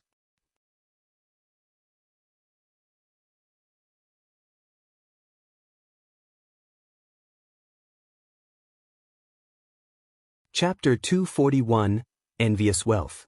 All the players present at the auction venue were awestruck by Shifeng's bid of 20 gold coins. Players who could attend the Blackwing auction all had extraordinary backgrounds. Even so, none of them could afford such a price. Although plenty of the players present were provided funding by their own guilds, that only amounted to 10 gold or so. Even the wealthiest guild present had brought only a little more than 20 gold. Hence, nobody present would be willing to go all out just for a pair of level 15 daggers, even if they were weapons of supreme quality. Although these daggers could instantly turn an expert assassin into an apex assassin, they would not be of much help to the guild in the long run. Even if the players present could afford to buy these daggers, they would not spend 20 gold to do so. After the auctioneer slammed his hammer for the 3rd time, everyone in the audience started laughing maniacally. What a stupid guy. He actually spent 20 gold for those 2 daggers. I wonder who he is trying to impress, for him to willingly part with so much money? Ah, at least I have one less competitor now. 20 gold. What a rich tycoon. While ignoring everyone's mockery, Shifeng paid 20 gold to the auction house and received the 2 daggers. He then shifted his focus to the next item up for bid. Purgatory's Shadow, one-handed sword, dark gold rank. Level 20, can be upgraded twice. Attack plus 273. Strength plus 30, agility plus 25, endurance plus 22. Attack speed plus 2. 20% chance to cause 300% damage. 10% chance to reduce damage dealt by target by 20%. Effect not stackable. Additional skill dash. Purgatory power, when activated, increases attack speed by 100% and damage dealt by 30% for 15 seconds. Cooldown, 2 minutes. In God's domain, weapons and equipment could be categorized into two types: those that could be upgraded and those that could not be upgraded. A majority of the weapons and equipment available belonged to the latter category, and only a scant few items could be upgraded. Normally, only items of epic rank or above could grow along with a player's level, and very rarely would any item below epic rank possess such a capability. It can be upgraded twice, as expected of one of the treasures of the Blackwing auction house.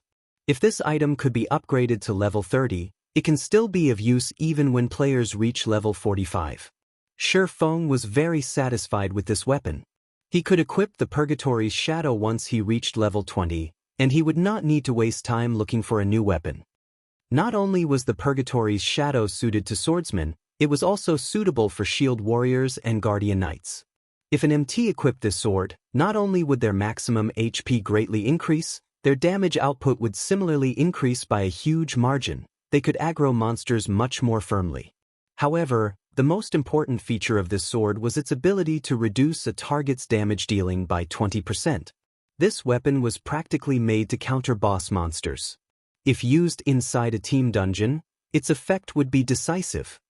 Compared to the two fine gold ranked daggers from before, the dark gold ranked Purgatory's Shadow would be of much greater help to a guild.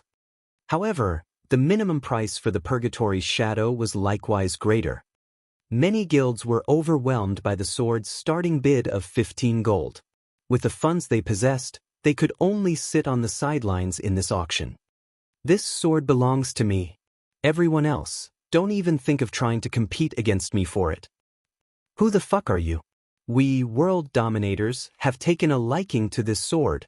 Whoever dares to bid will be looking for trouble with us. Do you guys think you are the only first-rate guild present in this auction? Our guild is the bloodthirsty war god. Anyone who dares to bid will be dead meat.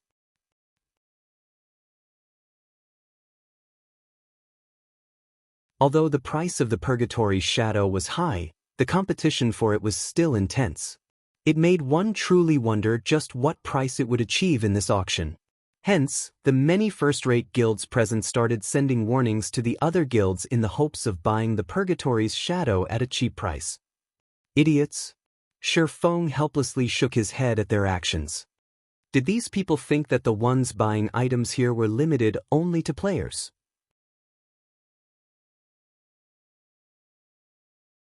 Although the minimum bid for the Purgatory's Shadow was 15 gold, according to Shi Feng's understanding, one needed to bid at least 25 gold in order to secure the item.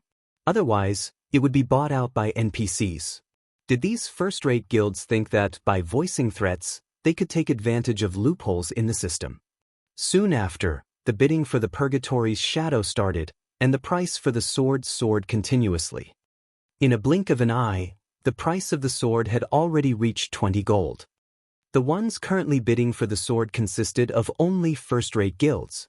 Second-rate and third-rate guilds did not have the funds to take part in this auction at all. They could only look on in silence, unwillingness filling their hearts. Meanwhile, Joking Scholar similarly felt helpless as he sat in the front row of the auction.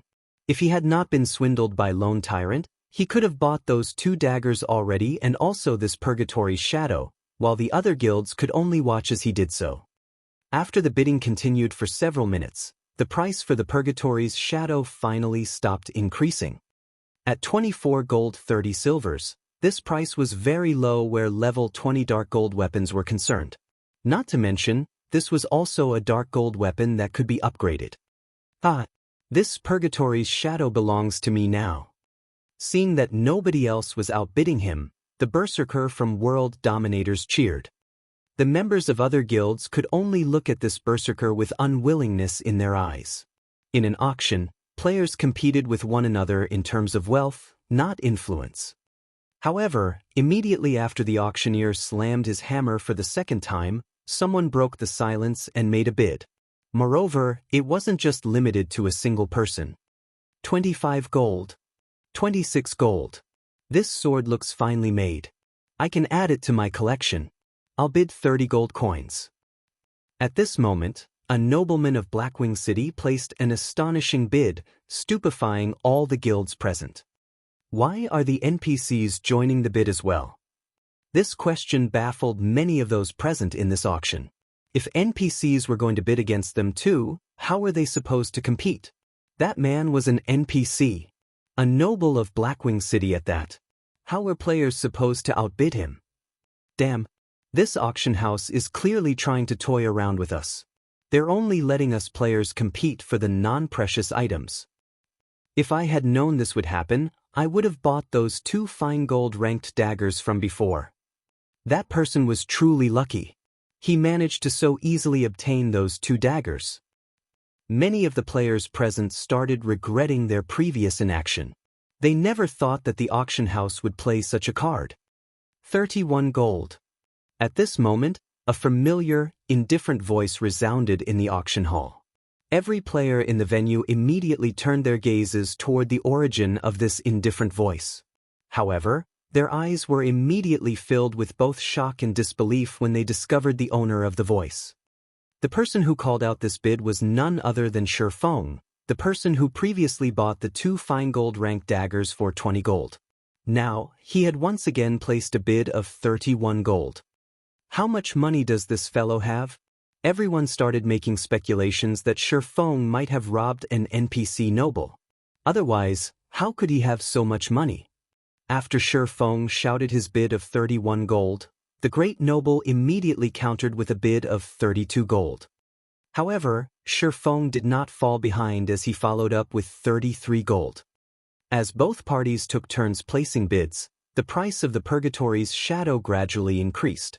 Every player witnessing this scene had their mouths gaping wide in shock. Finally, Shi Feng secured the Purgatory's shadow at a price of 39 gold.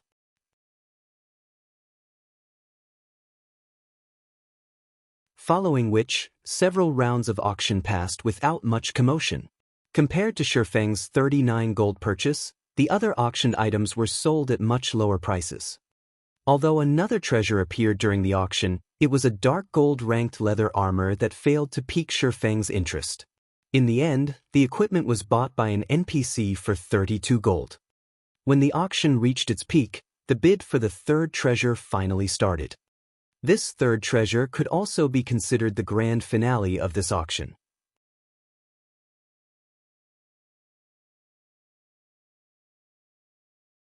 Just the starting bid of this item was already set at 30 gold, causing every guild present to give up on bidding for it.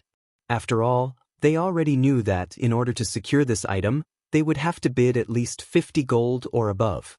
Unless several first-rate guilds pooled their funds together, it would be an impossible feat. However, the notion of forming such an alliance was simply unimaginable for the many first-rate guilds present. Lending money to other guilds at this point in time would be no different from lending money to an enemy. Even if they did join together and purchase the item, there would only be one copy of the item. How were they supposed to split it? Hence, it was impossible for any of the guilds present to form an alliance.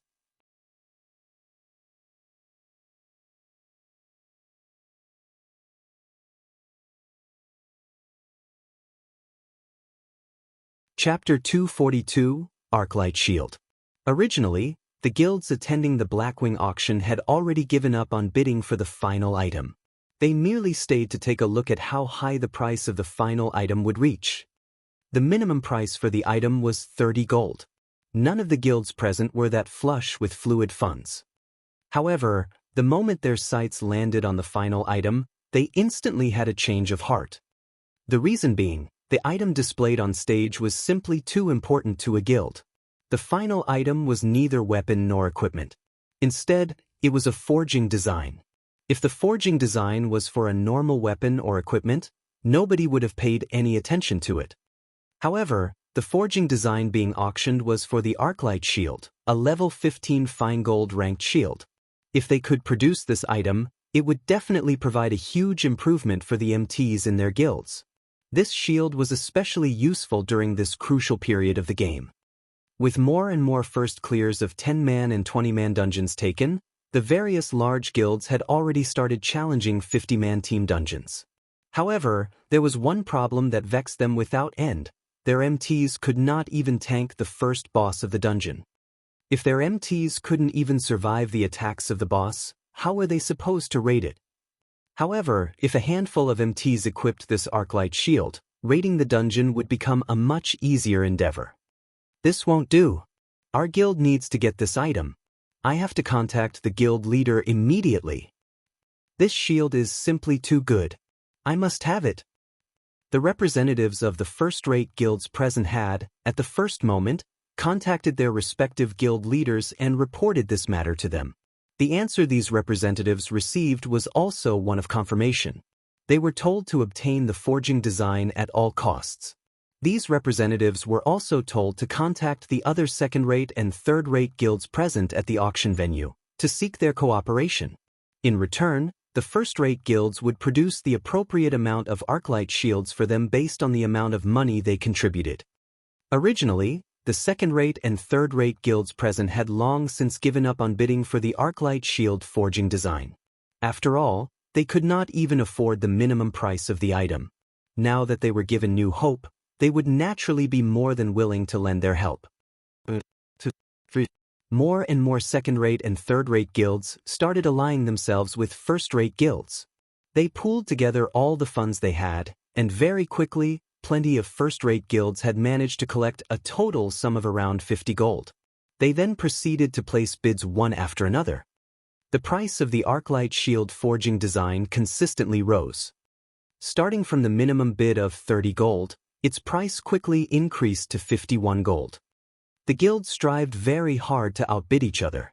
As soon as they received the funds of another guild, they would immediately call out the highest bid they could afford. They were deeply afraid that, if they gave the other guilds too much time, the other guilds would be able to obtain even more funds. Just as these guilds were competing against one another with a fiery passion. 60 gold. Shifeng immediately raised the bid by 9 gold. Shifeng did not wish to waste too much time on this auction. In any case, it was a must for him to obtain this Arclight shield forging design. Why do you have so much money? Just who is this brat? Previously, they had already been shocked by Shifeng's wealth. Now, however, they started feeling frightened. After spending 59 gold to purchase 3 weapons, Shifeng was still able to place a bid of 60 gold.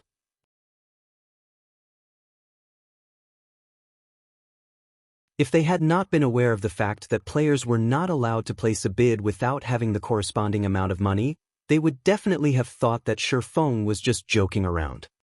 Faced with the pressure of 60 gold, 2 first-rate guilds immediately joined hands to place a new bid. Meanwhile, the guild to take the lead in this alliance was World Dominators. The representative for this guild yelled out his bid of 61 gold right away. 70 gold. Shifeng no longer wished to play around in these muddied waters.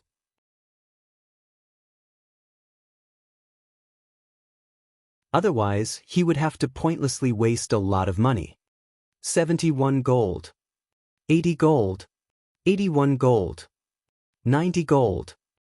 Before even a minute had passed, the price of the Arclight shield forging design had already reached a staggering 106 gold.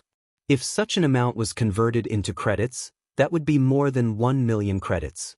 If one took into account the inflation that would occur due to the volume purchase of coins, then the value of 106 gold coins might even reach 2 million credits. 2 million credits just for a forging design. If a normal player were to learn about this, they would definitely consider Shifeng insane, a spendthrift that had nowhere to spend his money. However, Shifeng felt that the Arclight shield forging design was worth such an amount of money. After all, the value of this forging design would only grow higher once it entered his hands. Damn. To actually run out of money at this crucial time. We definitely can't fall short at this final moment. Who else has money? Overlord Warbear, the berserker from World Dominators, started panicking. His guild leader had already given him the command to obtain the forging design at all costs. However, even after joining hands with another first-rate guild and more than a dozen second-rate and third-rate guilds, they still could not outbid a single Shifeng. Warbear was truly at a loss on what to do now. He had even secretly contacted Shifeng before. As long as Shifeng was willing to let world dominators have the forging design, he was willing to compensate Shifeng with 1,000,000 credits. Yet, the price of the forging design still continued to increase higher and higher. He was already nearing the brink of insanity right now. I can lend you a hand. I have 18 gold with me here. This should be enough to suppress that black flame. Joking Scholar walked over to Warbear at this moment. What conditions do you have? I advise you to give up if they are too outrageous. I won't hand over this forging design no matter what. Of course I know this. My conditions are simple. After World Dominators obtains the forging design, just give me the Arclight shield that I deserve. In addition, I also wish for you guys to take care of that black flame. He is affiliated with the Star Moon Kingdom, and I know World Dominators has quite a number of members there. Dealing with Black Flame should be no problem for you all. Aside from his hatred for Lone Tyrant, Joking Scholar's remaining hatred was targeted at Black Flame. Unfortunately, Joking Scholar did not know that both persons were actually one. Fine, I'll agree to your conditions. In truth, without needing your mention, World Dominators would similarly take care of him. Overlord Warbear revealed a faint smile. The two of them quickly reached an agreement. Joking Scholar then traded all his gold coins over to Overlord Warbear. Just as the auctioneer was about to slam the hammer for the second time, Overlord Warbear hurriedly shouted, 108 gold. Shifeng sent a glance at Joking Scholar and Overlord Warbear, a sneer on his face. He couldn't help but shake his head as he indifferently said, 115 gold. 121 gold. I don't believe that I can't surpass you even after I bid everything I have. Although Overlord Warbear did not know Shifeng's bottom line, the increment on his latest bid was much lower than usual. Shifeng was definitely reaching his limit. Hence, Warbear immediately added 6 gold to the bid. Shifeng definitely could not take out so much money. Brat, you're 100 years too early if you think you can compete against me. This is your bottom line? Shifeng calmly smiled. 135 gold. He increased the bid by 14 gold in a single go. World Dominators would not be able to fill up this gap even if they included another second-rate guild into their little alliance.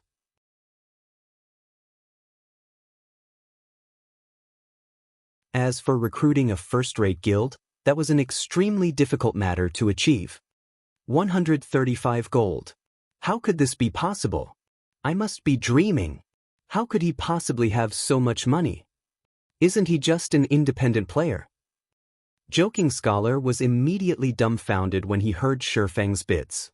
As for Overlord Warbear standing beside Joking Scholar, he was fervently contacting other guilds to form an alliance.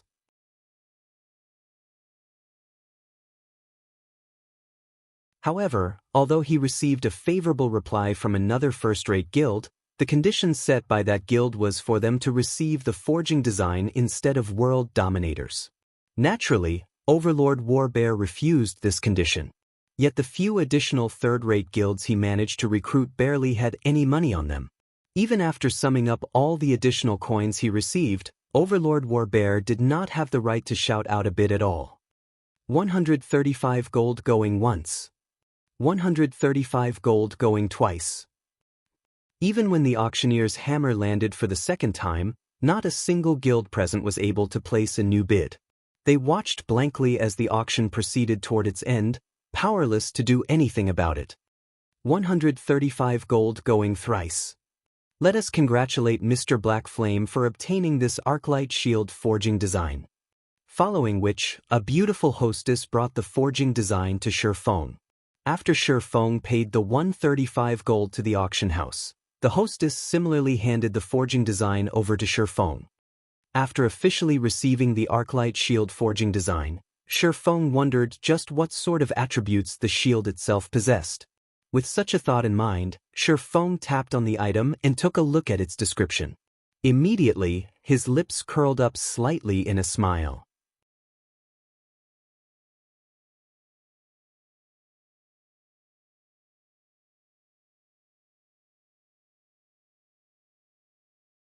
Chapter 243, Bountiful Harvest.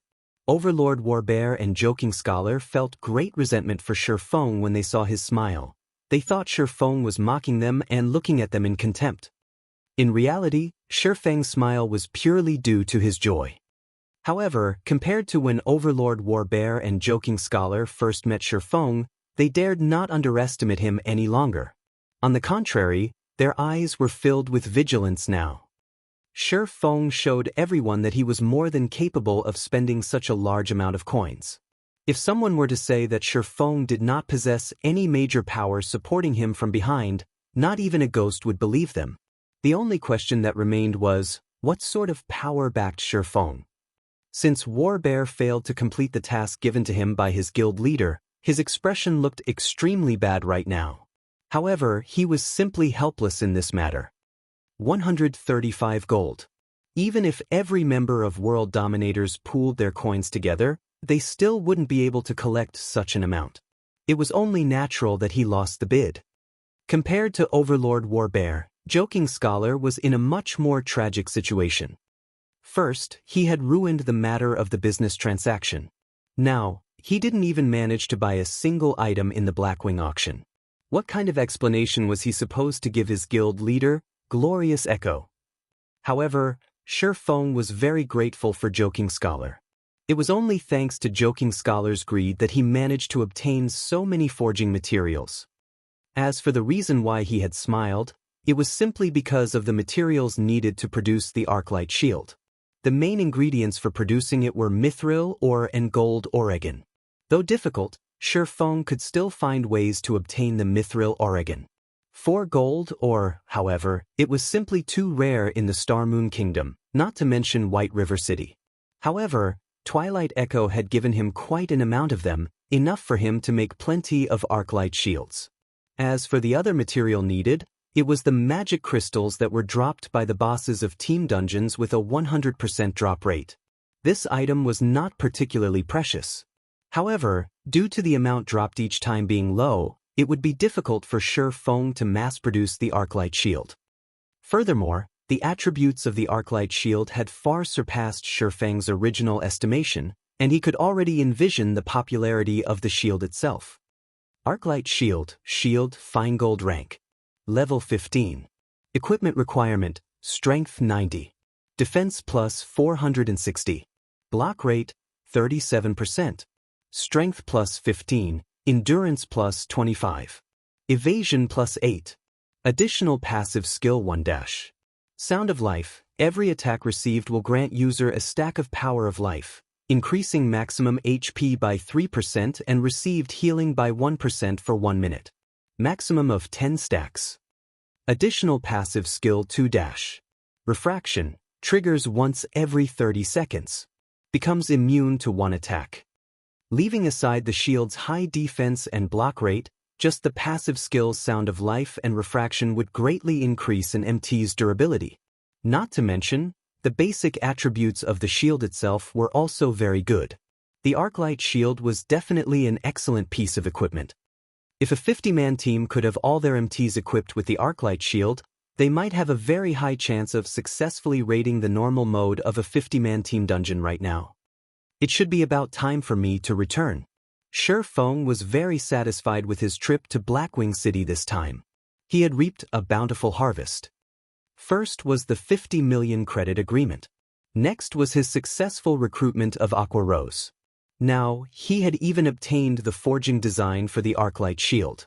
Most importantly, Aqua Rose was also going to bring her 100+ elite players over. Their addition had instantly increased his guild's overall strength by a large margin.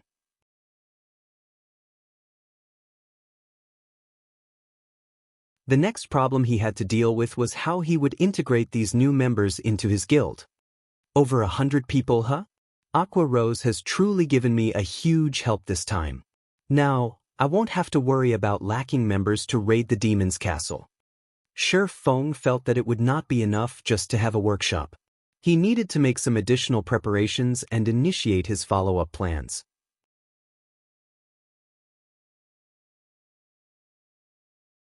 After Shi Feng departed from the Blackwing auction house, He immediately mailed 300 gold to Aqua Rose.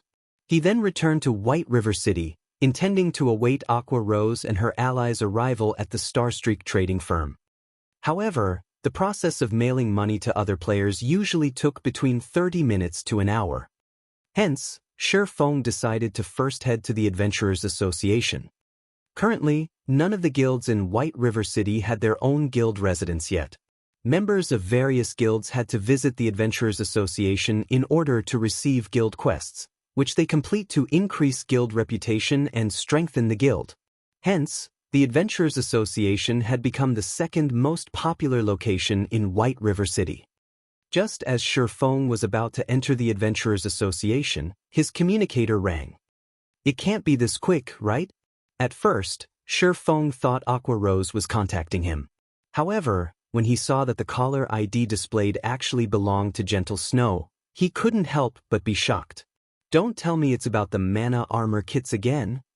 Previously, Shi Feng had used quite a number of basic mana armor kits to trade for a few advanced whetstone recipes with Gentle Snow. He had then let Cream Cocoa and Melancholic Smile learn the recipes. During this period of time, both girls had already been promoted to intermediate forging apprentices and were currently in the midst of striving to become advanced forging apprentices. Shi Feng couldn't help but admit that both of them were indeed future master forgers. Both of them improved very quickly. In addition, the more they forged, the higher their success rate. Currently, they already had a 20% success rate at producing the advanced whetstones. When compared to the forgers of other guilds, the two girls were ahead by leaps and bounds. In a few more days, the two of them could very well be promoted to advanced forging apprentices, becoming a true help to him. Miss Snow, did you find some new advanced whetstone recipes? Shi Feng asked. Master Black Flame, how could you hide such an important matter from me? I feel hurt. Gentle Snow faintly smiled. Hide? Miss Snow, you must be joking. I am a very superficial person that can easily be seen through. How could I possibly hide anything from you? Shi Feng joked. All right, stop acting. You placed yourself in the limelight at the Blackwing auction house just now, and the news of this matter has long since spread throughout the various first-rate guilds. Each and every one of them wishes to seek cooperation with you and purchase those Arclight shields from you. Gentle Snow smiled as she continued, Aren't we old friends? Shouldn't you sell them to me for a cheap price? Your information gathering is truly efficient, Miss Snow. Shi Feng smiled bitterly as he said, I can sell a few Arclight shields to you. However, you must pay for them using coins, or exchange for them using the magic crystals you obtained from team dungeons. Magic crystals? Although the bosses drop them every time, the amount they drop is minimal, yet these magic crystals possess a very wide range of uses. Let's just use gold coins. I wonder how much you are charging for them, Master Black Flame? Alright then. Since it is for you, Miss Snow, I won't rip you off. As the Arclight shield is a fine gold ranked shield, I imagine that you know how precious the materials needed to produce it are. Moreover, the success rate of producing it is also very low. I'll sell you each Arclight shield for 25 gold, no negotiations. Shi Feng had already expected Gentle Snow to decline exchanging the shields for magic crystals. However, it was much better for him if she used gold coins to buy them.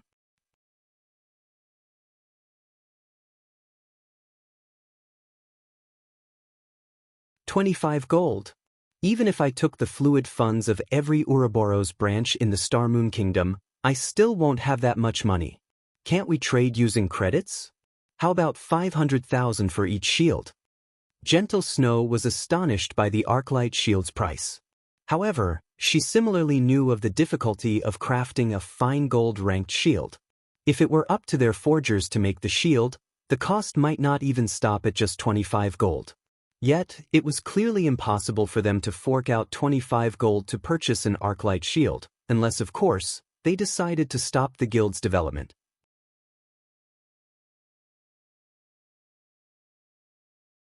Still, halting development at this stage of the game would put the guild into a decline, so they absolutely could not stop their developments.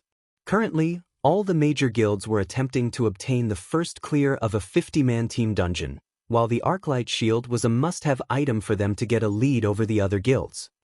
Faced with two difficult choices, Gentle Snow could only bitterly smile as she was caught in indecision. "Alright then.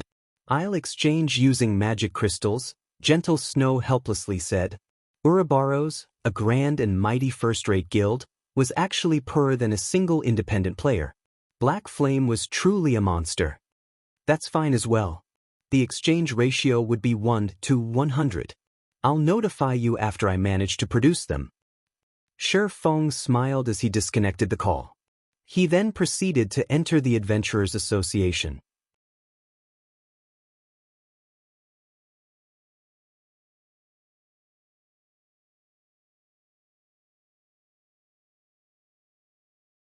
Chapter 244, Establishing the Guild. At this moment, there was a crowd of players surrounding the quest board in the lobby of the Adventurers Association. Although the EXP awarded by these quests were negligible, the guild reputation they gave was very high. Moreover, each player was limited to only 3 guild quests a day. A guild could be promoted after it accumulated a set amount of reputation, and the members of the guild would receive much better guild benefits such as bonus EXP when doing quests. "Excuse me, sir, what can I do for you today?" the blue-haired lady standing behind the reception counter asked Shi Feng, a smile on her face.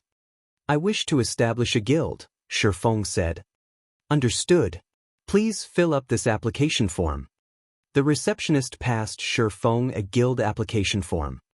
It was very easy for players to establish a guild in God's domain. Players only needed to decide on a name for their guild and designate a guild emblem. They were then required to purchase a guild certificate for 10 copper coins and have at least 7 independent players place their signatures on it. When all these things were completed, the guild would then be officially established. Newly founded guilds would all start out as 1-star guilds, and the only benefit available for the members of a 1-star guild were the availability of the guild quests. "Guild name, is it?" Shi Feng hesitated as he looked at the blank space meant for the guild's name, wondering what he should write in exactly. After giving it some thought, he decided to stick with using the Zero Wing Workshop's name. In any case, along with the guild's development and growing fame, his identity would sooner or later be leaked. "Let's name it Zero Wing, then." Shi Feng then designed the guild emblem in the form of 6 silver wings. After purchasing the guild certificate, Shi Feng sent Fire Dance and the others a guild signature invitation. Meanwhile, at the Black Wind Canyon, a level 20 to level 25 map, Fire Dance and the others were currently grinding on level 22 demonic bats. They had come to this place under the suggestion of Shi Feng. The reason Shi Feng had recommended it was because the demonic bats here belonged to the type of monsters that had high attack but low HP. Most importantly, the monsters here were concentrated in number. Normally, the demonic bats would appear in groups of 7 or 8, and any solo independent player would easily find themselves losing their lives here. However, to a party that had amazing AoE damage, this place was a holy land for leveling up. In the case of Fire Dance's party, Fire Dance herself was responsible for luring the monsters, as she had the highest movement speed out of everyone in the party. She would lure over 100 monsters every time, and afterward, the Guardian Knight, Kola, would activate Protection Blessing and cast Devotion, a group aggro skill, to gather the monsters into one location. Meanwhile, Violet Cloud would be responsible for healing Kola, while Blackie would get rid of all the monsters in a single blow. Throughout this process, everyone's cooperation and grasp of timing was perfect. If other players were to witness this scene, they would definitely be shocked into a daze. Presently, the average level of players was only at level 12 or so, while professional players would be around level 13. Even the number 1 player on White River City's ranking list, Lone Tyrant, was only at level 15 right now. Yet, Fire Dance and the others had long since passed level 15. Even the lowest leveled player in the party, the Oracle, Gluttonous Mouse, was level 18. Meanwhile, Blackie, who was the highest leveled player in the party, was currently at 45% of level 19.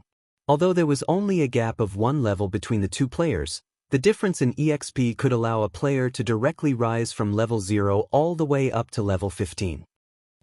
What is this message?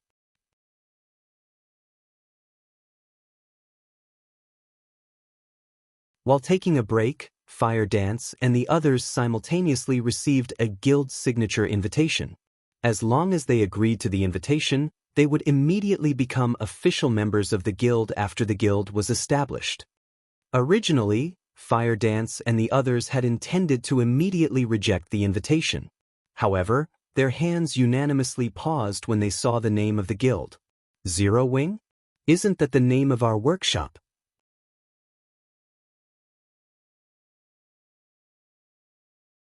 Blackie asked, curious. This is an invitation sent by Big Brother Yifeng. Big Brother Yifeng is finally going to establish the guild. Violet Cloud said excitedly when she noticed that one of the names inscribed on the guild certificate was Yifeng. She then said with joy, great. We will have our own guild in the future. Isn't it still too early to establish the guild? We only have so few members right now. Brother Feng had also said before that we are lacking in members, and that we need to wait for some time before establishing the guild. Did something happen? Don't bother about this for now. We should put our signatures first. Fire Dance was similarly surprised by Shi Feng's sudden decision. However, since Shi Feng had decided to do so, he must have had his own considerations. Moreover, it wouldn't be a bad idea to establish the guild ahead of time. Immediately, everyone in the party clicked agree. They then received a system notification. System, congratulations on becoming a member of Zero Wing. System, this is your first time joining a guild. Activating guild system. On the other side, Shi Feng had already left the Adventurers Association, returning to the Starstreak trading firm. At this moment, the Starstreak trading firm was packed with players. The trading firm was currently the most lively location in White River City, second to none. Hey, bro, I see that you're here to buy those basic mana armor kits, right? With so many people lining up here, you would need to wait at least a week before you can even get one for yourself. However, I have here a way to help you save your time, letting you jump the queue to buy the mana armor kits in advance. A thinly built swordsman walked around the entrance of the Starstreak trading firm, chatting up the players lined up outside the building. Really? A player clearly grew interested. Of course. A basic mana armor kit costs 20 silver coins, while you only need to pay 2 silver coins to skip the long wait to buy it, the thin swordsman said with a smile. Alright, bring me there. It's just an extra 2 silver coins. Our party won't miss this little amount of money. Following which, the thin swordsman led the player up to the second floor, skipping the long queue on the first floor. Really, any sort of business goes, huh? Shi Feng couldn't help but exclaim after seeing this sight. The basic mana armor kits were in high demand. However, the Starstreak trading firm only sold 50 pieces of the item each day, so only a very small number of players could obtain them. However, this couldn't be helped. Shi Feng couldn't just focus all his attention on producing the basic mana armor kits. He still had many things he needed to do. The basic mana armor kit was simply an item for him to accumulate reputation. It was not meant to be a true moneymaker for him.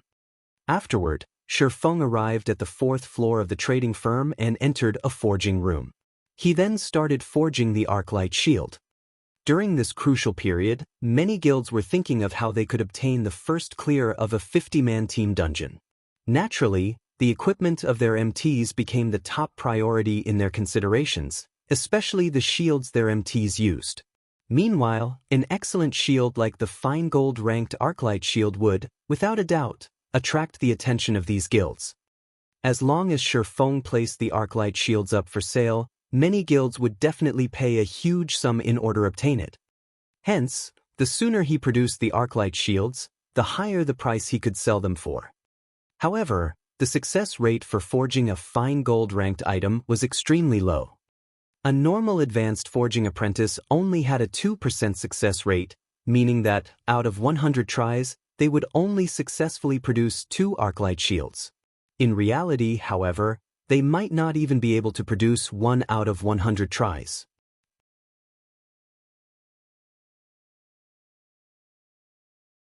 However, Shi Feng had both the Book of Forging and Blacksteel's insignia. He also had the Ice Blue Devil Flame and various other tools that increased his forging success rate. Even so, his final success rate at forging a fine gold ranked item only sat at around 20%. In addition, Shi Feng was not familiar with the forging process of the Arclight shield, so his success rate should be much lower than 20%. If he was promoted to a basic forger, his base success rate would increase to 5%. However, that still wouldn't make much of a difference. Only by becoming an advanced forger would there be a significant improvement. With the 10% base success rate of an advanced forger, in addition to the various supporting tools Shi Feng had, his success rate for forging a fine gold ranked item could reach up to 30%. However, Shi Feng needed to invest a lot of time in order to become an advanced forger, and time was something he sorely lacked right now. He had no choice but to give it a try now. In any case, he had plenty of materials to experiment with. He could simply try again if he failed.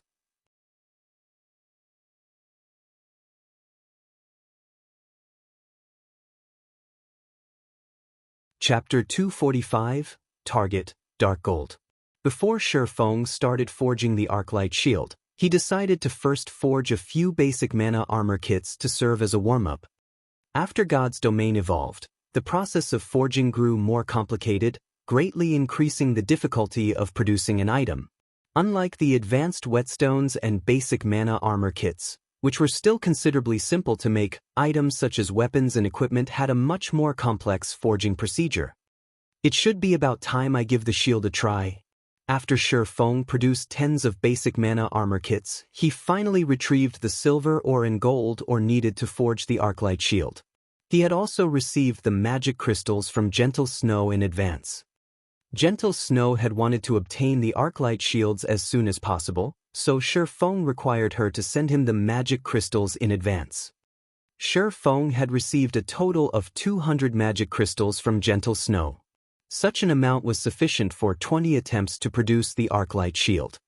Shi Feng only had a 20% success rate for forging the Arclight shield.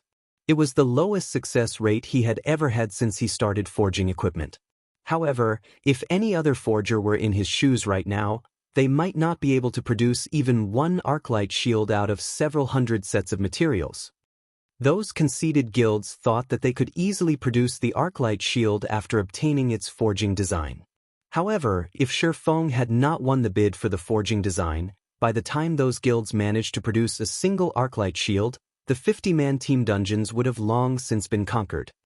In order to gain experience, when Shi Feng started his first attempt at forging the Arclight shield, he went through the process slowly and steadily, carrying out each step to the best of his abilities.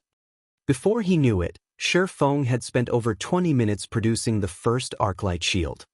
Compared to a normal shield, the Arclight shield had a crescent-shaped design. The entire shield was colored in silver, and many runic patterns were carved on the shield's body. Although the shield looked mighty and powerful at first glance, it was still unknown whether it was a failed or successful product. Shi Feng then chose to generate the shield's data. After 10 seconds of waiting, the identification process for the shield was completed. As expected, it's a failure, Shi Feng sighed when he took a look at the shield's data. Although it was indeed an Arclight shield, its quality was a rank lower than the original. It was only Secret Silver rank. Arclight shield, Secret Silver rank. Level 15. Equipment requirement, Strength 90. Defense plus 330.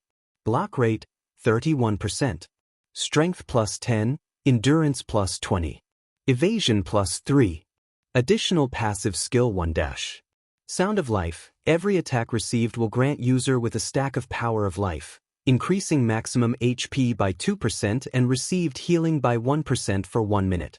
Maximum of 10 stacks. Additional passive skill 2 dash. Refraction. Triggers once every 50 seconds. Becomes immune to one attack. From a general point of view, though, it is not a bad result all the same. At the very least, it is still a Secret Silver ranked shield. I should be able to sell it for a good price even then. Shi Feng was relatively satisfied with this failed product. After all, a Secret Silver ranked shield remained a rare item at this stage of the game. According to Shifeng's knowledge, a majority of the core MTs of second-rate and third-rate guilds were still using mysterious iron-ranked shields. If he sold this failure, he could still earn around 6 to 7 gold coins from it. Although he had failed this time, it was not a complete failure. At the very least, it did not turn out as a scrap item. This partial failure indicated that he must have made a mistake somewhere during the forging process. There shouldn't be any problems with the forging of the main body itself. I must have messed up when I was carving the runes on the shield, preventing it from reaching fine gold rank, Shifeng concluded after carefully reviewing his actions. According to past experiences, if a problem had truly occurred during the formation of the shield, then the Arclight shield wouldn't just fall by a single rank. It wouldn't even be unusual for the shield to end up being bronze rank or lower.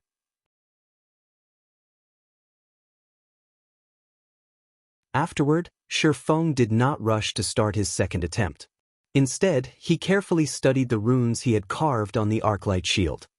The inscription of the runes were mainly done using the magic crystals. However, the process of completing these runes was not easy, as Shifeng did not truly understand their meaning.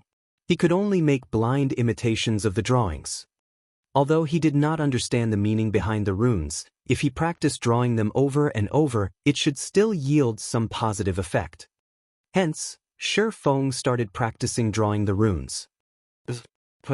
10 times. Every drawing took around 4 to 5 minutes to complete. However, as the number of times he practiced increased, he grew more proficient at drawing the runes.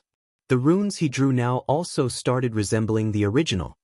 This cost-free way of practicing was much more economical than learning through actual production. Shifeng naturally wouldn't mind more practice. This should be enough. Shifeng looked at the latest rune he drew, feeling extremely satisfied with it. This imitation of his looked practically the same as the rune shown on the forging design. Hence, Shifeng started his second attempt at producing the Arclight shield. This time, the entire forging process of the shield flowed very smoothly. Shifeng had only spent around 10 minutes to complete the second Arclight shield. However, his attempt this time ended in complete failure. Shifeng's 20% success rate did not stand on his side this time around. Following which, Shifeng consecutively produced 10 Arclight shields. Moreover, with each successive shield he made, the time he spent producing them also decreased. His hands also moved with much more proficiency. Out of the 10 Arclight shields he made, only 2 barely achieved the passing standard, 2 ended up as defective products, while the remaining ones were complete failures. As for the 2 defective shields, one was mysterious iron rank, while the other was secret silver rank. In general, the results were quite good. However, Shifeng was still unsatisfied with the quality of the Arclight shields. Now that I am proficient at making the Arclight shields, the next step would be increasing its quality. If I can let Kola use a dark gold ranked Arclight shield, our chances at clearing the demon's castle would become much higher. Shifeng decided to take out the runic gold, the reward he obtained for his promotion to advanced forging apprentice. Not only could the runic gold increase his success rate by 10%, there was also a small chance for it to increase an item's rank by 1, up to a maximum of dark gold rank. Unfortunately, Shifeng only had 5 of these things, meaning that he only had 5 chances to produce a dark gold ranked Arclight shield. The runic gold was a piece of or that gave off a metallic glow and contained runic energy within it. After refining the runic gold, Shifeng poured the molten runic gold into the silver gold alloy. Immediately, a change occurred in the alloy. The originally bright red alloy turned dark red in color. Moreover, it also started greedily absorbing the energy of the ice blue devil flame. As the amount of energy it absorbed increased, the alloy started emitting many golden runes, slowly forming an array of runes. Knowing that the fusion was completed, Shifeng immediately retrieved the scorching hot alloy from the furnace, placed it on the anvil, and started hammering on it. Slowly, the piece of alloy started taking on the shape of an Arclight shield, and on the shield surface, there was even a layer of naturally occurring golden runes. The shield looked incredibly holy. After hammering for several minutes, Feng finally formed the arc-light shield. Immediately, he retrieved a black liquid and started drawing the runes on the shield. The black liquid was the liquefied product of the magic crystals. Feng concentrated his full attention on each and every stroke, afraid of making even the slightest mistake. When he completed the final stroke, the naturally occurring golden runes on the shield actually melded together with the runes Feng had drawn. Together, they formed completely new golden runes possessing no resemblance to the black runes found on the previous arc-light shields Feng made. Please be a success. Feng timidly selected to identify the shield.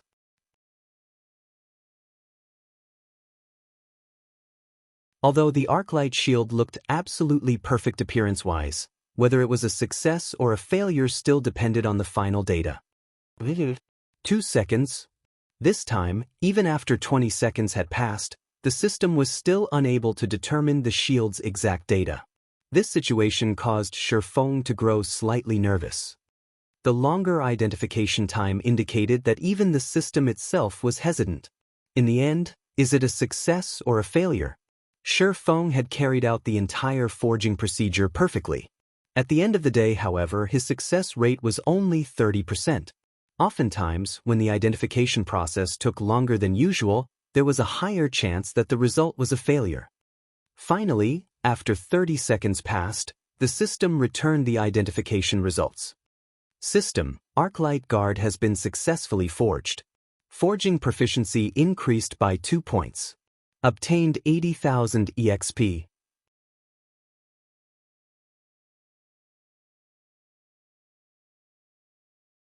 Chapter 246, Neither Weak Nor Strong. Success on the first attempt? It seems my luck really is good. Feng revealed a faint smile when he heard the system notification sound. Along with the Arc-light shield's promotion to Dark Gold rank, a change occurred to its name as well.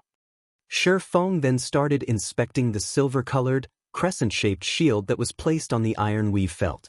He was extremely curious to find out just what sort of attributes the Arc-light guard possessed. Arc-light guard, shield, Dark Gold rank. Level 15. Equipment requirement, Strength 110. Defense plus 550. Block rate, 39%. Strength plus 21, Endurance plus 30. Evasion plus 10. Additional passive skill 1 dash. Sound of Life. Every attack received will grant user with a stack of Power of Life, increasing maximum HP by 3% and received healing by 2% for 1 minute. Maximum of 10 stacks. Additional passive skill 2 dash. Refraction. Triggers once every 25 seconds. Becomes immune to 1 attack. Additional skill dash. Time Arc. When activated, allows the user to save current state and return to saved state 9 seconds later. Cooldown, 10 minutes. Isn't this Time Arc skill overpowered? No wonder there wasn't much of an improvement on the other attributes. Just this skill alone made the Arc-light guard deserving of being a Dark Gold ranked shield, Feng exclaimed. Saving current state, which was to say, after 9 seconds, even if the user of the Arc-light guard died, they would still recover to their saved state. The cooldown of skills used after Time Arc was invoked would recover as well. Compared to a skill that provided invincibility, Time Arc was a much more amazing skill. The only downside to this skill was its long cooldown. However, when taking into consideration the heaven-defying effect of this skill, a 10-minute cooldown was considerably short. If the cooldown of this skill was any shorter, then the Arc-light guard would no longer be just a Dark Gold ranked shield, but an Epic ranked shield instead. Although Feng had already made 1 Arc-light guard, he was still not satisfied. He wished to make even more Arc-light guards. Deciding so, he used up the remaining 4 pieces of runic gold when forging the Arc-light shields. However, the results were horrible. Out of his 4 attempts, 2 were complete failures. They did not even achieve bronze rank. As for the remaining 2 Arc-light shields, one achieved secret silver rank, while the other achieved fine gold rank. However, such a success rate was already very good. He had used a total of 5 runic gold to forge the Arc-light shields. Among them, one had achieved dark gold rank, one had achieved fine gold rank, and one had achieved secret silver rank. Out of the 3 shields, Shifeng would naturally save the dark gold ranked Arclight Guard for Cola's use. With the Arclight Guard, they would have no problems raiding the level 15, 20-man team dungeon, the Demon's Castle. Just as Shifeng thought of carrying on with forging Arclight shields, someone knocked on the door of the forging room. "Come in." When the door to the forging room opened, a golden-haired beauty walked in. This person was none other than Shifeng's assistant, Anna. "Your Excellency, an adventurer named Aqua Rose wishes to meet you. She says she has an appointment with you, and she is currently waiting in the meeting room on the 3rd floor," Anna said respectfully. "All right, I'll be there in a minute," Shifeng nodded his head. Shifeng had similarly guessed that Aqua Rose should arrive right about now. After all, teleportation occurred instantaneously. Aqua Rose only needed to gather her subordinates, explain to them the situation, and make some future plans. Inside the meeting room on the 3rd floor, Aqua Rose and her 100-plus subordinates were seated around the room, having a small discussion about matters relating to Shifeng. These players all had relatively high levels. The lowest out of all of them was level 13, while the others were level 14. Even if placed inside a first-rate guild, all these players would be considered elite members. These players were all Aqua Rose's most trusted aides. Before they had arrived here, they hadn't dared to imagine that there would actually be someone willing to spend 300 gold coins to bring them to this place. If the organization this person belonged to wasn't extremely rich, then this person was just insane. However, after they discovered that Shifeng actually had a connection with such a large trading firm, their thoughts immediately changed. Not only did Shifeng manage to achieve something that no other guild had achieved, his fame in the entire Star Moon Kingdom could already be described as the sun in midday. It was especially true for the recently popular basic mana armor kit. This was an item that plenty of guilds could only dream of having. If they could be a part of the power Shifeng belonged to, then couldn't every one of them obtain their very own basic mana armor kit? This was definitely a treatment that no other first-rate guild could provide. Big Sis Aqua, just who is that Black Flame? Is he in the upper management of a super guild? A female swordsman curiously asked. Aqua Rose shook her head, a bitter smile on her face as she replied, "I don't know either. He has always been very mysterious. However, I believe that we will be able to find out his true identity today." In truth, Aqua Rose was also interested in finding out the truth. However, now that they were going to join the power Black Flame belonged to, Black Flame would have no need to hide the truth from them. They could finally take a look at the giant hidden behind Shifeng. "Sorry to keep all of you waiting." The moment Shifeng walked into the meeting room, everyone inside immediately fell silent.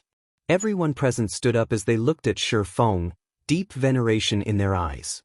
They were like interviewees standing up to welcome their interviewer. Some were nervous, while some were excited. After leaving Twilight Echo, they were like homeless little birds. Although they wished to soar higher into the sky, they did not possess a home they could return to. Feelings of helplessness and disappointment constantly filled their minds as they wondered what sort of future awaited them. However, the situation was different now. They would be joining an even greater family now. At this moment, these ex-members of Twilight Echo rejoiced over the fact that they had chosen to leave Twilight Echo together with Aqua Rose, praising themselves for making a wise decision. After all, a bright future had already opened its doors to them.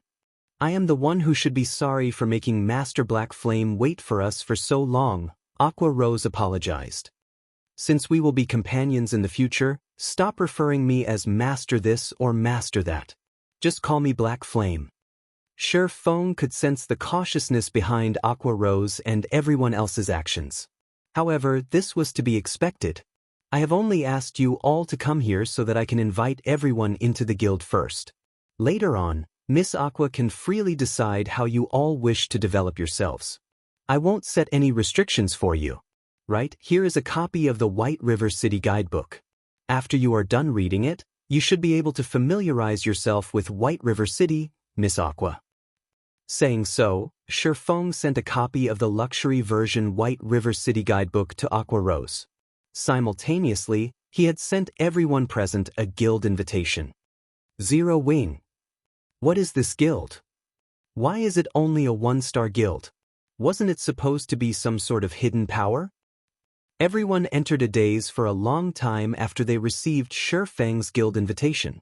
Ignoring the fact that they had never even heard of such a guild, just having status of a one-star guild showed how weak Zero Wing was. The reason being, even third-rate guilds at this stage of the game were three-star guilds, not to mention first-rate guilds. After taking a look at the member count of the guild, everyone was further dumbfounded. Before they had joined, this guild only had 9 members? What kind of guild was this? Zero Wing was the weakest guild they had seen so far, second to none. Even Aqua Rose herself was shocked by this revelation. The current situation was completely different from what she had imagined it to be. She had thought Feng would be bringing her to meet the many great characters of this guild, allowing her to get a grasp on the frightening background of the guild. Yet, the truth that Feng revealed had far exceeded her expectations. The reason being, the influence of this guild could literally be determined in a single glance. You all must be very disappointed to find out that my guild is actually so weak, right? Feng looked at everyone's crestfallen expressions. Suddenly, he said in a cold voice, "Let me give it to you straight. This is Zero Wing. It is neither weak nor strong. It is merely a home that you can stay in. As for how others are going to view us, it will depend on your own performances."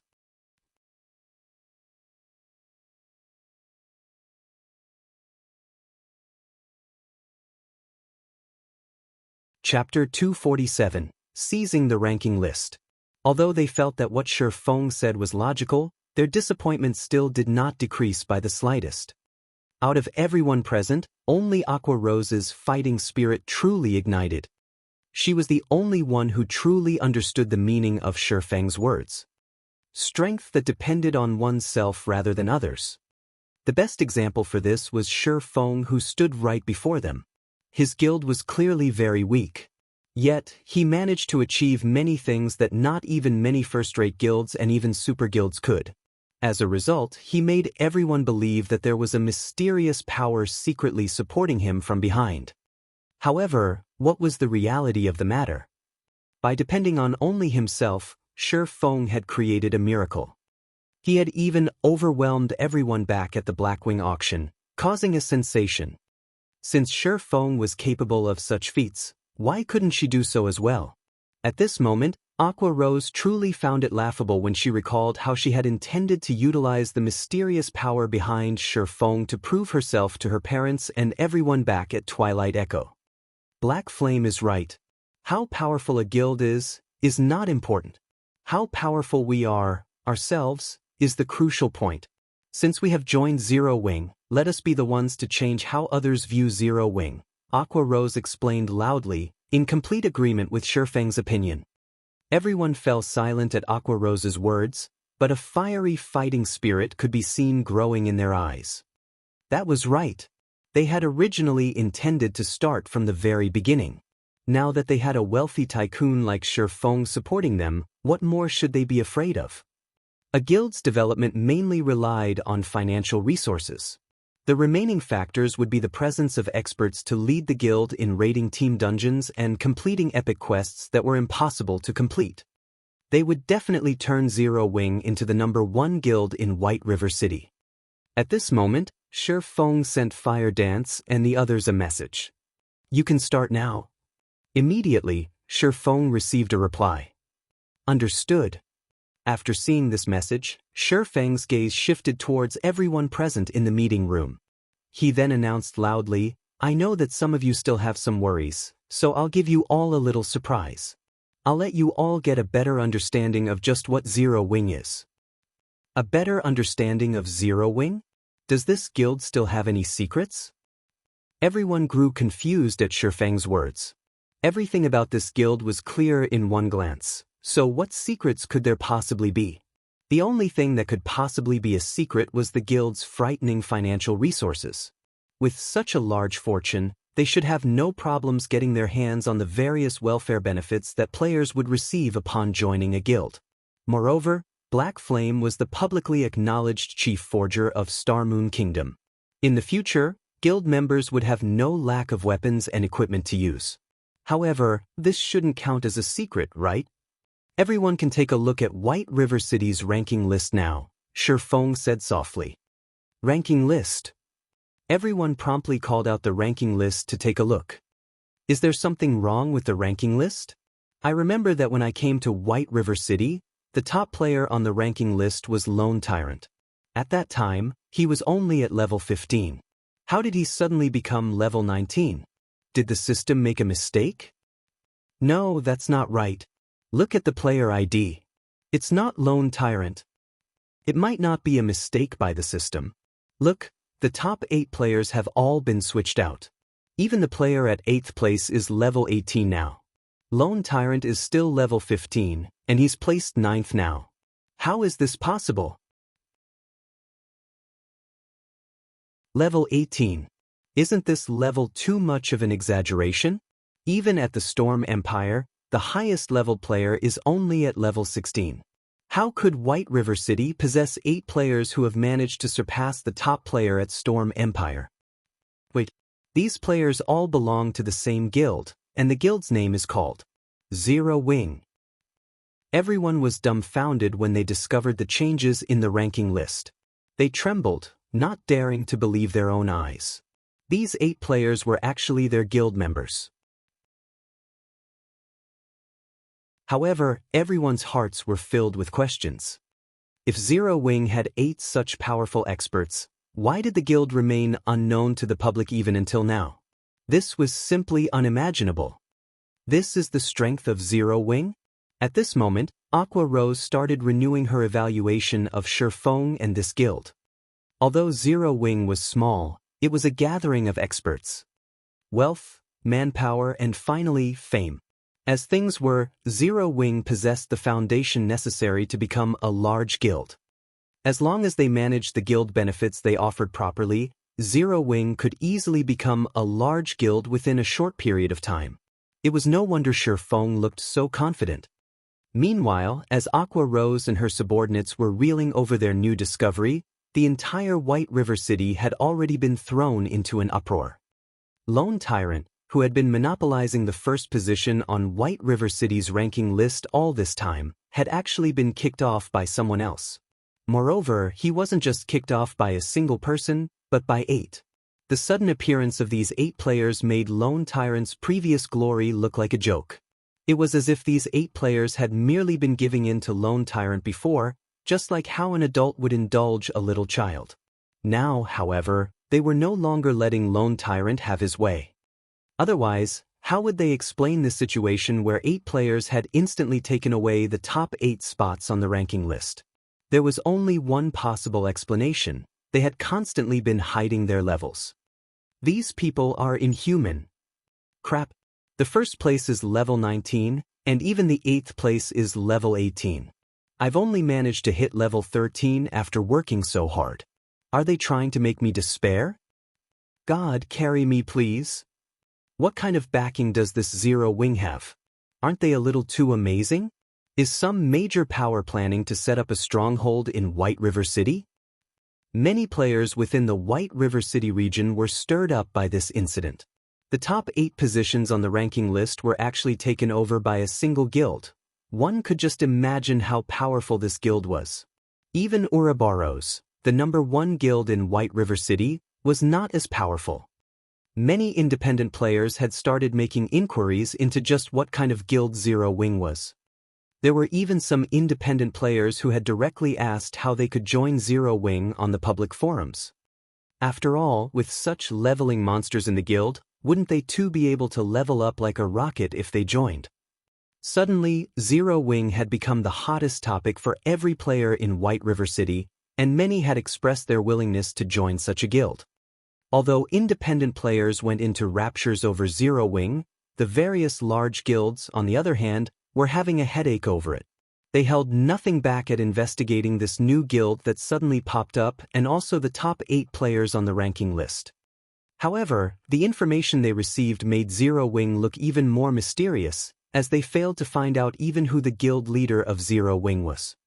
The only thing they knew was that Fire Dance had once occupied the first place on the White River City ranking list. In addition, the other 7 players had also once been among the top 10 of the ranking list. Meanwhile, all 8 of these players shared a common point. All 8 of these players had vanished from the public eye for quite some time now. Previously, everyone had assumed that they had gone silent because they were overtaken on the list.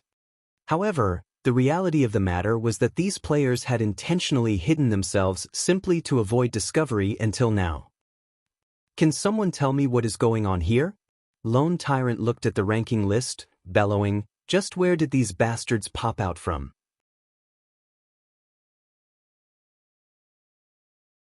At this moment, nothing was more humiliating for Lone Tyrant than his position on the ranking list. His past glory was already worthless now. Instead, he had become the laughingstock of everyone in White River City. Guild leader, I've already investigated these players. It seems that all of them are associated with Yifeng. Moreover, I've also looked up Zero Wing at the Adventurers Association.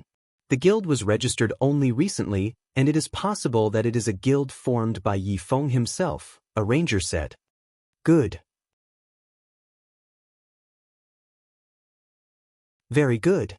At first, I thought that he had hidden himself out of self-awareness after I placed a bounty on him. However, it seems he is taking me lightly.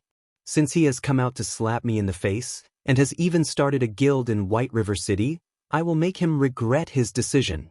Immediately find out all the members belonging to Yifeng's guild.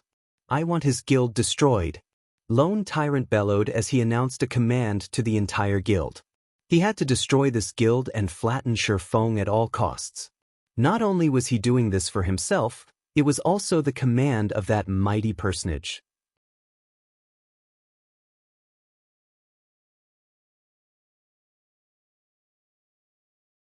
Chapter 248, Extraordinary starts out from ordinary.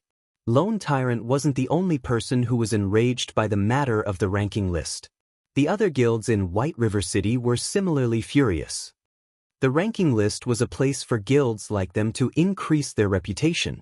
Although such a method of advertising was not as effective as obtaining the first clear of a dungeon, if they could occupy the ranking list for extended periods of time, it would still bring about significant effects. Now, however, Zero Wing occupied 8 of the top 10 positions, and many guilds were disgruntled over Zero Wing's monopoly of the ranking list. These guilds couldn't help but wish they could invite Zero Wing's guild leader and give him a piece of their mind to relieve their dissatisfaction. At the level 18 map Pyroxene Mountain, a 20-man elite team was currently clearing out the level 18 six-armed stone monkeys here. The six-armed stone monkeys were monsters with large bodies. Although they were 2 meters in height, their movements were extremely agile. Their physical defense was very high, and their only weakness was their low magical resistance. Hence, using large-scale magic attacks against these monsters would be very effective. Moreover, the 6-armed stone monkeys lived in groups on this mountain, and players could very easily lure a group and promptly kill them. Snow, the ranking list has been occupied by Zero Wing. Moreover, their levels are all very high. It would be very difficult for us to catch up to them. It really makes you wonder how they managed to level up so quickly.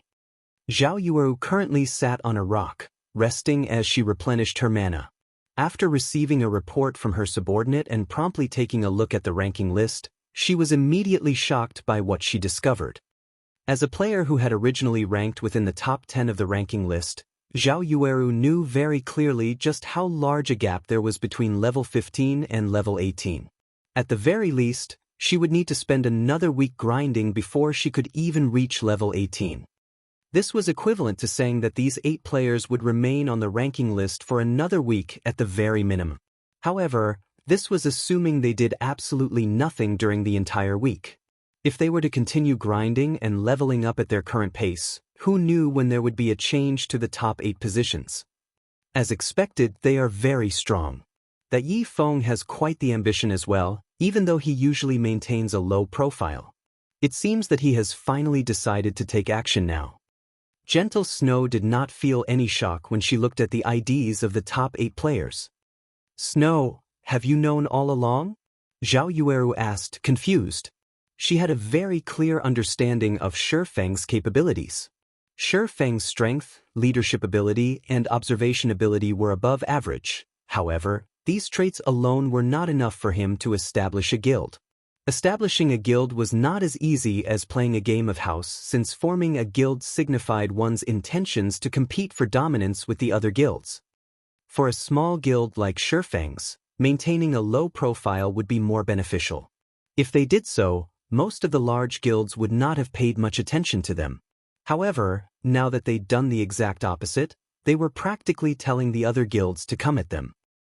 After they decided to hide their levels, I figured that their levels were not that simple. Yifeng did not wish others to know, so he kept them hidden. Only, I never imagined that their actual levels would be so high. Gentle Snow was greatly interested in these talents. She inwardly lamented the fact that these experts could only stay holed up in such a small guild. If they joined Ouroboros, they would definitely shine with even greater brilliance. If they stayed in such a small guild, they would very quickly fall. After all, a guild needed financial resources to develop itself. Gentle Snow firmly believed that Shifeng did not possess a frightening amount of financial resources, especially gold coins. There was also the lack of manpower. It would be impossible to develop a guild in God's domain just by relying on several players. In addition, they would also have to suffer the oppression of other large guilds. Hence, Gentle Snow determined that Zero Wing would not last long at all. However, at the end of the day, Shifeng was still her friend. Hence, Gentle Snow sent a message to Shifeng, congratulating him on establishing Zero Wing. As to how he should develop his guild, as an outsider, it would not be good for her to make any suggestions. On the 3rd floor of the Starstreak trading firm, the situation was not as grim as Gentle Snow believed it to be. If Gentle Snow could see this scene right now, she would definitely be shocked. After all, not only did Shifeng possess enough funding, he had also managed to recruit a group of players who had recently left a first-rate guild, Twilight Echo. He had also managed to recruit Aqua Rose, who was once an honorary elder of Twilight Echo. As someone who had once managed a first-rate guild with over 10,000 subordinates, Aqua Rose possessed a wealth of experience. Hence, when placed in a situation where she had a large amount of financial resources but only a small guild of slightly more than 100 players to manage, she could carry out her tasks with little to no effort. Guild leader, I have received your intentions. I will increase our member count up to 5,000 to the best of my abilities. As for the matter relating to the guild perk system, for the moment, I will implement Twilight Echo's guild perk system as a temporary replacement. However, I hope that you can draft it as soon as possible. Otherwise, once some time passes, it would not be as easy to make changes to it.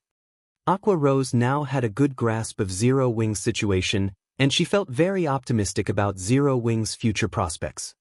Wealth, manpower, and fame.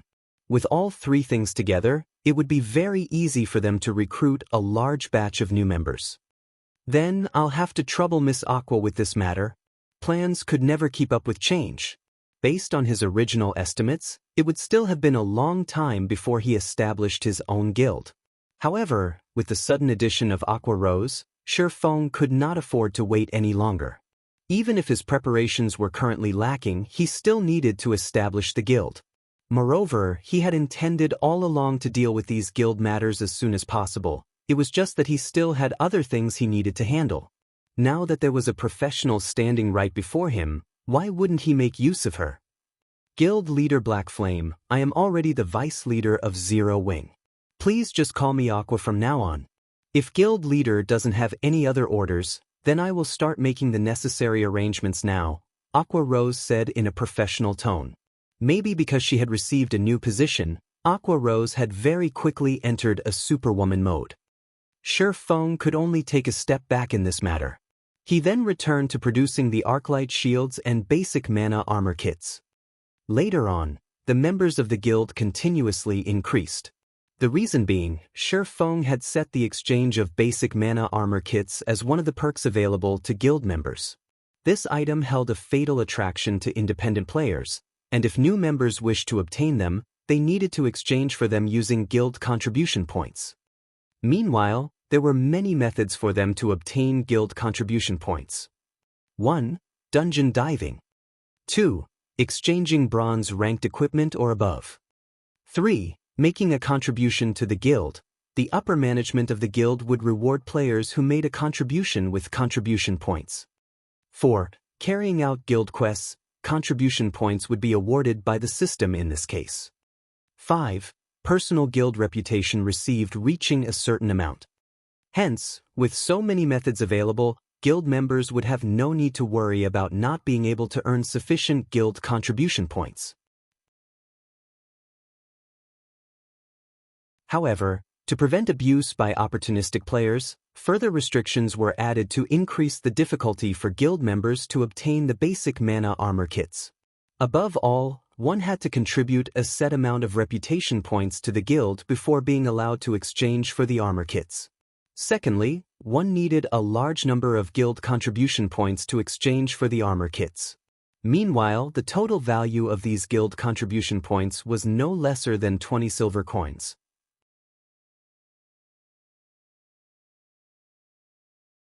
With these two safeguards present, there would be no opportunity for guild members to abuse the guild perks system implemented. Meanwhile, during the time Shi Feng was producing the Arclight shields and basic mana armor kits, Aqua Rose had also arranged for her subordinates to recruit players at the Trade Area and Adventurers Association. After half a day of recruitment, Zero Wing's member count increased explosively. From the original 100 or so members, there were now over 3,000 players in the guild. Moreover, the tide of players wanting to join the guild showed no signs of stopping anytime soon. Big Sis Aqua, the number of players wanting to join the guild hasn't decreased at all. If this situation continues, we can easily recruit double the target of 5,000 members. Should we increase the number of players we recruit? Follow the original plan, we won't be able to handle so many players right now. If we did so, it would instead force the guild into a period of stagnation, hindering our development. Increase the entry requirements for the guild, raise the minimum level requirement from level 11 to level 12. Under Aqua Rose's management, the newly recruited guild members started taking on guild quests. Aqua Rose's direct subordinates had also split up and formed new parties to raid party dungeons, upgrading the equipment of the new members. Everything was flowing smoothly at Zero Wing, and it did not look like a newly established guild at all. Before he knew it, nighttime arrived at God's domain. After making a large number of basic mana armor kits and 3 fine gold-ranked Arclight shields, Shi Feng immediately logged out of the game. The reason being, the Jin High Fellowship party that Shi Feng had been looking forward to was being held today. He needed to make some preparations before he attended the party.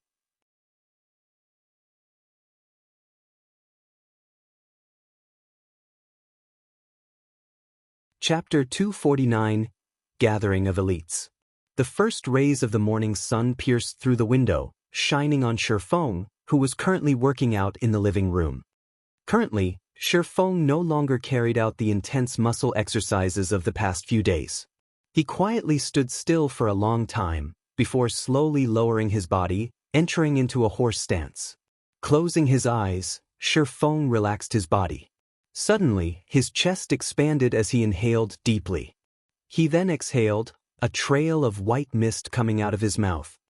Like a water pistol, the white mist that shot out from his mouth managed to actually reach a distance of over 2 meters before gradually dissipating. If any normal person were to witness this scene, they would definitely be shocked by it. The season right now was summer. Yet, Shi Feng had recreated a scene that could usually be found only during wintertime. After repeating this process for an hour, Shi Feng stopped his rhythmic breathing. The effect of this 8-section brocade exercise is quite good. I've only trained in it for an hour, and I can already feel my body becoming lighter. The exercise has also significantly cleared my mind. Shi Feng clenched and released his fists. His entire body felt comfortably warm, and his 5 senses felt keener than usual. This 8-sectioned brocade exercise was something he had accidentally stumbled upon in the past after becoming the guild leader of Shadow when he visited an antique shop. Originally, he had planned to test the effectiveness of the exercise. However, after the company hired a martial arts master as an instructor at the workshop, Shi Feng gave up on that notion. During those days, people were already going crazy over God's domain. In order to improve their actual combat skills, they would practice martial arts like madmen. Naturally, Shi Feng was no exception. At that time, however, he was no longer young, and his body was similarly no longer in its prime. The things he could do were limited, and the most he could do was practice some Tai Chi and 8 trigram palms, training his techniques as much as he could. However, his current self was different. Not only had he started consuming nutrient fluids at a much earlier period than in the past, after undergoing several workout sessions, his current body's physique far surpassed the one of his past. There was a saying in martial arts: internally, spirit and breathing are practiced; externally, muscles, bones, and skin are practiced. Meanwhile, Shi Feng related this saying to the 8-section brocade. Only he had not thought the exercise would yield such good results. Although the exercise did not increase his body strength, it refreshed his psyche and allowed him to remain calm at all times. Such an effect was an unexpected harvest for Shi Feng. After Shi Feng had his breakfast, he received a call from Zhao Ruoxi. She said that she was going to give him a ride to the fellowship party. When Shi Feng arrived downstairs of his apartment, he immediately discovered Zhao Ruoxi standing in front of a blue sports car. She wore a pure white dress today, while her hair was tied up into a double ponytail. Her pure and beautiful appearance attracted the attention of every man that walked past her, sending them into a daze as drool leaked out of their mouths. "Let's go." Zhao Ruoxi smiled sweetly when she noticed Shi Feng walking over. "Is this your car?" Shi Feng looked at the blue sports car before him, feeling somewhat surprised. Suspicion of Zhao Ruoxi's identity started growing within him. This blue sports car was a limited edition maglev Ferrari Z75, and it had a selling price of 6 million credits. One would not be able to find one even in the entire Jinhai city, yet Zhao Ruoxi actually owned one herself. Of course. What? Surprised? It's just that, normally, I don't like driving it to school. However, we are going to a formal occasion today, so I need to make an impression. Zhao Ruoxi nodded her head slightly in reply. Hurry up and get on. The venue of the fellowship party is quite a distance away. Although Shi Feng was mildly astonished by this new revelation, he didn't attempt to delve further into the matter. After all, everyone had their own secrets. Hence, he slid into the passenger seat. Soon after, Zhao Ruoxi stepped on the accelerator, and with a whoosh, the Ferrari Z75 sped along the road of the neighborhood. Envy filled the eyes of the many pedestrians walking on the street as they watched the Ferrari Z75 speed down the road. They inwardly wished that they too could drive such a sports car one day. The trip, which should have taken over an hour by car, was reduced to just slightly over 30 minutes by Zhao Ruoxi. Are you carsick? Zhao Ruoxi asked curiously, looking at Shi Feng's pale complexion after she alighted from the car. Shi Feng was a fighting expert within the school, and he was a person capable of knocking down a powerhouse like Zhou Yuhu in a single move. Yet, he had actually gotten carsick. If others heard about this, probably nobody would believe it. It's nothing. My body just feels slightly uncomfortable. It might be due to the breakfast I had this morning. Shi Feng casually made an excuse. In truth, however, Shi Feng really wanted to say, "You call that driving? That's practically attempted murder."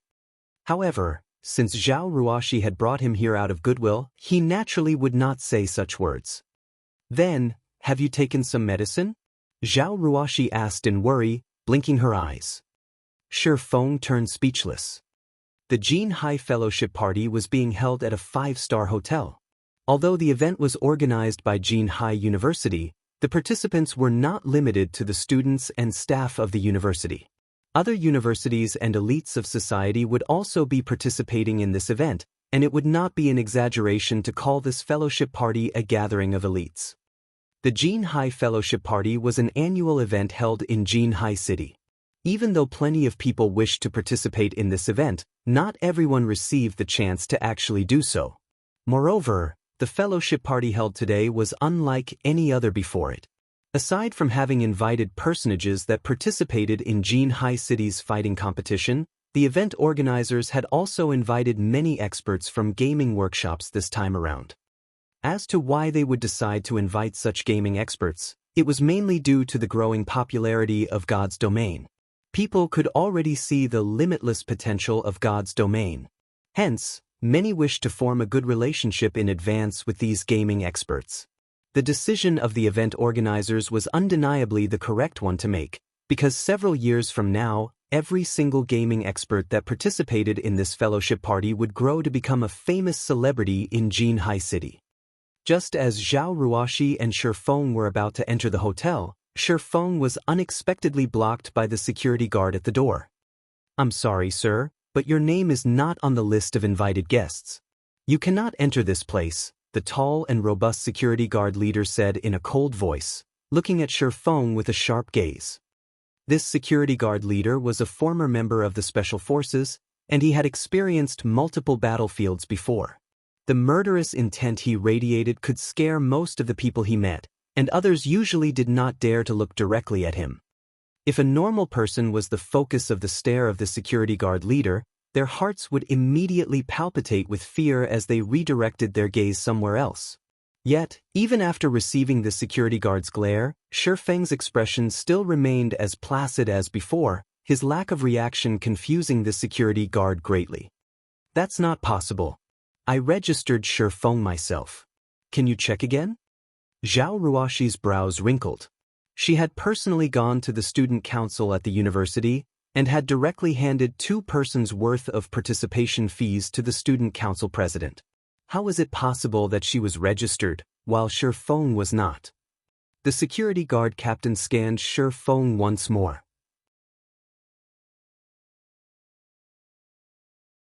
In the end, the results he got still showed him as unknown and that he was not allowed entry. To make sure that nothing was wrong with the machine, he tried it on other people as well, and the results showed that nothing was wrong with the machine. "That's not right. I registered both of us together. I'll contact Yukai. Something must have gone wrong somewhere. I'll get him to fix it immediately," Zhao Ruoxi said. "Sorry, but I have to do things according to the rules." Anyone not registered is not allowed to enter. Impromptu registrations are not acceptable either. "These are the rules," the security guard captain said coldly. "Who is the person responsible here?" Zhao Ruoxi asked angrily. Shi Feng was someone she had personally invited. Now that Shi Feng was barred entry, how could she not get angry? "Miss, please stop making things difficult for me. This is how the rules have always been. I can't change it just because of one person." The security guard captain could not help but soften his tone when he discerned that Zhao Ruoxi's identity was not simple. At this moment, several people walked out from the hotel. One of them was none other than the person Zhao Ruoxi was looking for, the president of the student council, Yukai. Walking beside him were people Shi Feng were familiar with, Ling Feilong, Zhou Yuhu, and Qin Shuyu. Meanwhile, it was Shi Feng's first time to meet the student council president, Yukai. The person in question had a stout body and round face, and his voice when he spoke was extremely gentle. It was very hard to imagine such a person being able to actually become the student council president. "Fellow student Zhao Ruoxi, what urgent matters do you have? Why are you looking for me so frantically?" Yukai asked. Zhao Ruoxi then gave a short summary of what had happened. "I am truly sorry about this, fellow student Zhao Ruoxi. I never would have imagined that such a mistake would occur in the registrations. I sincerely apologize, but since things have already gotten to this point, I am helpless as well. These are the rules that the school set long ago. Regarding your loss, I'll compensate you with double the amount you paid." Yukai sent a glance at Shi Feng, a smile on his face as he spoke. Standing to one side, both Ling Feilong and Zhou Yu, who looked at Shi Feng with mocking smiles on their faces. Even an idiot could tell that this matter had something to do with them. They are tuning into the Wang Lin's Journey YouTube channel. Don't forget to subscribe and join us on this journey to catch the most captivating stories.